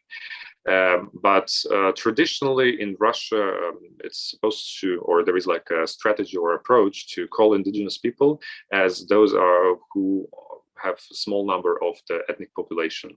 And usually I think the number is below 50,000 people. So once they fall into that criteria, then they can be called these small numbered indigenous people. And then they also get some privileges or some support, additional support from the government side. They mostly live in this, as you can see on the map, in the Siberia, in the Far East, in the north, and these territories are vast and huge, but the very little, slightly dense. So that means there are not so many people living there. Unlike the European part on the left, that is a smaller territory, but much bigger population living there. So indigenous small numbered peoples of the North Siberia and the Far East, that's the official name according to the Russian legislation. And here we find Chukchas, Eskimos, Ebanks, Aleuts, and so on and so forth. All in all, it's 40 plus, there are 5 more that are not from those regions. In total, we have in Russia 45 indigenous peoples groups. As I've said, usually the ethnic group falls into that criteria if they have less than 50,000 people of the population in total. A total number of all the indigenous small number peoples is around 250,000 people. And the number of between the groups, the difference can be very rapid. As for example, Nenets or Samoyeds, they're estimated to have 45,000 people in there among their population, while Karaks are just 4 people registered as Karaks nowadays. So we see that some of those groups are super endangered and have a chance to disappear in the nearest time. Languages of the indigenous small numbered peoples of the North Siberia and the Far East also includes the above mentioned language families, such as Finno-Ugric or Uralic language family. Then, for example, you see also Turkic language family or Slavic language, which is Indo-European language family, but that's a very special case because it's basically a Creole on the Kamchatka island, which is next to Sakhalin, where Anna comes from. And that's a Creole, that means a mixture of Russian and indigenous languages. So when Russians conquered or came to settle on Kamchatka, their language mixed with the local people, and that's how this Kamchadal was created. Apart from that, we see that some of, for example, as an example, I colored some of the languages. We see that Nenets, Dolgans, and Tuvat-Tojans, the ones that are marked green, they are doing more or less well, and they're not considered as endangered languages. Some of them are partially endangered, such as the ones that are marked, well, that's kind of yellow brownish, Sami, Selkups, Nanai, and Evenks. And some of them are Enets, and Ganasans, Orochin, Udege, and Eskimos, and Aleuts. The red marked languages are now endangered and are just about to disappear, unfortunately. According to the latest amendments to the Russian constitution that took effect last year, we see that the state language of the Russian Federation throughout its territory is the Russian language as language of the state-forming people, who are Russians, the ethnic group, the Russian ethnic Russians. But also Russians are a member of the ethnic Russians, are the member of the multinational union of equal peoples of the Russian Federation. That means all the ethnic groups in Russia are equal, according to the legislation. And the republics have the right to establish their own state languages, which I have already shown before. And in local government bodies, in state institutions of the republic, so on the governmental level, the local languages can be used along with the state language of the Russian Federation, which I also mentioned. And the Russian Federation guarantees to all its peoples the right to preserve their native language, to create conditions for its learning and development. Basically, scientists now distinguish 5 different models that can represent language policy in Russia today. So the first model is single component model that applies to the monolingual Russian regions. Monolingual meaning that people, it's basically ethnic Russians living there, and they do not have the local language, so they don't really speak it. Then there is a 2-component model that applies to those republics where you have 2 official languages, Russian plus the local official language, and usually, not always, but often or sometimes, depending on the region again, people, even ethnic Russians, quite often they speak the local language. But which doesn't mean that all the ethnic representatives of the local ethnic group can speak their ethnic language. As for example, in Tatarstan, in the countryside, in my region, again, my personal insight, in the countryside, people, Tatars speak mostly Tatar, and that's the first language for them, while Russian is the second language. While Tatars in the capital of the Tatarstan Republic, in Kazan, they speak more Russian than Tatar, even though they're ethnic Tatars. The situation is changing, and I think nowadays not only for Tatars, but that's the trend everywhere in the world, elsewhere. Your ethnicity is becoming like there is a strong ethnic identity marker, and people try to stick to their own culture and also thus learn the language more. Then there is 3-component model, which applies only to Republic of Mariel, which is neighbor republic. One of our swires, Anastasia Berezina from SWI 28, she comes from that region, and she represents actually the Mari people. And they have 2 official local official languages, which is Meadow Mari and Hill Mari. So it's 2, they're not even dialects, they're completely different, 2 different languages plus Russian. There is a multi-component model that applies to Dagestan, which is in the Caucasus Mountains region that I already also mentioned, that it's very highly diverse. I said more than 7, it's actually 14 official languages there. And there is a differential model which applies to language policy in the field of functioning of the indigenous small-numbered peoples, which is the most interesting for us today. Republican official languages, if we talk about the current state of affairs for them before we move to the indigenous small-numbered people, we see that there are 25 official languages in 19 republics, and I think the thing that unites all of them is that they have these regional state programs that support the language. Grew up after the break of the Soviet Union and become more and more active. The local ethnic and cultural activists in the 90s, they started to put more, not pressure, but to ask the government to do something about the language and the culture. So that's the roles and positions of the local languages that were lost during the Soviet Union language policy, they would return. And we see that in many schools, like the local language lessons were introduced to a bigger extent. And some state programs or some local Republican programs for the preservation and development of the languages, as for example, we see on the screen for the Udmurt Republic. So this kind of programs, they were established, not always effective. And we see also some protests from the cultural intellectual elites in the regions, as there was, for example, a tragic case in 2019, the Udmurt scholar, as a protest, he burned himself in front of the parliament. These are more exceptions rather than a trendy thing. And again, it depends on the region. As for example, in Udmurtia, the language is counted as definitely endangered by UNESCO Atlas of the World's Languages in Danger, while, for example, in Tatarstan, the Tatar language is fully functioning and it's not under the threat. Some of the region, like Bashkortostan or Chechen Republic, their languages are considered to be vulnerable, but not yet endangered, but also not fully functioning. So there is a certain threat to them. Very different situation. So when it comes to the diverse situation in Russia, it's not only about the ethnic diverse, but also even diverse in terms of how different ethnic groups are represented and their roles and positions of their language, of their culture within their regions. There is a very big disproportion of L1 speakers among ethnic representatives when comparing urban area versus countryside. That's what I've already said. That's in the countryside, usually they would speak more their local language, while in the capitals, in the bigger cities, they would speak the Russian more. I hope that's not really going to boring. Less pictures, more texts and numbers, and more scientific probably approach. But we're actually finishing soon because this is more like introduction into the situation in Russia rather than the fully holistic approach.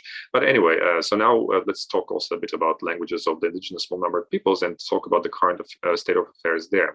So they also have a lot of programs supporting the preservation of the languages, especially within the last 10 years. There have been also very, very big discussions on that, and the Russian government tries to introduce programs that would support the languages, the culture, and also the economies of those people, the economical state. In terms of the language, they introduce elementary and secondary education provided in the indigenous languages. They developed some teaching books for that, but in practice, mostly it just falls down into the category of teaching lessons as a second language, and not always effective. The problem why it's not effective is because there is lack of practical application, because literally you can't use this language somewhere apart from these lessons, and there are not so many native speakers, so you can't even speak it in your neighborhood or in the environments that surrounds you. And that is why, therefore, younger generation quite often doesn't speak those languages at all.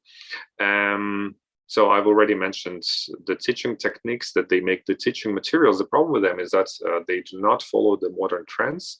They are developed quite often by like these old school methodologists, and therefore the teaching technique is not really effective.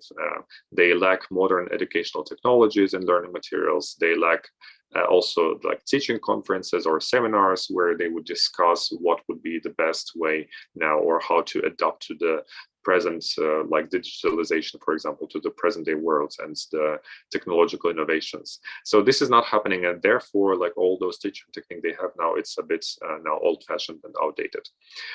There is also lack of children's literature in those languages, and the reason for that is that the government didn't want to spend or didn't provide enough financing for publishing new literature in those languages, because the people who will read this literature, I mean, this is a really small number. Also, again, there are discussions going on, and I think there are still positive moves in that direction to provide at least with certain resources to make it possible to publish more, to write more. But still, that's also a big problem. if you look at the websites that are dedicated to the indigenous peoples or are written in the language of the indigenous people, which are very few examples, then you'll see that those are mostly from the governmental or scientific circles. What is good is that there is a growing national identity as everywhere else, and that the government is still supporting more and more. They are aware of the problem. They stated in the public sphere, at least, announced that they should do more about this. So it's not just ignoring the problem, but also paying more attention to it. It's just a question of effectiveness, whether the measures that are taken, whether they're effective enough. And there is a cooperation between scientific community and cultural and local ethnic activists, which also has a chance, a potential to lead to some positive outcome and let these indigenous small-numbered peoples, at least some of those groups, to preserve their culture and develop it further. So that is why I wouldn't say the end to this story, because it's an ongoing process. I would say to be continued, and I hope that the continuation would be positive. And within a few years, we will talk about not the negative and the challenges, rather, but about the positive outcomes of the recent politics. Thank you very much. That was it from my side. Thank you, Ilshat. We have a couple of questions to you from our viewers.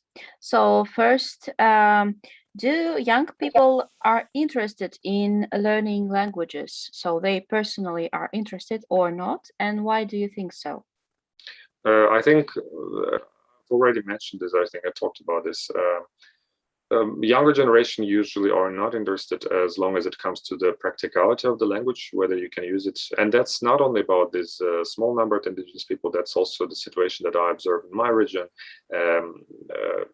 What makes them and what is an effective instrument also from my linguistic studies, because we've also considered a situation with like these minority languages in different countries, including Australia.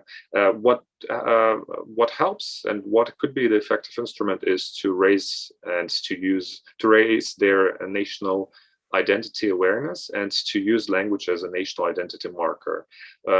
Because of course in Russia, any language would lose to the Russian language in terms of the practicality, because Russian is the language that can be used everywhere. So basically, normally they would ask the question, why should I learn like this or that language if I can handle everything with Russian? Or English, for example, nowadays also can compete with Russian on the international level as lingua franca.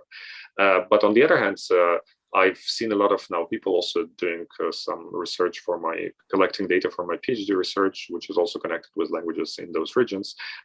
So I've seen that I've met people who are really conscious about what is going on, where their culture is going, which direction, and they are really kind of inspired to develop and like to preserve the culture through the language. So they do introduce, like I have a lot of Tatar friends who like started to create new modern Tatar literature for children, for everything, for like teaching Tatar as a foreign language to the foreigners coming from abroad.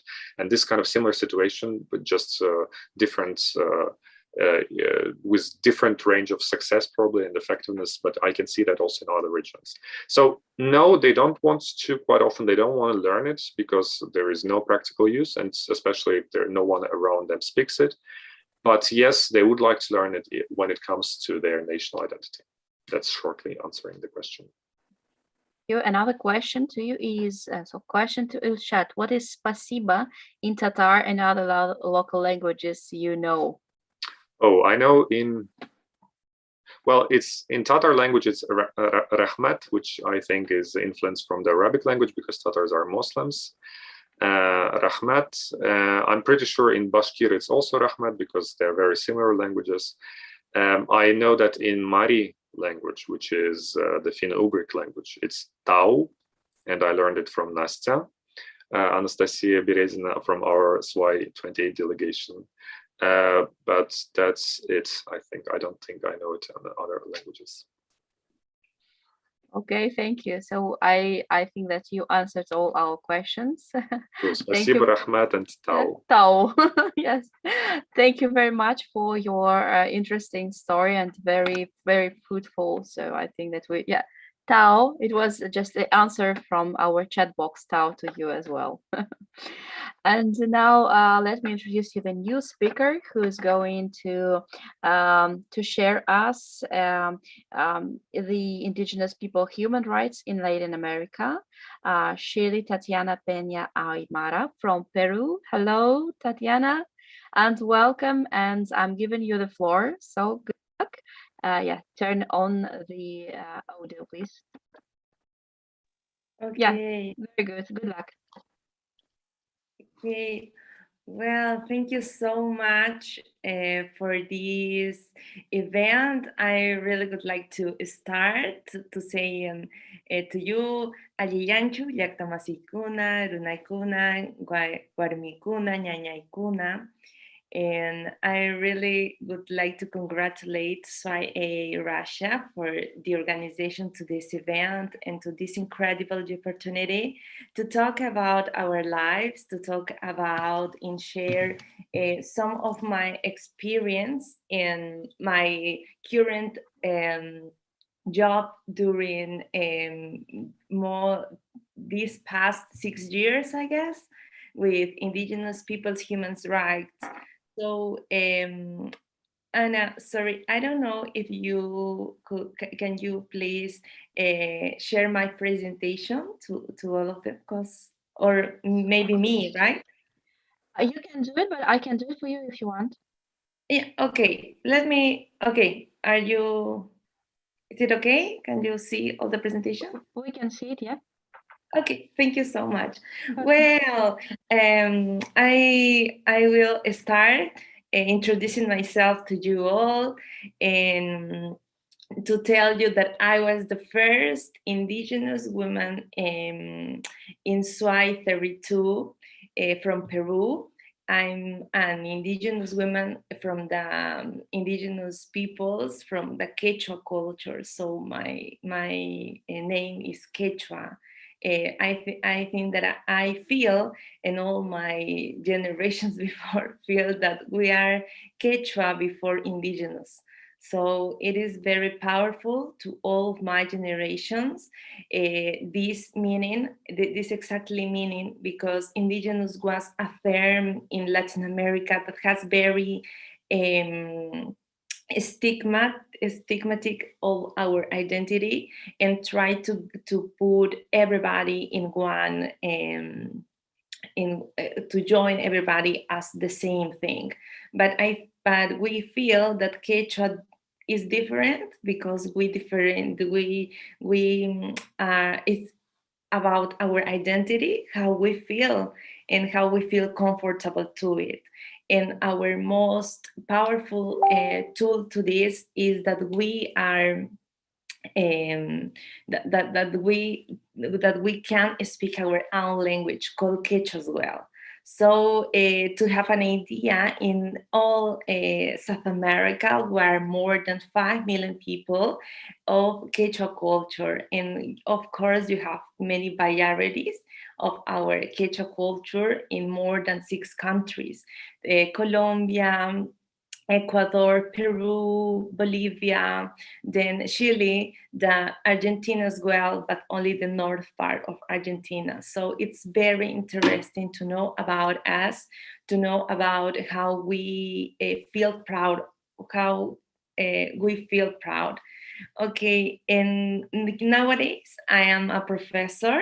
I studied international relations, and my master's degree was in international relations and political science.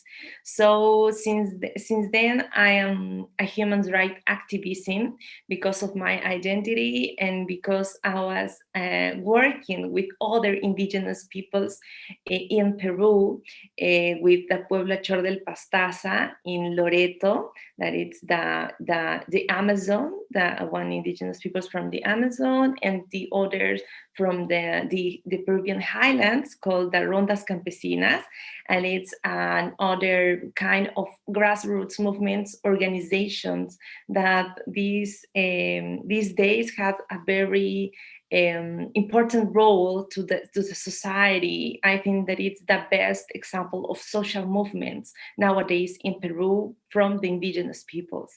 So I had the pleasure and the honor to learn from them, to learn from my identity as well.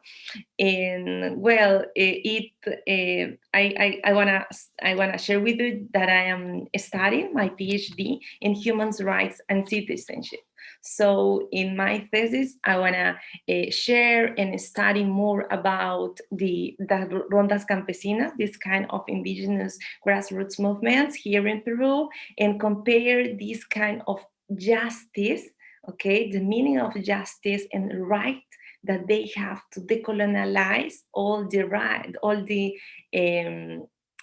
law, for example. So they have another law in comparison with that West law that we have in our society. So I think that it'll be great. I'm doing it at the University of Brasilia in Brazil, and it was a pleasure as well because I have other indigenous classmates with me, even it's online lessons, but I'm really happy to do this work. Well, in this picture you can see my family. It's my grandma and my father. Okay, and I think that process to get my identity as a Quechua woman was very hard to me, and I am very grateful for it because it was a very long process. Okay, to define myself, that to define my identity. And I think we are indigenous peoples. I feel as an indigenous, as a Quechua woman, because we preserve all or part of our institutions, okay, in the Peruvian highlands. We preserve our culture, we preserve our costume, as the same that you are looking right now. I feel part of this different group because we represent resistance along the history, resistance along the colonization process, and that is the example of my ancestors, my grandma. I think that it's my own example to do and to continue fighting for this cause, and to continue researching, to continue occupying these kind of spaces. That's why I am here right now. Okay, and the other photo is one of mine. We have many colors of our traditional dress, and it's very elegant to use this only in special occasions. Okay, so I consider this space as one. Okay, then this presentation, I would like to tell you more about the current situation of indigenous peoples in Peru, in Latin America, and in the world, trying to explain you around our indigenous peoples with some data that I collected to my thesis and to my researches, right? And the principal question as Ishtar, I think that Ishtar said that we're not like that kind of minority that represents. So I would like to show you that we represent a majority, the totally opposite of our culture, okay? Because we represent, first of all, other worlds, okay, other worlds, and all the colonization process and the West cultures impose to us to believe that there is one world possible, one way of thinking, one language to speak. So I will explain you more about it.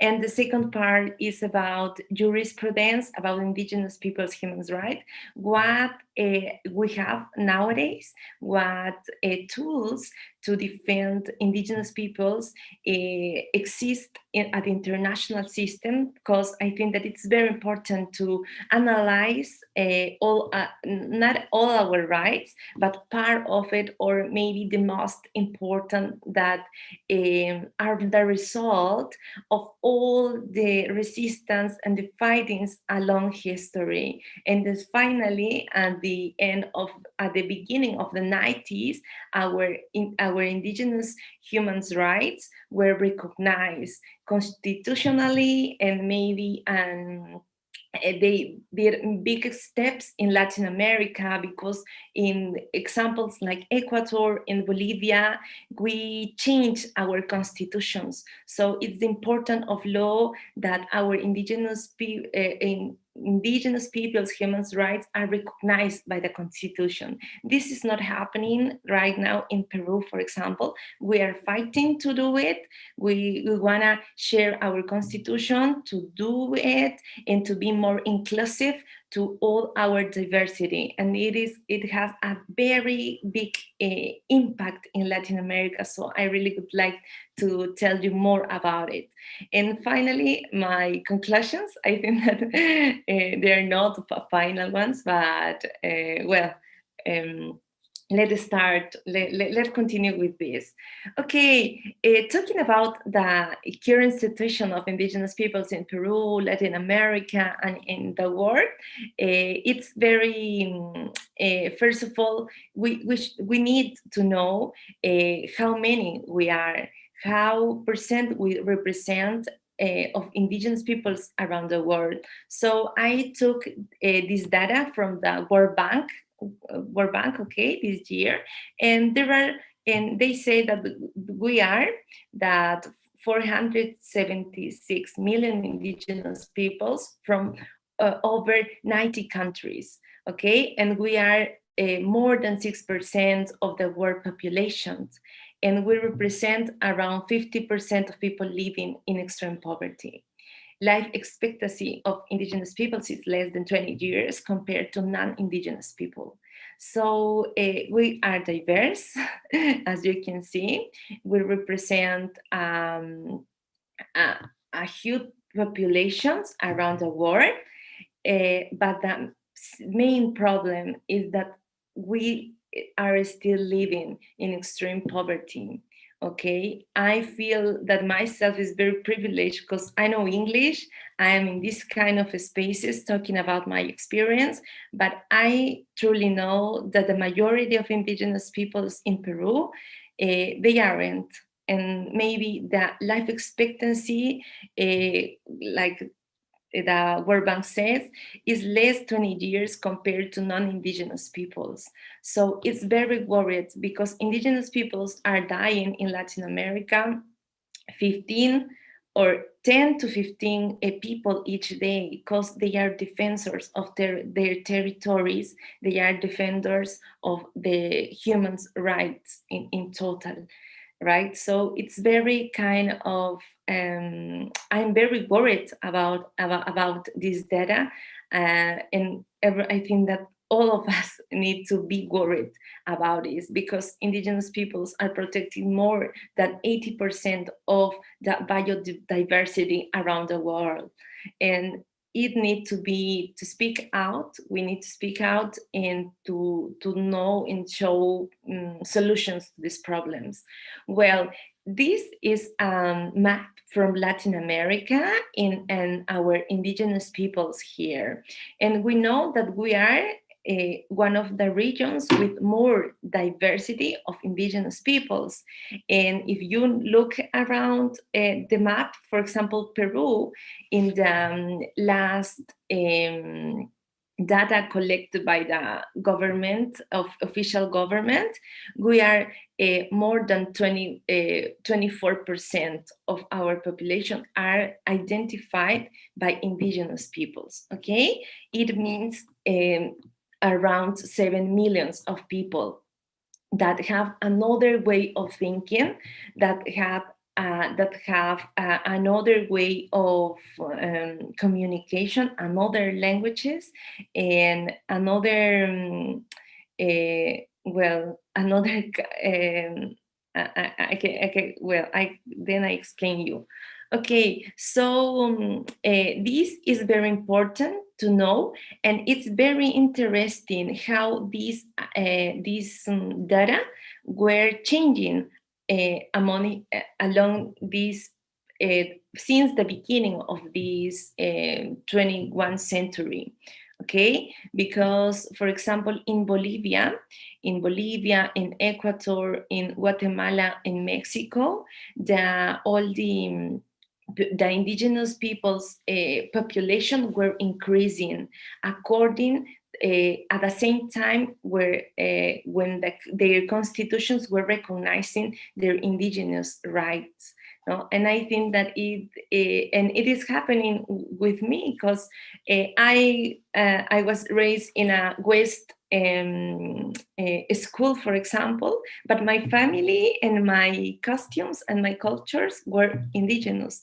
So then I recognized myself as an indigenous, you know, and it was very important in I think that Ecuador and Bolivia, because they increase their population, because we are not it is very important issue to continue talking about identity, for example, what it means and what we can do to show everybody that being indigenous isn't wrong. It's totally accepted in our societies to define ourselves at the same time that we are feeling comfortable, we're feeling alive and to do something. Okay, and another topic that is very important is talk about our languages, okay? And Ishtar talk about it as well in the Russia context. So the 2019 were declared as an International Year of Indigenous Languages around the world by the UN, as you know. And for example, only the 3% of the world populations speak 90% of almost 6,700 languages in the world. Only indigenous peoples constitute less than 6% of the world population, with more than 4,000 languages. So we are very diverse. And talking about language is very powerful because each language refers a way of thinking and a way of culture. So and it is very important to preserve as well all the languages that exist. And in Latin America, we are more than 500 languages that we have here. Brazil is one of the countries that they have more diversity of for example, in indigenous peoples, okay? And their languages are unfortunately are increased and are going down. So it's very I'm very worried about the situation. And at the same time it's happening in Peru, where we have recognized 56 indigenous peoples, okay, and 48 indigenous languages, okay. And the governments were doing some of job to try to preserve languages with the intercultural view, okay, the intercultural approach to the politics and all of this. But I think that it's not enough. It's not enough because in our constitution we should have more rights. We should have I think Peru should have to recognize their diversity in a whole form, not only in a restrict form. So there are more than the 4 million speakers of indigenous languages in Peru, for example. And I had the pleasure to work with translators and interpreters, indigenous translators and interpreters. And they taught me the importance of, for example, using technology to do it and recognize their diversity by the language. So the main question is, are we a minority? I guess we're not a minority. We represent another kind of words. We represent the diversity that makes us very special and makes us many other things that I cannot say right now, okay? But, the current situation nowadays in our situation of being indigenous peoples is that we are facing a very difficult situation because of the COVID-19 especially, okay? Because this legacy of inequality and exclusion has increased the vulnerability of indigenous communities, okay, to the impacts of the climate change and natural dangers, which include outbreaks of disease such COVID-19 and other pandemics. We know that before the conquerors came to America, they brought with them many other pandemics here, and the indigenous peoples resisted, but at the same time, some part of them died, and it was like our history by pandemics and all the effects with the most vulnerable in our societies, that are the indigenous peoples. The vulnerabilities to the pandemic are exacerbated by the lack of access to national health, water and sanitation systems, the freedom of markets and the restrictions of mobility that have enormously affected their livelihoods, food security and welfare. So this is other the other data that I'm very worried, because even we protect the 80% of the biodiversity in whole the planet. You know, Latin America is very rich in many resources, and the indigenous peoples are located in that in the richest parts of resources.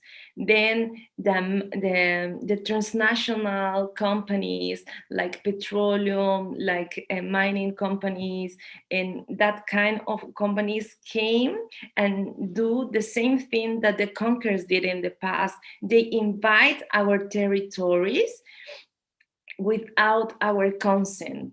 And it is a really, really a big problem, because we have here in this, for example, in this map of Latin America, the conflictivity that we represent. Latin America is the most conflictive region in the world, where the principal or the main problem is about resources, where in one hand, indigenous peoples are defending and protecting their territories, and on the other hand, the government with international companies invade their territories, and it causes a lot of conflict in their inside the indigenous organizations, for example, and inside all their own lives, you know. And for example, nowadays Peru is the third country in all Latin America of having that kind of conflicts. So it is very problematic, because it affects directly to the indigenous peoples, as well as other problems. Here in this photo, for example, where we can see a shipibo, okay, a Shipibo indigenous man using a mask, because it was a very problematic, for example, with a pandemic, that the government didn't take enough actions, okay, from an intercultural view to solve the problem. Because indigenous peoples, the immunity of them or the location that they are right now is enough to protect themselves. And imagine with a pandemic, unfortunately, we lost communities, indigenous communities. And I think that the same happened around the world. And I'm very anxious to know it from the other indigenous experience this weekend in this event. Okay, so more than a half of the languages of the world will be extinguished by the year 2100. According to other calculations, up to 90% of languages that exist in the world could be extinguished or severely weakened at the last century. The majority of the endangered languages are indigenous languages. It is estimated that one indigenous language dies every week. So it is very, I'm very worried about this data that is not that it doesn't show hope. It's the totally opposite. And moreover, in this world, right, where governments aren't taking real actions to protect them. So, but in Peru, you know that left government won the elections for the first time in our whole republic history. So we have hope, but we should build that hope, trying to make more responsible indigenous peoples to taking the own decisions, okay, to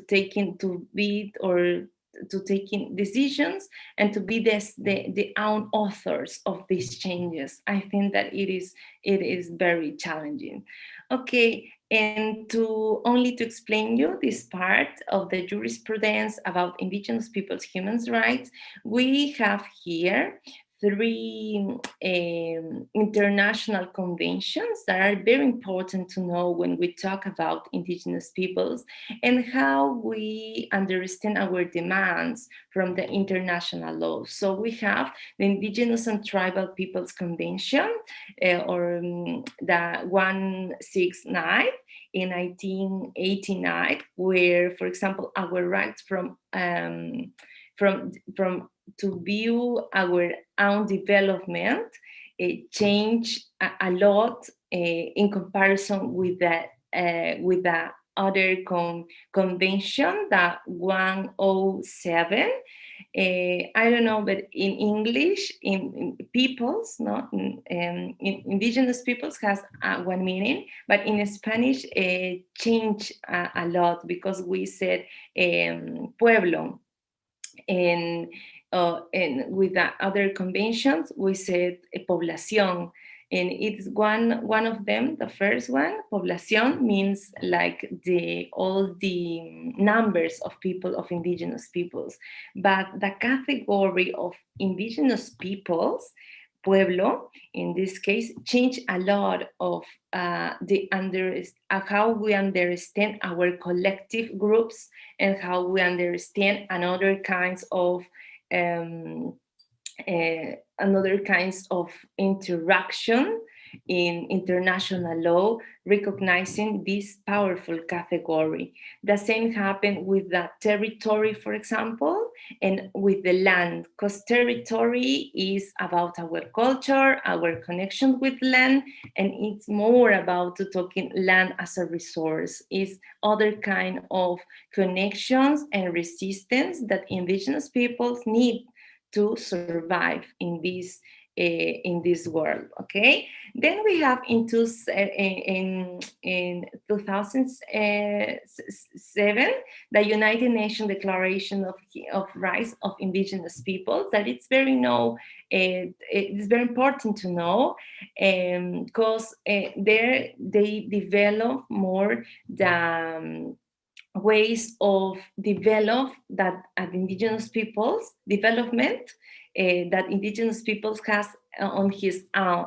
their own, you know, that they can build, that they are a collective groups with rights. And the other with an United Nations Declaration on Rights of Indigenous Peoples in 2016. Yeah, because in Latin America it's very important to know these three kind of mechanisms, or maybe jurisprudence in this case. And the mechanisms, you know, that join everybody in this fight is the Permanent Forum of the United Nations of Indigenous Questions, the Mechanism of Experts on Indigenous Peoples' Human Rights, and the UN Special Rapporteur on Indigenous Peoples' Human Rights. Because here in the photo, for example, we can see Francisco Khalid Sai, the current special, the UN Special Rapporteur. So these three mechanisms help a lot the indigenous peoples fight nowadays, and we should understand what they propose, because, for example, they elaborate or they collect and they make more standards in to respect our indigenous people's human rights. Okay, and of course I have to say that all of them are the result of years and centuries of resistance of our indigenous peoples. I know that it's a very long way to continue fighting, but it's a good step to start, like sharing our experiences, like in this event. So thank you so much for the opportunity. I think that I am on time, but thank you so much, SIAA Russia, for this incredible event. And thank you so much to my other sisters and brothers from other parts of the world that are indigenous like me. And we know that it's that I am very respectful from others' points of view.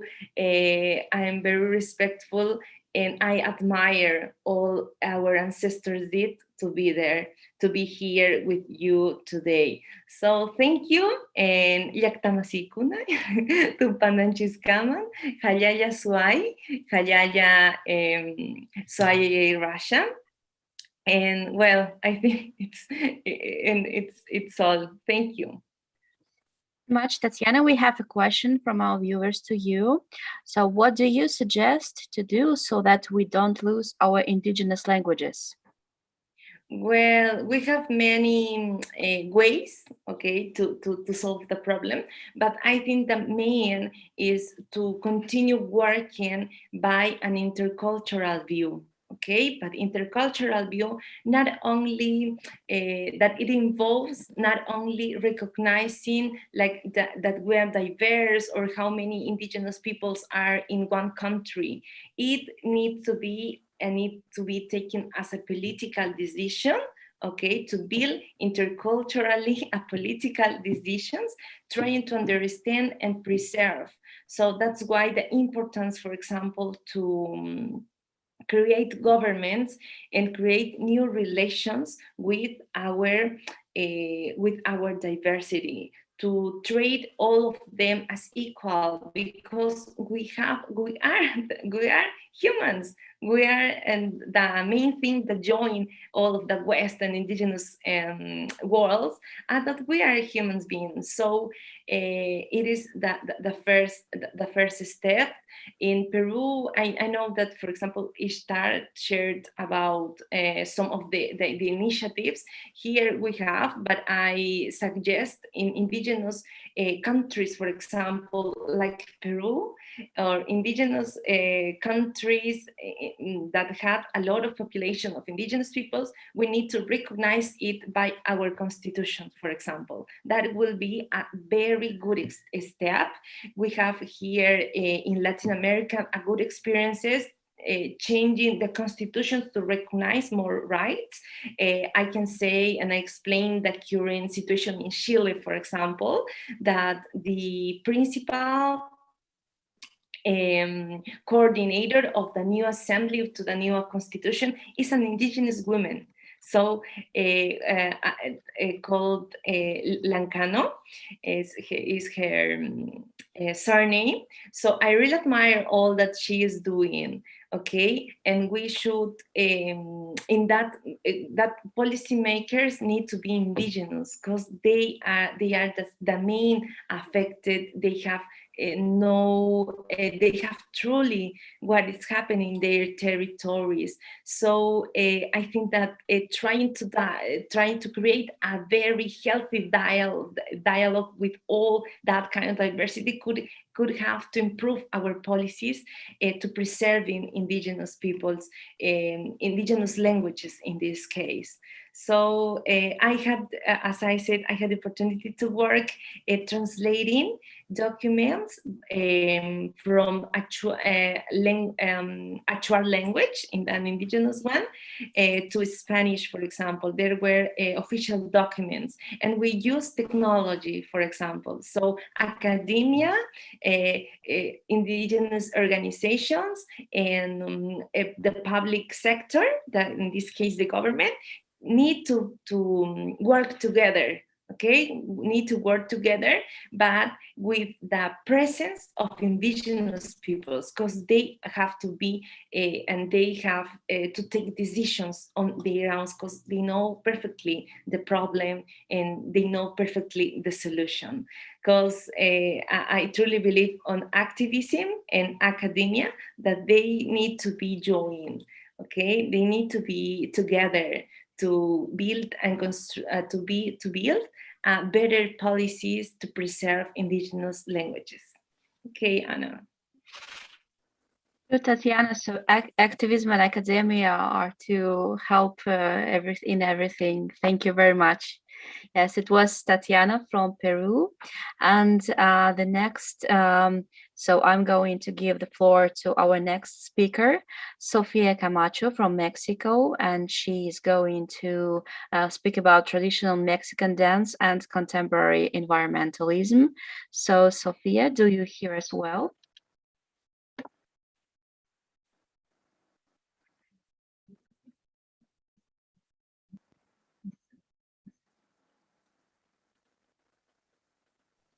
Can you hear me now? Yes. Hello, can you hear me?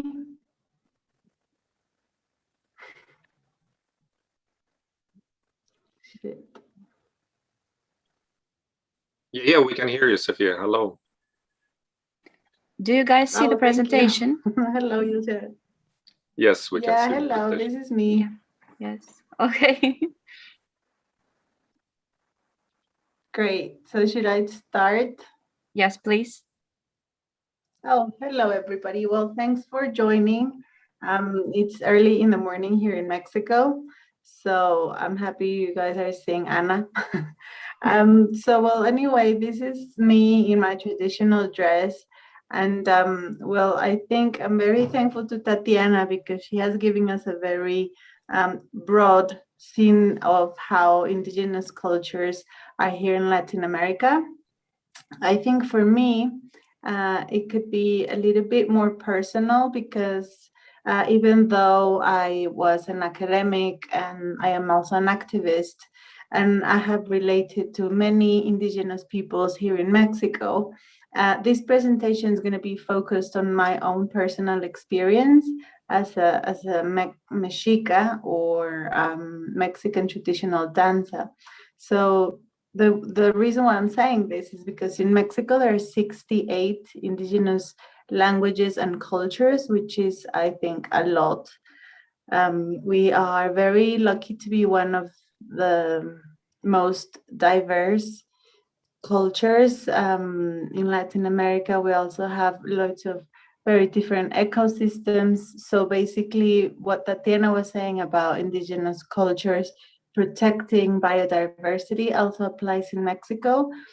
So I am very thankful to have been in, the jungle, the desert, the forest, and many different scenarios with very different cultures. And specifically this dance that I practice, it's called Mexica, which it is where the word Mexico comes from. So it comes from the Aztec culture, which is now basically extinct. But there are many groups that we're trying to learn more about these traditional forms, and we're making it work. So this is what I'm going to be focusing on. Anna, could you help me with the next slide?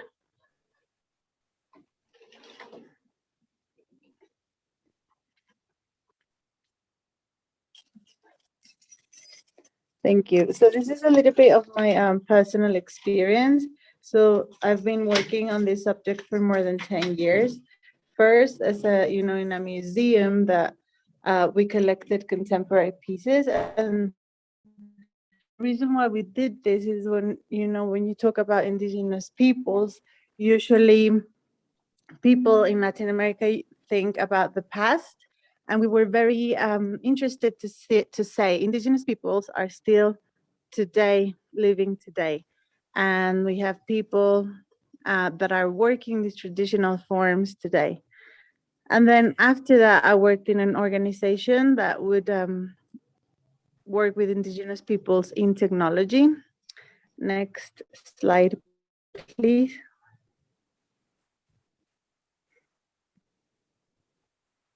Hello? Oh, thanks. The next slide, well, yeah. There are also, pictures of different situations in which I've been able to represent some of these minorities in international scenarios. Obviously, Swai was one of those places, and I was very happy to do that. The picture in the right is actually my wedding. So also I use personal moments to say how important indigenous minorities are for our culture. So the next slide.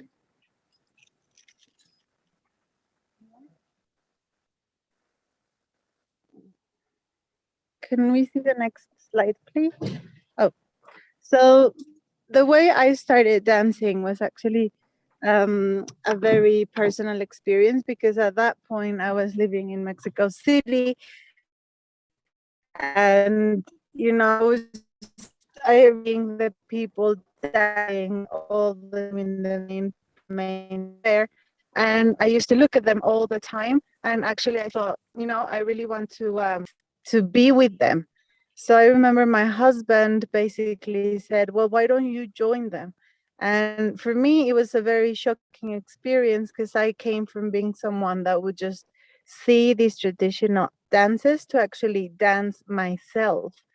And at the beginning, you don't know the steps, you look a little bit silly, you are a bit self-conscious because everyone around you is looking at you. But actually, in the end, it has been one of the best decisions I've made.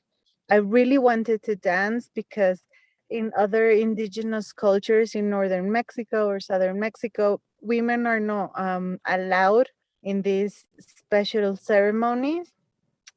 So when I realized that they would accept me as a mestiza, which basically means I'm not 100% indigenous, but I have Spaniard blood in me, basically. And they would accept me like that, and there were other people like me. And not only that, but we were very welcome, and people would teach us the steps. It was this is called a kalpuli, which is a group of dancers. These are pictures of us. The one in the top, it's in a ceremony. You can see everyone's wearing their traditional dresses, their feathers, and the one in the bottom is just like a normal Tuesday afternoon in which we're practicing. And even though we're practicing, we still have some things in our that are very traditional and yeah, well. This Kalpuli, it's the basis of the Aztec society, and these groups are all over the country right now. I learned there how to be.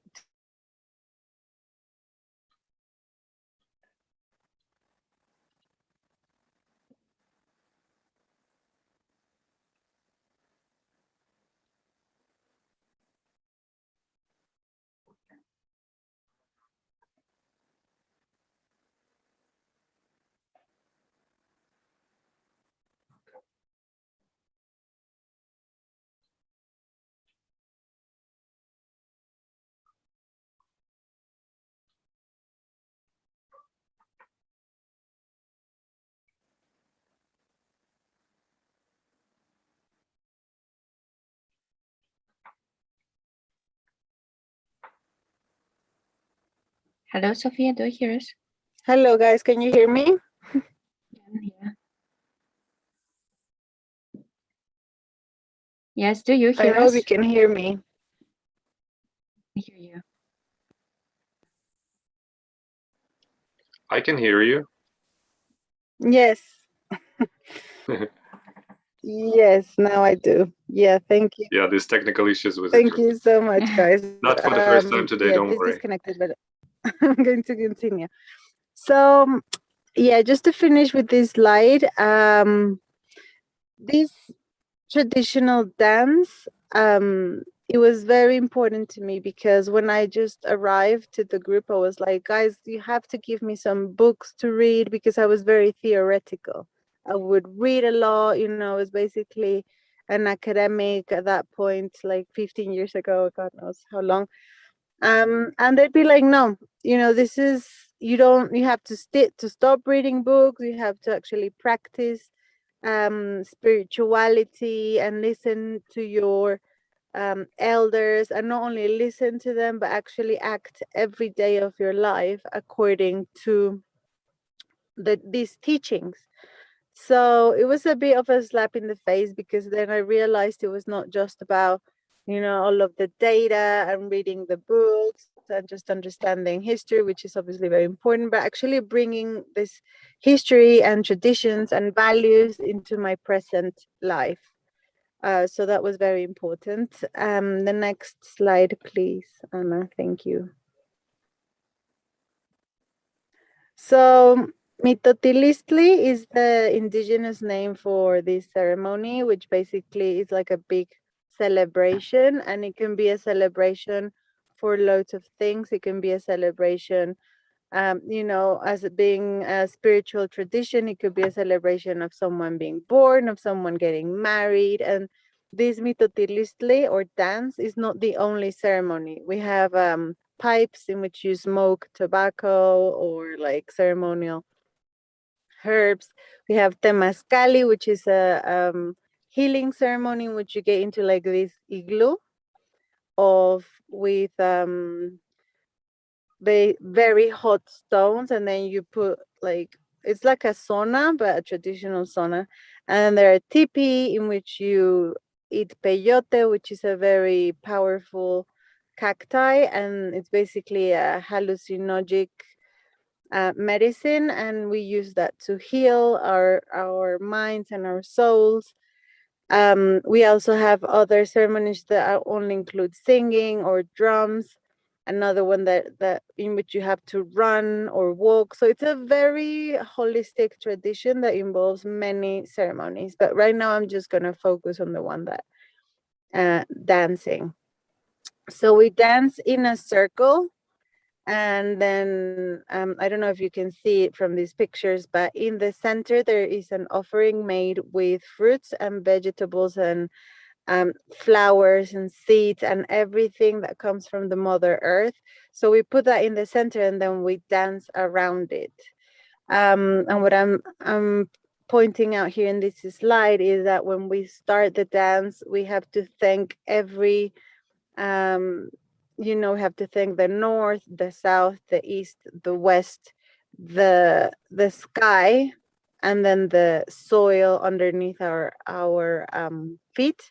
And by the end of it, we have to thank our hearts and the hearts of everyone that is with us dancing. So that is a very important thing. You cannot change that. Even if you change the songs that you dance, the structure is that you thank and ask the permission of all of these cardinal points, I think they're called, and then you do the same at the end. So you open the ceremony and then you close the ceremony, and that means that you are bringing the sacred into this dance.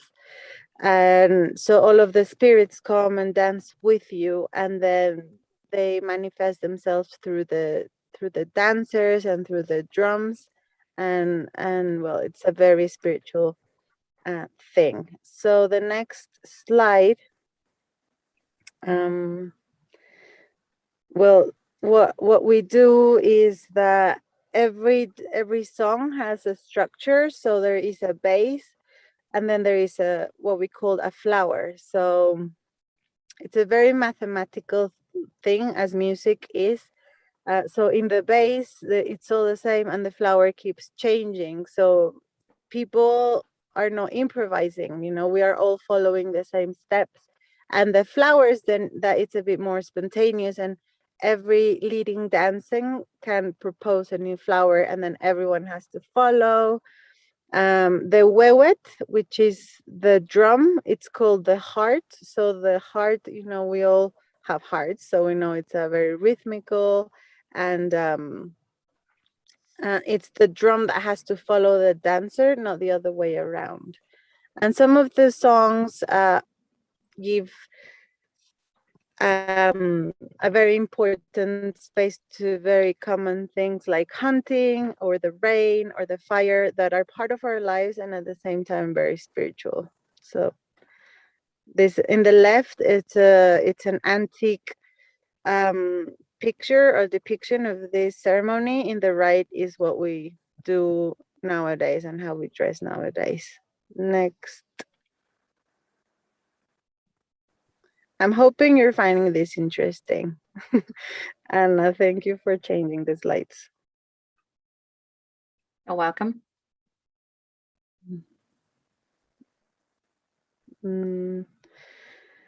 Okay, so I'm gonna talk a little bit about the symbolism of this dance. The Ometeotl, that would be our god, if you want to call it that way. That's the main spirit to which all of the Mexicas believe, and it's the god that basically, it's present in this ceremony. I mean, we call it now God because after the colonization of the Spaniards, they were like, oh, okay, so these people believe in multiple gods because, Catholics, they believe in one God. So for us, we don't think of it that way. We think of that is Ometeotl is this main essence or spirit that involves basically everything that exists. And it's got a dual essence, so it's a duality. So let's say, day and night, dark and light, cold and heat, like everything that it's dual complements itself, and you can't have one without the other. So that's basically the main point of this spirit. It's everything has to come with a complement. So men and women, sky and soil, and I could just continue saying this. And this Ometeotl is the creator of another 4 main gods or spirits that represent other natural elements. But the natural elements, they're all part of this duality, and it's called like our mother and our father. Our mother is usually related to the earth and our father to the sky. So yeah, it's very complex, but that's kind of a summary. Next slide, please.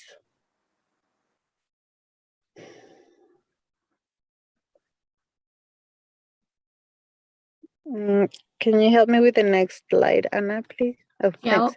done. Mm-hmm. Cheers. So, well, this is just going a little bit more into this concept in which we call this Ometeo the Lord and Lady of our flesh and sustenance. So it's not only the creatures that are here on the earth and the natural elements here on earth, but it also means that it supplies the universal cosmic energy from which all things derive, as well as the continuity of their existence and sustenance. So that's why I will use this image. That it also, I don't know if you guys are familiar with the yin yang, the Asian yin yang. This would be like the Mexica symbol for the yin yang. You know, it complements the white and the black, and it reflects the movement of you know, like this other picture of a galaxy. It's that movement, and then when we dance, we also do that movement. It's like a spiral. So in the middle, we have all of the offerings, the fire, the water. We represent all of the elements in the center. So there is fire with smoke, and then there with sacred smoke with medicinal herbs. Then we have water. We have flowers to represent the earth. And we have a very big, I don't know the name in English, but we use the, you know, like the Sri Lankan, they use the shell to make noise. For that, for us, that's the symbol for wind. So we have all of the natural elements in the center, and then we dance around them like the stars in this galaxy. Next.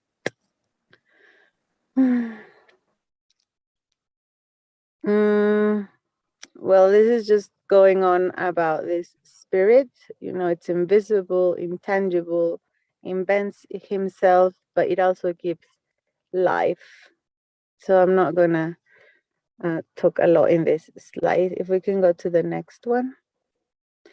So, you know, in order to understand these cosmic mysteries, we also have groups to study these spirits and talk about them, and also learn a bit more about our ceremonial language, which is a completely different language than Spanish, obviously. So we have to study these things now because unfortunately, as Tatiana said before me, some of these are getting extinct or threatened by many different factors like poverty, or just, you know, some of the young people in the communities are just not interested in learning this stuff anymore. So they're more interested in, you know, having a cell phone, going to the city, getting a different job that it's not agricultural, or, you know, they just stop going to the ceremonies. So there is a new generation of people that were very interested. We're trying to bring these groups to life and do study groups and dancing sessions and all of this. So Calmecac, it's what the ancient universities used to be called.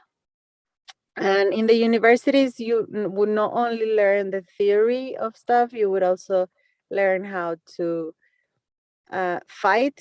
You know, there were warriors being prepared in these Calmecacs. There were people learning how to make poetry and dance and play music. And then you would, of course, choose your specialty. Next slide.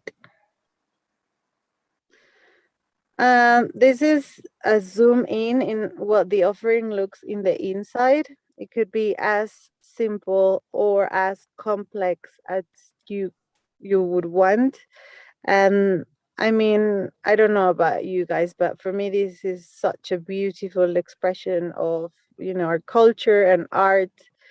And it's beautiful. I mean, you see it for like 1, 2, 3 days, and then it's gone. And it represents everything that everyone brings into the ceremony. So you can just arrive in the morning with 4 guavas or oranges or bananas or whatever, and then it becomes this beautiful artwork, and everyone just does it together.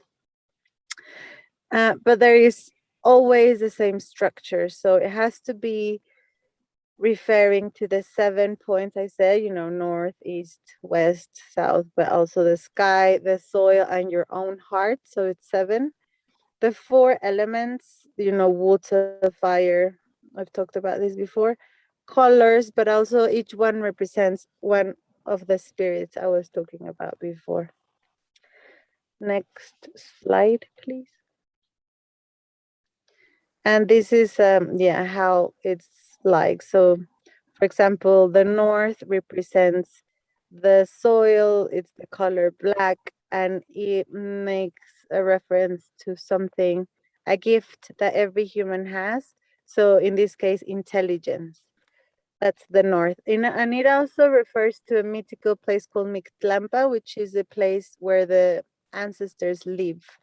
So every time you face the north, in the opening of a ceremony, then you start thinking about your ancestors. So it becomes very personal, because if you, let's say you lost someone, and then your I don't know, your grandfather or a friend or someone died, that is the moment you think about this person, right? So yeah, it's like a whole thing, and it's what makes these ceremonies very powerful. And then let's say, now that we're here, the south, it's Huitzilopochtli, which is the spirit of beauty and water and color blue. And it also refers to your own will as a person. So if you want to achieve something in your future, let's say like, oh, I want to finish my degree, or I want to open a company, or whatever it is that you want to do, this is the moment in which you're like, okay, I have this intention, I have the will to, I don't know, go to Japan next year or whatever. And then you're like, I believe that I can do this, so I have to focus to achieve my goals. And this is the moment you kind of think of what is it that you want to achieve. So yeah, it's like a whole thing. There's 7 of these moments. And sometimes if you do it very consciously, then it's very powerful. But you dance 1, 2, 3 times a week, so sometimes you get distracted and you don't get to do this all very consciously, but this is what it should be. Next, please.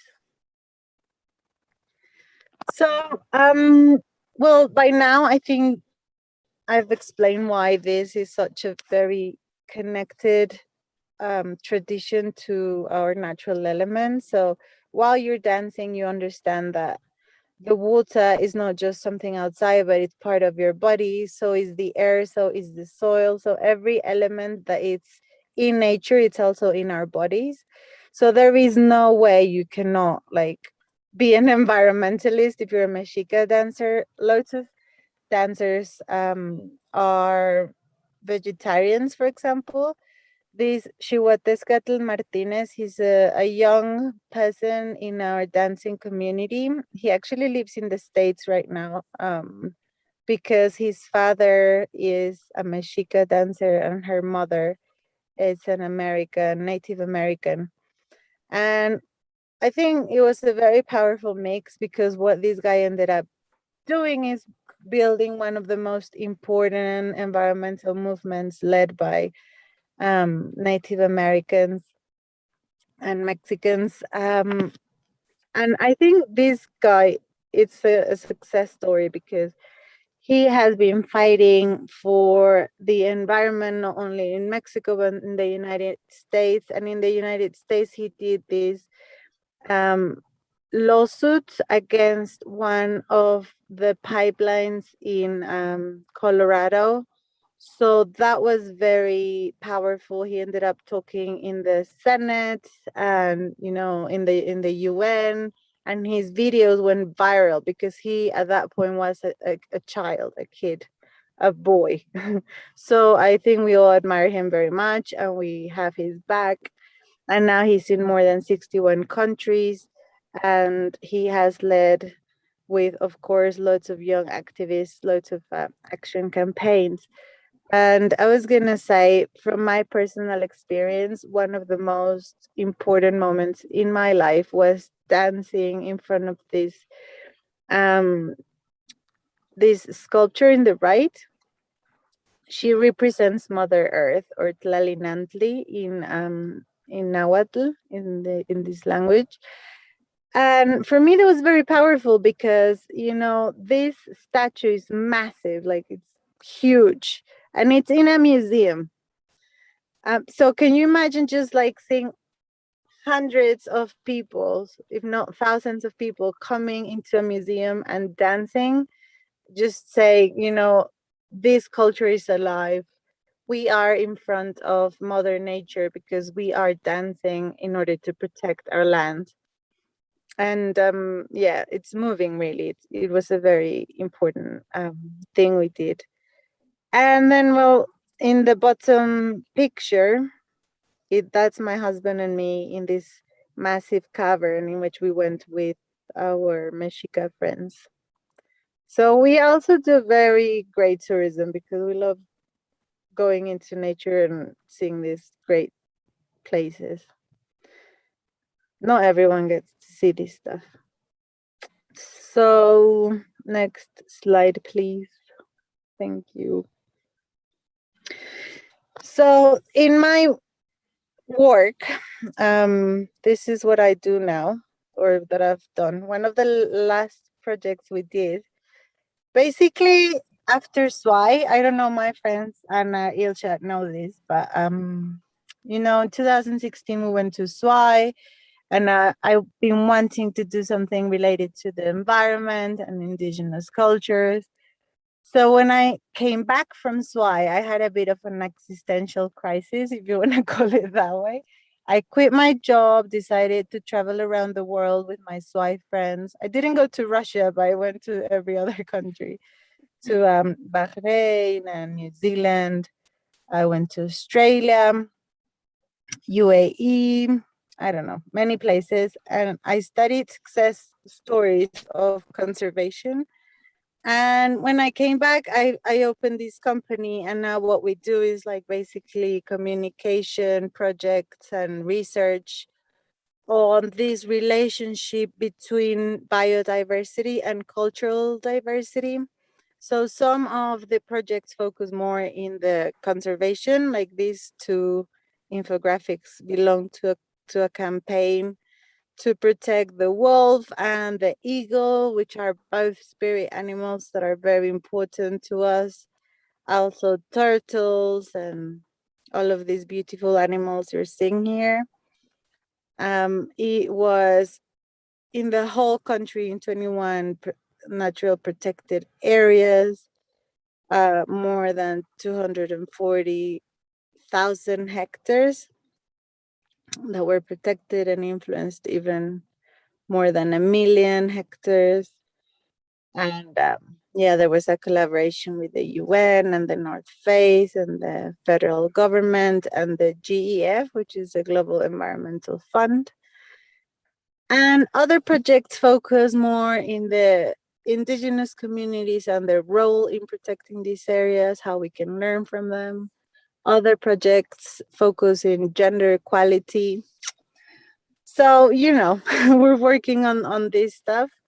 And I think a big part of it is my personal practice and belief as an indigenous dancer. So that is my participation today. I hope I didn't exceed the time limit, and I'm sorry if I did. And thank you for your attention, guys. Just wow. Thank you very much for sharing your personal story.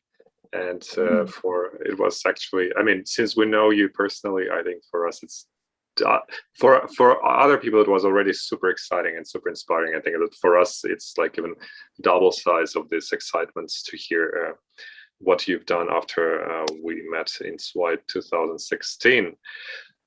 Great story. Thank you very much, Sofia. Applause. Thank you, Ilshat. Thank you very much, Thank you Sophia. for inviting me and organizing this beautiful stuff. Oh, you're Thank invited. you. Next time we hope that you come to Russia. I mean, you have to reach it at some point, right? Yes, I would love to. Thank you. And then you dance in guys are Russia as well. I remember actually when you taught about these moves, I remembered it because I remember your dance. It was, I really loved it during the Mexican presentation. And Oh, cheers. now it makes sense to me why it was all these moves. Yeah, it has to make sense at some point. Thank you. I really loved Anna's presentation with Mija and the drum.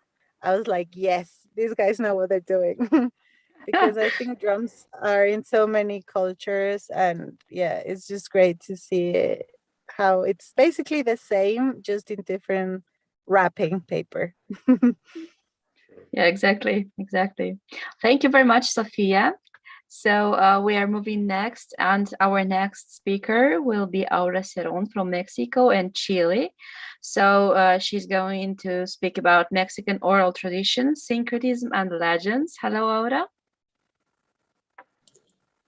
Hi, good morning. How are you, Anna? Fine, thank you. And you? I'm so happy to be with you. Thank you for the invitation. I am here in Santiago de Chile. It's so cold because we are in midwinter. So I am sorry, but It's okay. All right, I'm giving you the floor. Good luck. Sorry, I can't hear you, but I will share the screen. Okay. Hi. Oh, se fue para allá. Okay. Hello, everyone. My name is Aura Ceron. I am Mexican. And I am so happy to share with you a little bit of our traditions. Well, I was part of SWIDE 15, 2002, a little bit long time ago.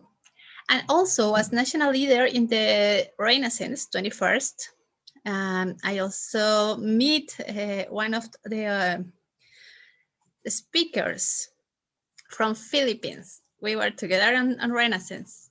Hello, I have a degree in international business. I am a dubbing and voice actress, and I'm the owner of Aura Cadabra Cuentacuentos. It means Aura Cadabra storytelling. Since I arrived to Santiago, you know, so I love my husband. It's a friend and we met in the ship. And well, I changed totally my point of view about job. I decided to keep my roots, my traditions through the storytelling, because I wanted to share it with my son, but also to maintain my culture in this country. Besides that we speak Spanish, it's very different, Spanish from Mexico and Spanish from Chile. And we share a common love for long stories. And that's why I decided to focus my job on this. So as you can see, I do an activity every year. I call it the Catrina's Cuentacuentos. It means storytelling Catrinas. And in this event, we share tales, legends, even cookie recipes with the people from Chile and all the immigrants that are arriving, because Chile now in Latin America is receiving a lot of people from Venezuela, Colombia, you know, because of the economical situation. But they have a long tradition of immigrants from Peru and also Bolivia. So in Santiago, we have a very big mix of cultures and traditions. And I wanted to share about the Day of the Day Mexican traditions with a little more impact. So last year I organized a colloquium because of the pandemic, you know, and usually in the common, sorry, normally we used to do a storytelling marathon. We have been telling and sharing tales and legends on the cemetery or even the streets. We also made a little show for the people on the streets. So it has been a party, a celebration with people that used to think about death in a very different way. And, you know, as the immigrant, it's sometimes difficult to forget. And these ancestral roots and traditions, despite the distance, is the main reasons why I started to working and I wanted to share it with you. I am also a columnist in a digital magazine specialized in Latin American narrative. And I write stories for children and some tales. As we hear it with Sofia, Mexico, it's a very big country and it's very diverse. So you can find deserts, jungles, colonial cities, paradisiacal beaches, and overcrowded cities. But beyond geography, Mexico has an important natural resources and gastronomy considered intangible cultural heritage of humanity by the United Nations Educational, Scientific, and Cultural Organization, you know, the UNESCO. Mexico is made up of indigenous legends, some so ancient and important that their influence resonates strongly today. So I am going to invite you to listen carefully to this story. And here we go. Sofia told us about the origin of the Mexicas. I want to tell you one of the most important stories that we learn as children. You can see at the beginning, there were some tribes living in Aztlán. Aztlán was a place in the north. Then with Huitzilopochtli, they got war, and also from Sun, the total god, orders his people to found their kingdom, where they found an eagle stood on a nopal, on a cactus, devouring a snake. It will indicate the point where they should stop their march and found what would be the capital of an empire. The Mexica had come from the island, and the journey was detailed in a codex known as the Codex Boturini or Tira de Peregrinación. After a very long trip, they arrived to the Valley of Mexico. The pilgrimage was considered between 1150 and 1300 AD. So after this time, they founded Tenochtitlan, the capital of the Aztec Empire, and they became excellent merchants, a benchmark for architecture, organization, and war strategies. Well, the Aztec legends explain the world through nature. For example, as you can see here, they tell us the origin of nearby places such as Iztaccíhuatl and Popocatépetl volcanoes as a tragic love story. There was a maiden and she was called Iztaccíhuatl, and Popocatépetl was the most handsome, strong, powerful warrior.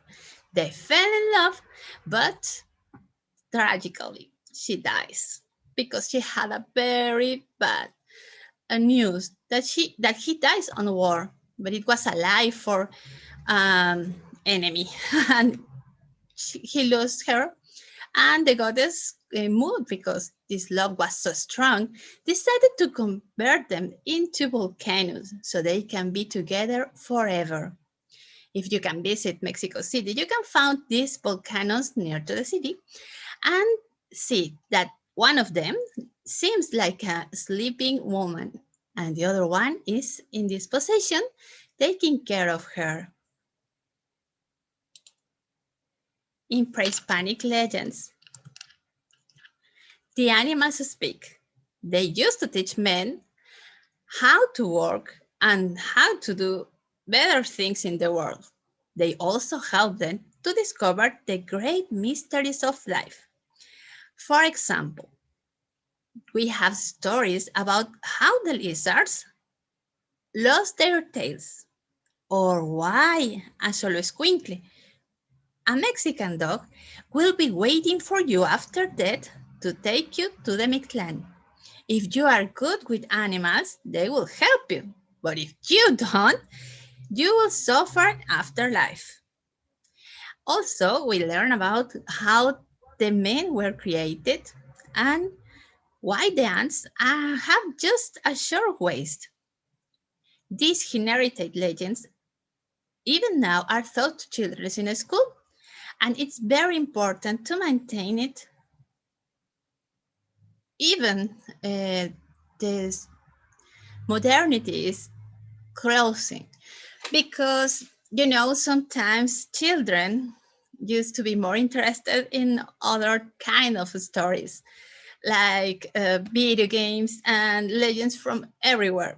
But it's very important to maintain our roots and the indigenous traditions. And I think that in Mexico, they are doing the job. I can do the comparisons between Chile and Mexico. In Chile, sadly, most of the children doesn't know about the indigenous stories. They used to think that are simple or too old or different to them. They are not part of their behavior or their thinking. So I think that as teachers, or storytellers, or even parents, it's our responsibility to learn the stories of the place where we are living, and also embrace these traditions and cultures, because we are part of this world. So, well, now I will share with you one of the oldest and most popular stories it's this one of my favorites, and this is the discovery of pulque. The pulque right here.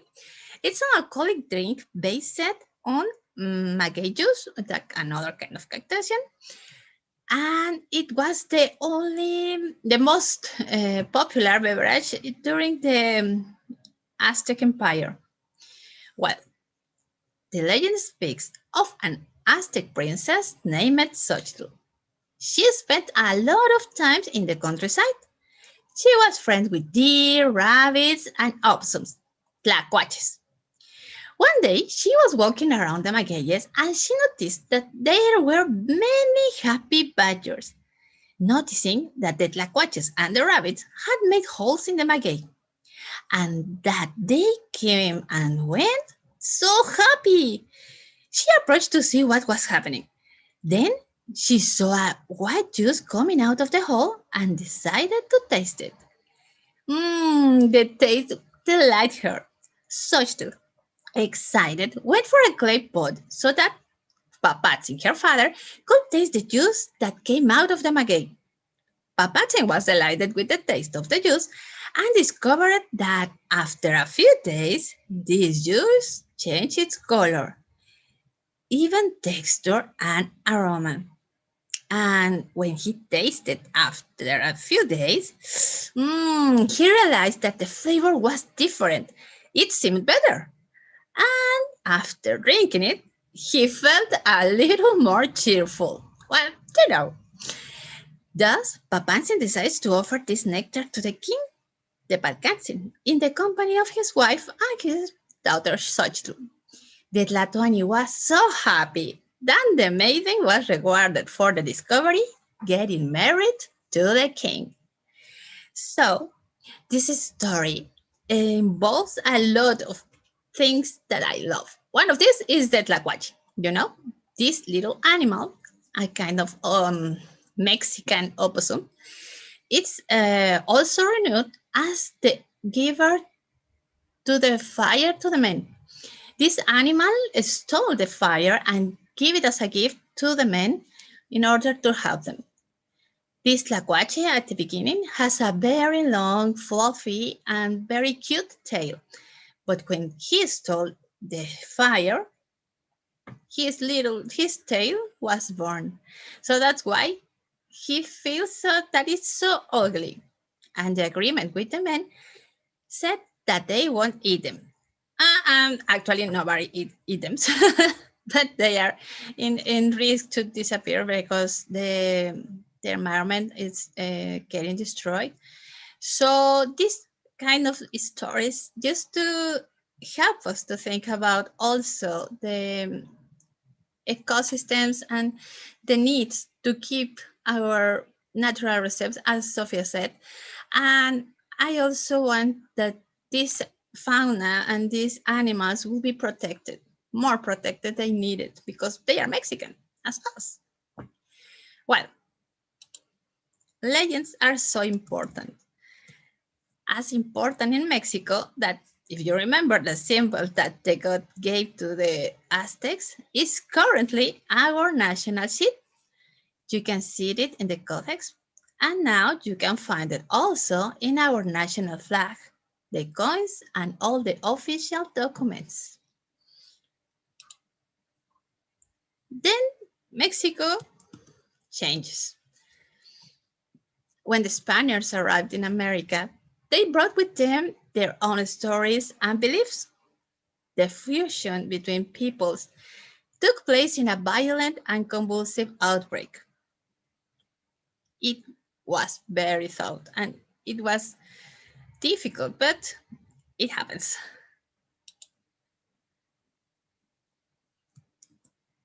The mestizos, as the Spaniards name it, is a bit Latin American people that it's a mix, because it's not just the people who was already in America. With the time, minorities were brought to the territory by the conquerors and added to this Asians through navigation route that goes from China to Acapulco. And on the other hand, the slaves brought it from Africa. So, you know, love is strange and love is strong. And suddenly we could find slaves mixing their lives with Asians and also with the indigenous people. So the results is our Latin American spirit. We are part of everything. We are made of little pieces of all these people who came to America and shared a space, but also shared stories. And then,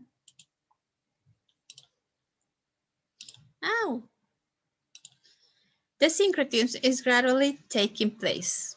You know, the stones were used to build the new buildings, the new colonial structures, but also the pyramids were just destroyed to build over the Catholic churches. But the city was transformed, the country was transformed, and even the continent was transformed, growing and adopting the best of each culture of the cultures that make it up. But is it really changed? Maybe you can recognize this, because this is the Coatlicue. Sofia also shared it in her presentation. She was one of the main deities from the Aztecs. The Tonantzin, or our mother, our little mother, she was the most venerated and loved the deities. And she was venerated on the Tepeyac Hill. She had a shrine. And she was the mother of the god Huitzilopochtli, you know, the one who gave us the sign of the eagle. And it's on the flag. But she was also sharing that she got pregnant for a miracle. When you can see on the right side is the Spanish Catholic religion Virgin of Guadalupe.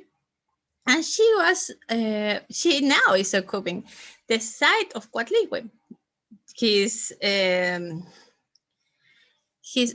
church is located over the Tepeyac Hill. She is also Mother of God. And if you can see closely, they are hidden in the new Catholic image so many Aztec symbols in her wardrobe. You can see in the top is the same. The necklace, too. The hands, too. And if the most important symbol is here. This little flower was representing that she's pregnant and she's expecting with Seropochtli. And this line, this black robe, it's saying that she's pregnant. So at the end, when the natives hit in the temple's representation of their own goods, the Spaniards think or they view as just ornaments. But when they were forced to go to the temple, they prayed to their gods. The religious syncretism even continues to this day. And at the present, the ancient gods are hidden in these Catholic churches. If you can see, we have a pyramid here. This is the church where you can find the Virgin of Guadalupe. We have also the dancers, and all the faith and devotion remains the same. The syncretism, at least in religion, is strong, stronger than I can relate it. And you have to live it because Mexicans are devoted to the same places from the beginning. So some things never change. They are transformed, yes, we are in a new era, but the result is that the mysticisms and emotions in the syncretism is there. It's not only religious, we can find it with a naked eye in architecture, in our traditional celebrations as Day of the Dead, but also in our gastronomy. I mentioned that it's very important to gastronomy because it's a mix. This is the pan de muerto, bread of death. And it's a traditional idea to give food to the dead, but the bread was brought to America by the Spaniards. So it's a mix of cultures, of traditions, and the taste is very good. Also, we have here the cochinita pibil. It's a pork in a very special sauce. And well, the pork was brought to America also by the Spaniards, but the species what we used to cook it are from America. And also maybe, you know, chocolate. Cocoa, it's originated in America and we share it with the world. So at the end, the syncretism is part of our daily life and we must be proud of it because understanding our roots, we can share it to the others, but also still growing as a nation. So I hope you have enjoyed these stories. If you want more, please let me know. Thank you so much for listening. And now, if you have any, please, we're on the questions and answers time. So please, Anna, tell me, do you like the stories? Very much. Thank you very much. It was very, very interesting. And yeah, you said us a lot of interesting stories and about which we did not even guess. So thank you very much. It was very interesting. Yeah, it's a pity that we have only 30 minutes. I would extend it as much as possible. Thank you. Perfect. Well, thank you so much. So let's keep in touch. This is my contact. So please keep in touch and let's keep the spirit of this way together. Thank you so much, Anna. A big hug from Santiago de Chile. Please take care and we keep in touch. Thank you very much, Avra. Yes, and the next and the last, but not the least speaker who is going to be here now is Montserrat Aguilar. She's from Mexico, and she will speak about working with Indigenous women to prevent human trafficking. Hello, Montserrat. Can you hear us well? Hello, good morning. Good morning. Good morning. It is 7:30 in the morning here in Mexico. Thank you very much, like for SYA Russia to have this very valuable space to share stories and experiences from the Indigenous community's perspective. I'm very excited to share with you a little bit about my work. I was thinking last night about how this is the first time I speak in a space like this about my work, and how lucky I am to put my two passions together, right? So my work and SWI. So thank you very much, SWI Russia, for this space. So yeah, my name is Montserrat Aguilar. My friends and many people close to me, including from SWI, call me Momo. I participated in SWI 30, and I will talk about working with Indigenous women to prevent human trafficking. First and foremost, I would like to make a couple of disclaimers. First, I wanted to say that I am not speaking from the perspective of from an Indigenous person, since I do not identify as one. I am more speaking as a woman that has been privileged to work with Indigenous women, and as a witness of their wonderful job and wonderful work and wonderful effort to prevent and tackle gender-based violence within their own communities. So I will talk more as a witness of that. I also say I have the privilege to work with Indigenous women, because nowadays it is a little bit complex to work with Indigenous people here in Mexico, since they have been deeply hurt by discrimination, marginalization, and colonization throughout the years and now. So I do believe this is a privilege. And lastly, these experiences and these voices that I will reference do not correspond to my own experience or voice. I will talk about my work, and I believe that my work for these 3 years has been to amplify the voices of Indigenous people who are the beneficiaries of this specific project, which I will talk about more in detail right now. So I think that's it with the disclaimers. So I work in the United Nations Office on Drugs and Crime, UNODC, here in Mexico. I've been here for 3 years in the human trafficking area. The project that I started working in since I arrived to the office is called Detection and Prevention of Human Trafficking among Indigenous Communities in Mexico, which has the objective of reducing the incidence of this crime with emphasis of women and girls, as well as the conditions of vulnerability to this crime. So can we go to the next slide, please? Thank you. So with who do we work? We work with Casas de la Mujer Indígena,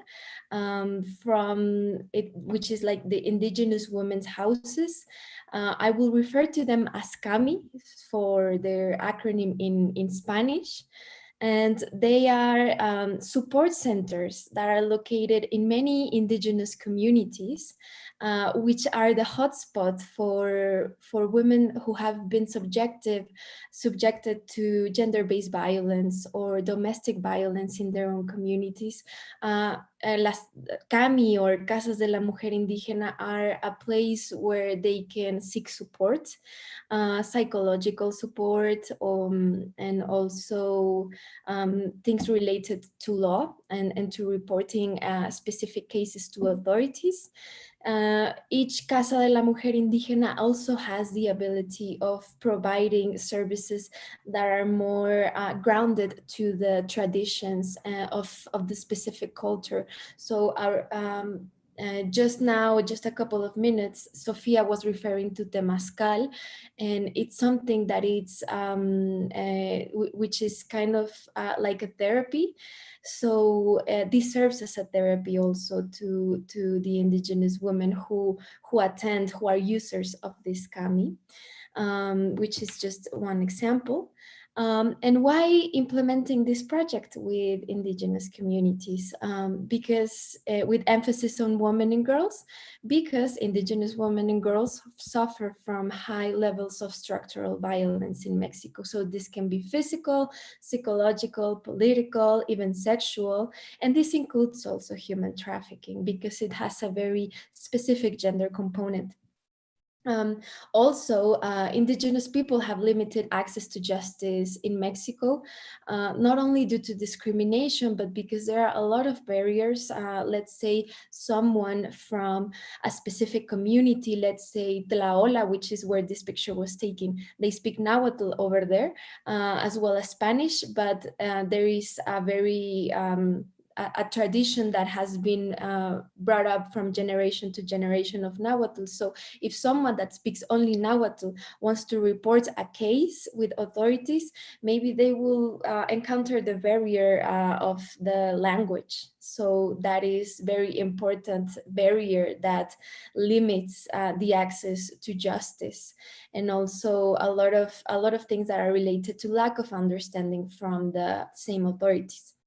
Also, indigenous people in Mexico are at most risk of becoming victims of human trafficking.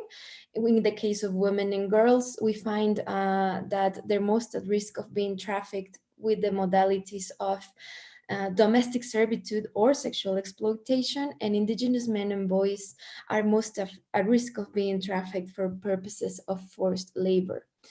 How are we going to do that? Are we gonna implement this project? Through two key components. First is a training component, which aimed to develop a training plan that is directed not only to Kami people that work and represent the Kami, but also local and state authorities. So we did a lot of awareness raising workshops. This is one of this picture you see is from one of them, as well as interviews to both Kamis and local and state authorities, so we can understand their needs for training. We detected that Kamis wanted to know the basic components of trafficking in persons, their modalities. And in the case of the authorities, we needed to do more awareness raising of the specific context of human trafficking in the communities, because they are not familiarized. So if they're not familiarized with the context, they cannot respond appropriately to that context. And a communication component is the second one, which aimed to develop a prevention campaign that is context sensitive to human trafficking situation among indigenous communities. For this, we also had to do several roundtables with the Kamis and with authorities, local and state authorities separately, so that we can know what are the most important messages for preventing and also promoting the reporting of these cases to the national hotline. So these are the two components. Can we go to the next slide, please? And that was the slide. I'm sorry, it's the previous one. Thank you. So where is this project being implemented? It is being implemented in three pilot communities. The first one is San Quintín, Baja California. Many of you might recognize Baja California because that was where the port of call was from SWI 32 was took place. And it's a very specific case in San Quintin, since the modality that is most common is trafficking in persons with the purpose of forced labor, especially in the agricultural sector. And this community speaks mostly indigenous languages, but that are not originated in San Quintin. They come more from the southern states that you see here, like Oaxaca and Guerrero, that are not colored. So they speak a lot of Mixteco with their variants, Otomi, and also Triqui, and also a little bit of Nahuatl. There is a lot of internal migration from indigenous communities to San Quintin, since it is attractive. There are a lot of attractive job offers to work in the agricultural sector. So there are a lot of generations now that come from other indigenous communities and preserve this kind of identity of being from San Quintin, but also recognizing that they migrated from the south. And it's also a very specific risk factor, because in the north, this is a northern state, so being in the frontier with the US also leads to other risk factors. Another community is Tlaola Puebla, where the people that are most conditions of vulnerability are girls and boys for being trafficked, and Papantla, Veracruz, which the most vulnerable groups are women and girls for being trafficked. Can we go to the next slide, please? So what did we identify from the interviews, awareness raising workshops, the training component that was already finished from many months ago, that we found in the project, and this was thanks to the personnel and the women that work directly with the camis, that women and girls from 13 years of age to 35 years of age are most vulnerable to being trafficked for purposes of domestic servitude or sexual exploitation. Also, men that work on the agricultural sector are at most risk, but with the modality of forced labor. Also, elderly people and teenage girls can be at risk. There is nowadays a lot of people in indigenous communities have access to social media. So social media and now with the COVID pandemic has become a hotspot for traffickers that have taken advantage of pursuing their victims online and in many places at the same time. So it is not the exception with indigenous communities. The mode of operation that was identified was through perifoneo. So in Mexico, and I think in Latin America and in many places in the world, there perifoneo is like a truck that goes around the community and goes around the street, and they have a speaker in which they can communicate several events in the community or several stuff, including job offers. So a lot of the deception messages are conducted through perifoneo with the purpose of forced labor. So in San Quintin, one of the women expressed that they can very easily identify the truck that comes and takes the children to work in the US, on work in another community. And so this can be potential human trafficking situations.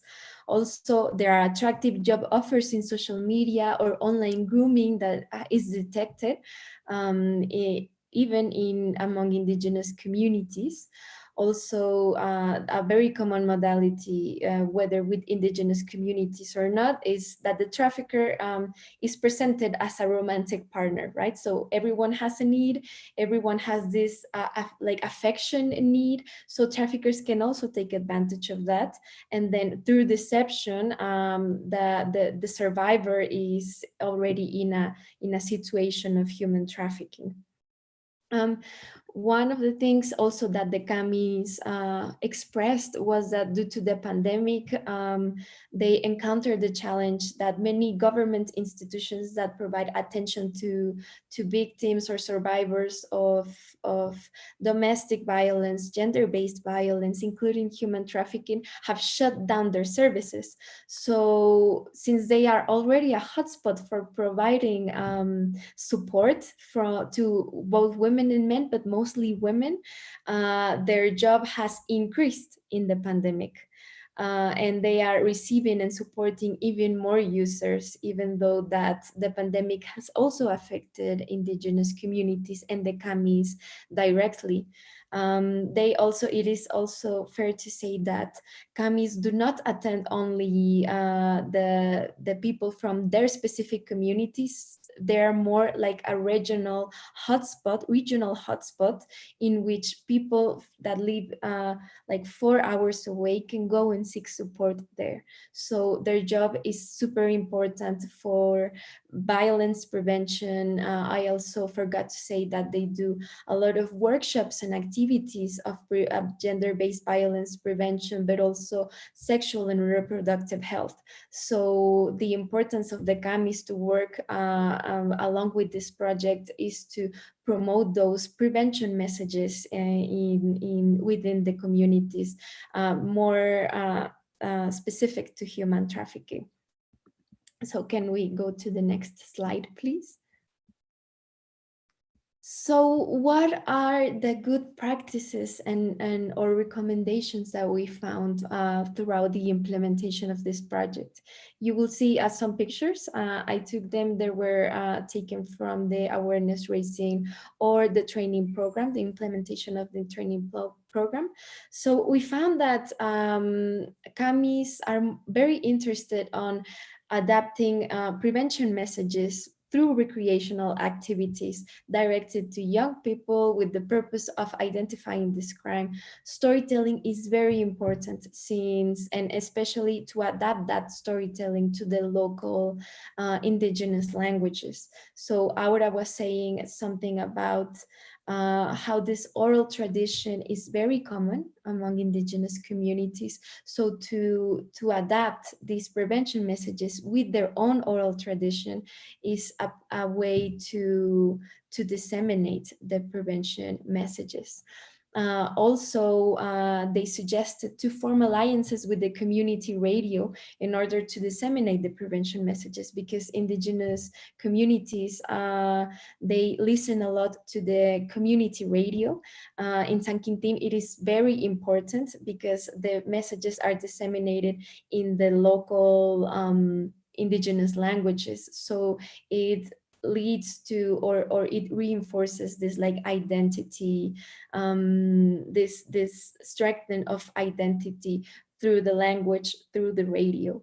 Also, we were told that it is very important to disseminate these messages and materials that respond to the context, that are adapted to the indigenous languages and the specific variants. Like Sofia was saying, there are 68 official indigenous languages in Mexico, and from these languages there are many variants. So it is very important to adapt the message to the specific language, but also to the specific variants. So we find in San Quintín, the communication materials will be adapted to Mixteco, in Veracruz to Totonaco, and in Puebla to Nahuatl. Also, it is very important to adapt the attention to survivors that is rooted to traditions of each community. The Kami already do that to survivors of gender-based violence. So it was expressed that kinship and the support network is very important, that don't necessarily correspond to something that the authorities that provide attention to survivors would normally do. It is very important to adapt the cultural traditions of each community to this attention given to survivors. So this was also an important finding. Also, it's very important to use social media as a mean to disseminate this prevention of human trafficking messages, and also to promote the reporting of these possible cases to the national hotline that we have here in Mexico. And most important thing that was expressed by the Kamis is that it is needed to conduct more trainings aimed to local authorities to raise awareness, because they express that if they can be very strict in the Kamis to identify a crime and to prevent human trafficking, but there is a moment in which they need to canalize the cases to the local and state authorities. And if the local and state authorities are not context sensitive, the prevention efforts are not enough. It is needed for the authorities to also be sensitized to this reality. So it is very important to strengthen their capacities to respond to human trafficking according to the specific context, because many times local and state authorities don't know about which are the most common modalities, which are the models, the mode of operation from traffickers, and which are the vulnerability conditions in the specific indigenous communities. So we need also to start from that awareness raising effort. Can we go to the next one, please? Thank you very much. And this is the last slide. So what have been the results of this implementation? A training program aimed to local and state authorities through this awareness raising, and Kami to focused on this identification for prevention and reporting was implemented. And the idea is that this training program that was developed can be replicated in other indigenous communities or in other Kamis in the future. I hope that's a reality, but we are not sure now, since the project is already in the final stages.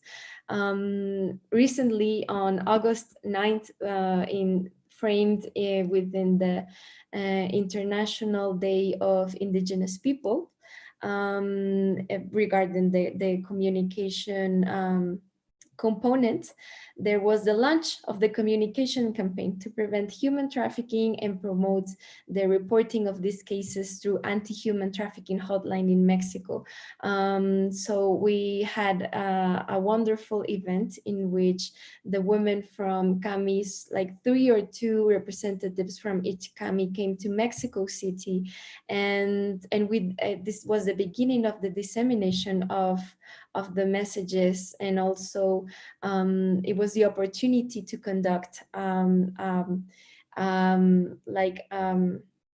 how to say, like a roundtable that was conducted online. I forgot to say this very important detail, that you might have seen the Canadian flag in these pictures, because it is a project that is funded by the Canadian government. So after the launching, we conducted a good practices exchange call with people, with women that represent indigenous communities in Canada, 3 specific indigenous communities: Inuit, Métis, and First Nations, because in Canada, like the 52% of women that are indigenous, of 52% of human trafficking survivors are indigenous. So it is a very important social problem over there. So it was an opportunity to exchange from the perspective of Mexico and from the perspective of Canada. And it was highlighted the importance of building the capacities of local and state authorities, and also to conduct these from the CAMIs, these attention to survivors with the specific with the specific inclination of indigenous cultures and the kinship that is very important. And another result that I added was the important support and trust networks that were formed with the CAMIs. This was a very emotional and moving event because this project was possible because of the CAMI's trust to us. They expressed their needs and they expressed what they consider as a reality of human trafficking. And the only thing we did as UNODC was to adapt these needs and these perspectives that are so valuable and these voices that are so valuable to communication messages and to a training program. So this was something that was built from indigenous women to indigenous women. So yes, this happened on Monday. So we are seeing the beginning of the end of this project. So, but I hope this serves as a seed to develop more initiatives led by and for indigenous communities. I think that's my time. I don't know if there are any questions, any comments.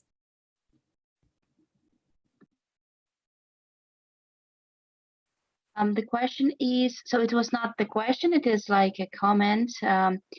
The congratulations for the great project, and so thank you very much, Montserrat. It was a really very interesting and very promising project, and I think it will cause a really great good to the community. I think it was done very well, so good luck with everything. Yes, good luck. Thank you. And it is the time for us to finish our today event.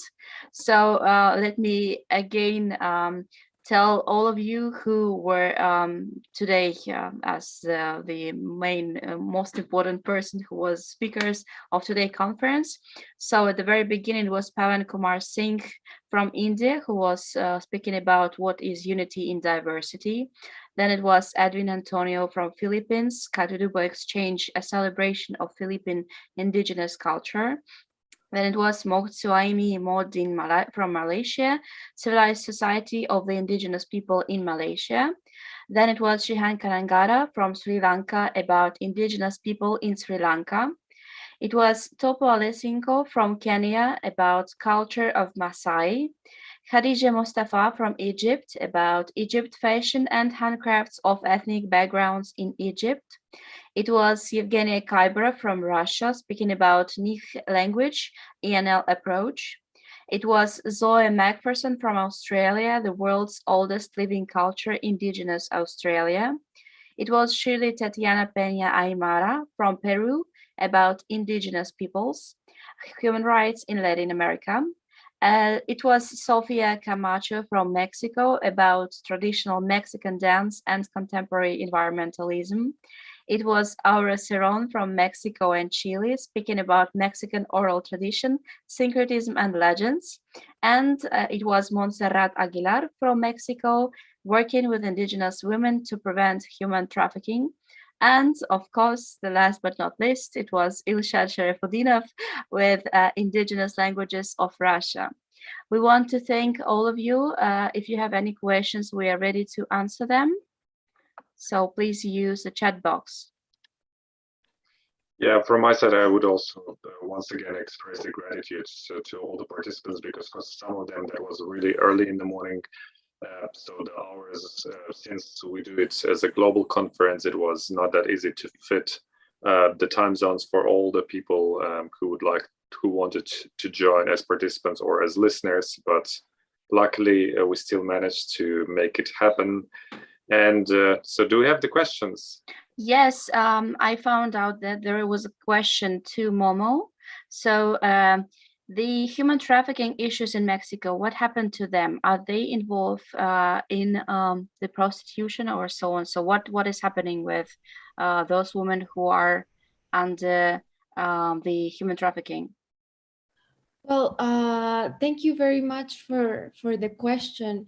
Yes, there can be human trafficking cases with the purpose of sexual exploitation. Actually, this modality is the most common or most commonly detected worldwide and in Mexico. Because it's something that we can see happen in our daily lives and in our own streets and neighborhoods. So it is a common modality, but it's also important to state that a lot of the work that UNODC does, the office, comes or derives from statistics that are official data. So we can only see what the countries detect. And from the actual detected cases, there is a lot that we don't know, and we don't know the real incidence of human trafficking here either in Mexico and worldwide, because it is a very hidden crime and it's a very complex crime. So if there is any other question, I would be happy to answer that. Thank you again. So we are finishing now, as I see there are no questions anymore. So just as a result of today's event, I want to thank all of you who participated as speakers, who participated as viewers. We had a very good time. It was almost 6 hours. It was just 6 hours of the presentations. Exactly 6 hours of presentation. And just like a summary, today we had very interesting stories, which were stories about indigenous people's culture, literature, history on one side, and on another side was very sad stories about trafficking, about human rights, about poverty, and many other challenges which indigenous minorities face every day.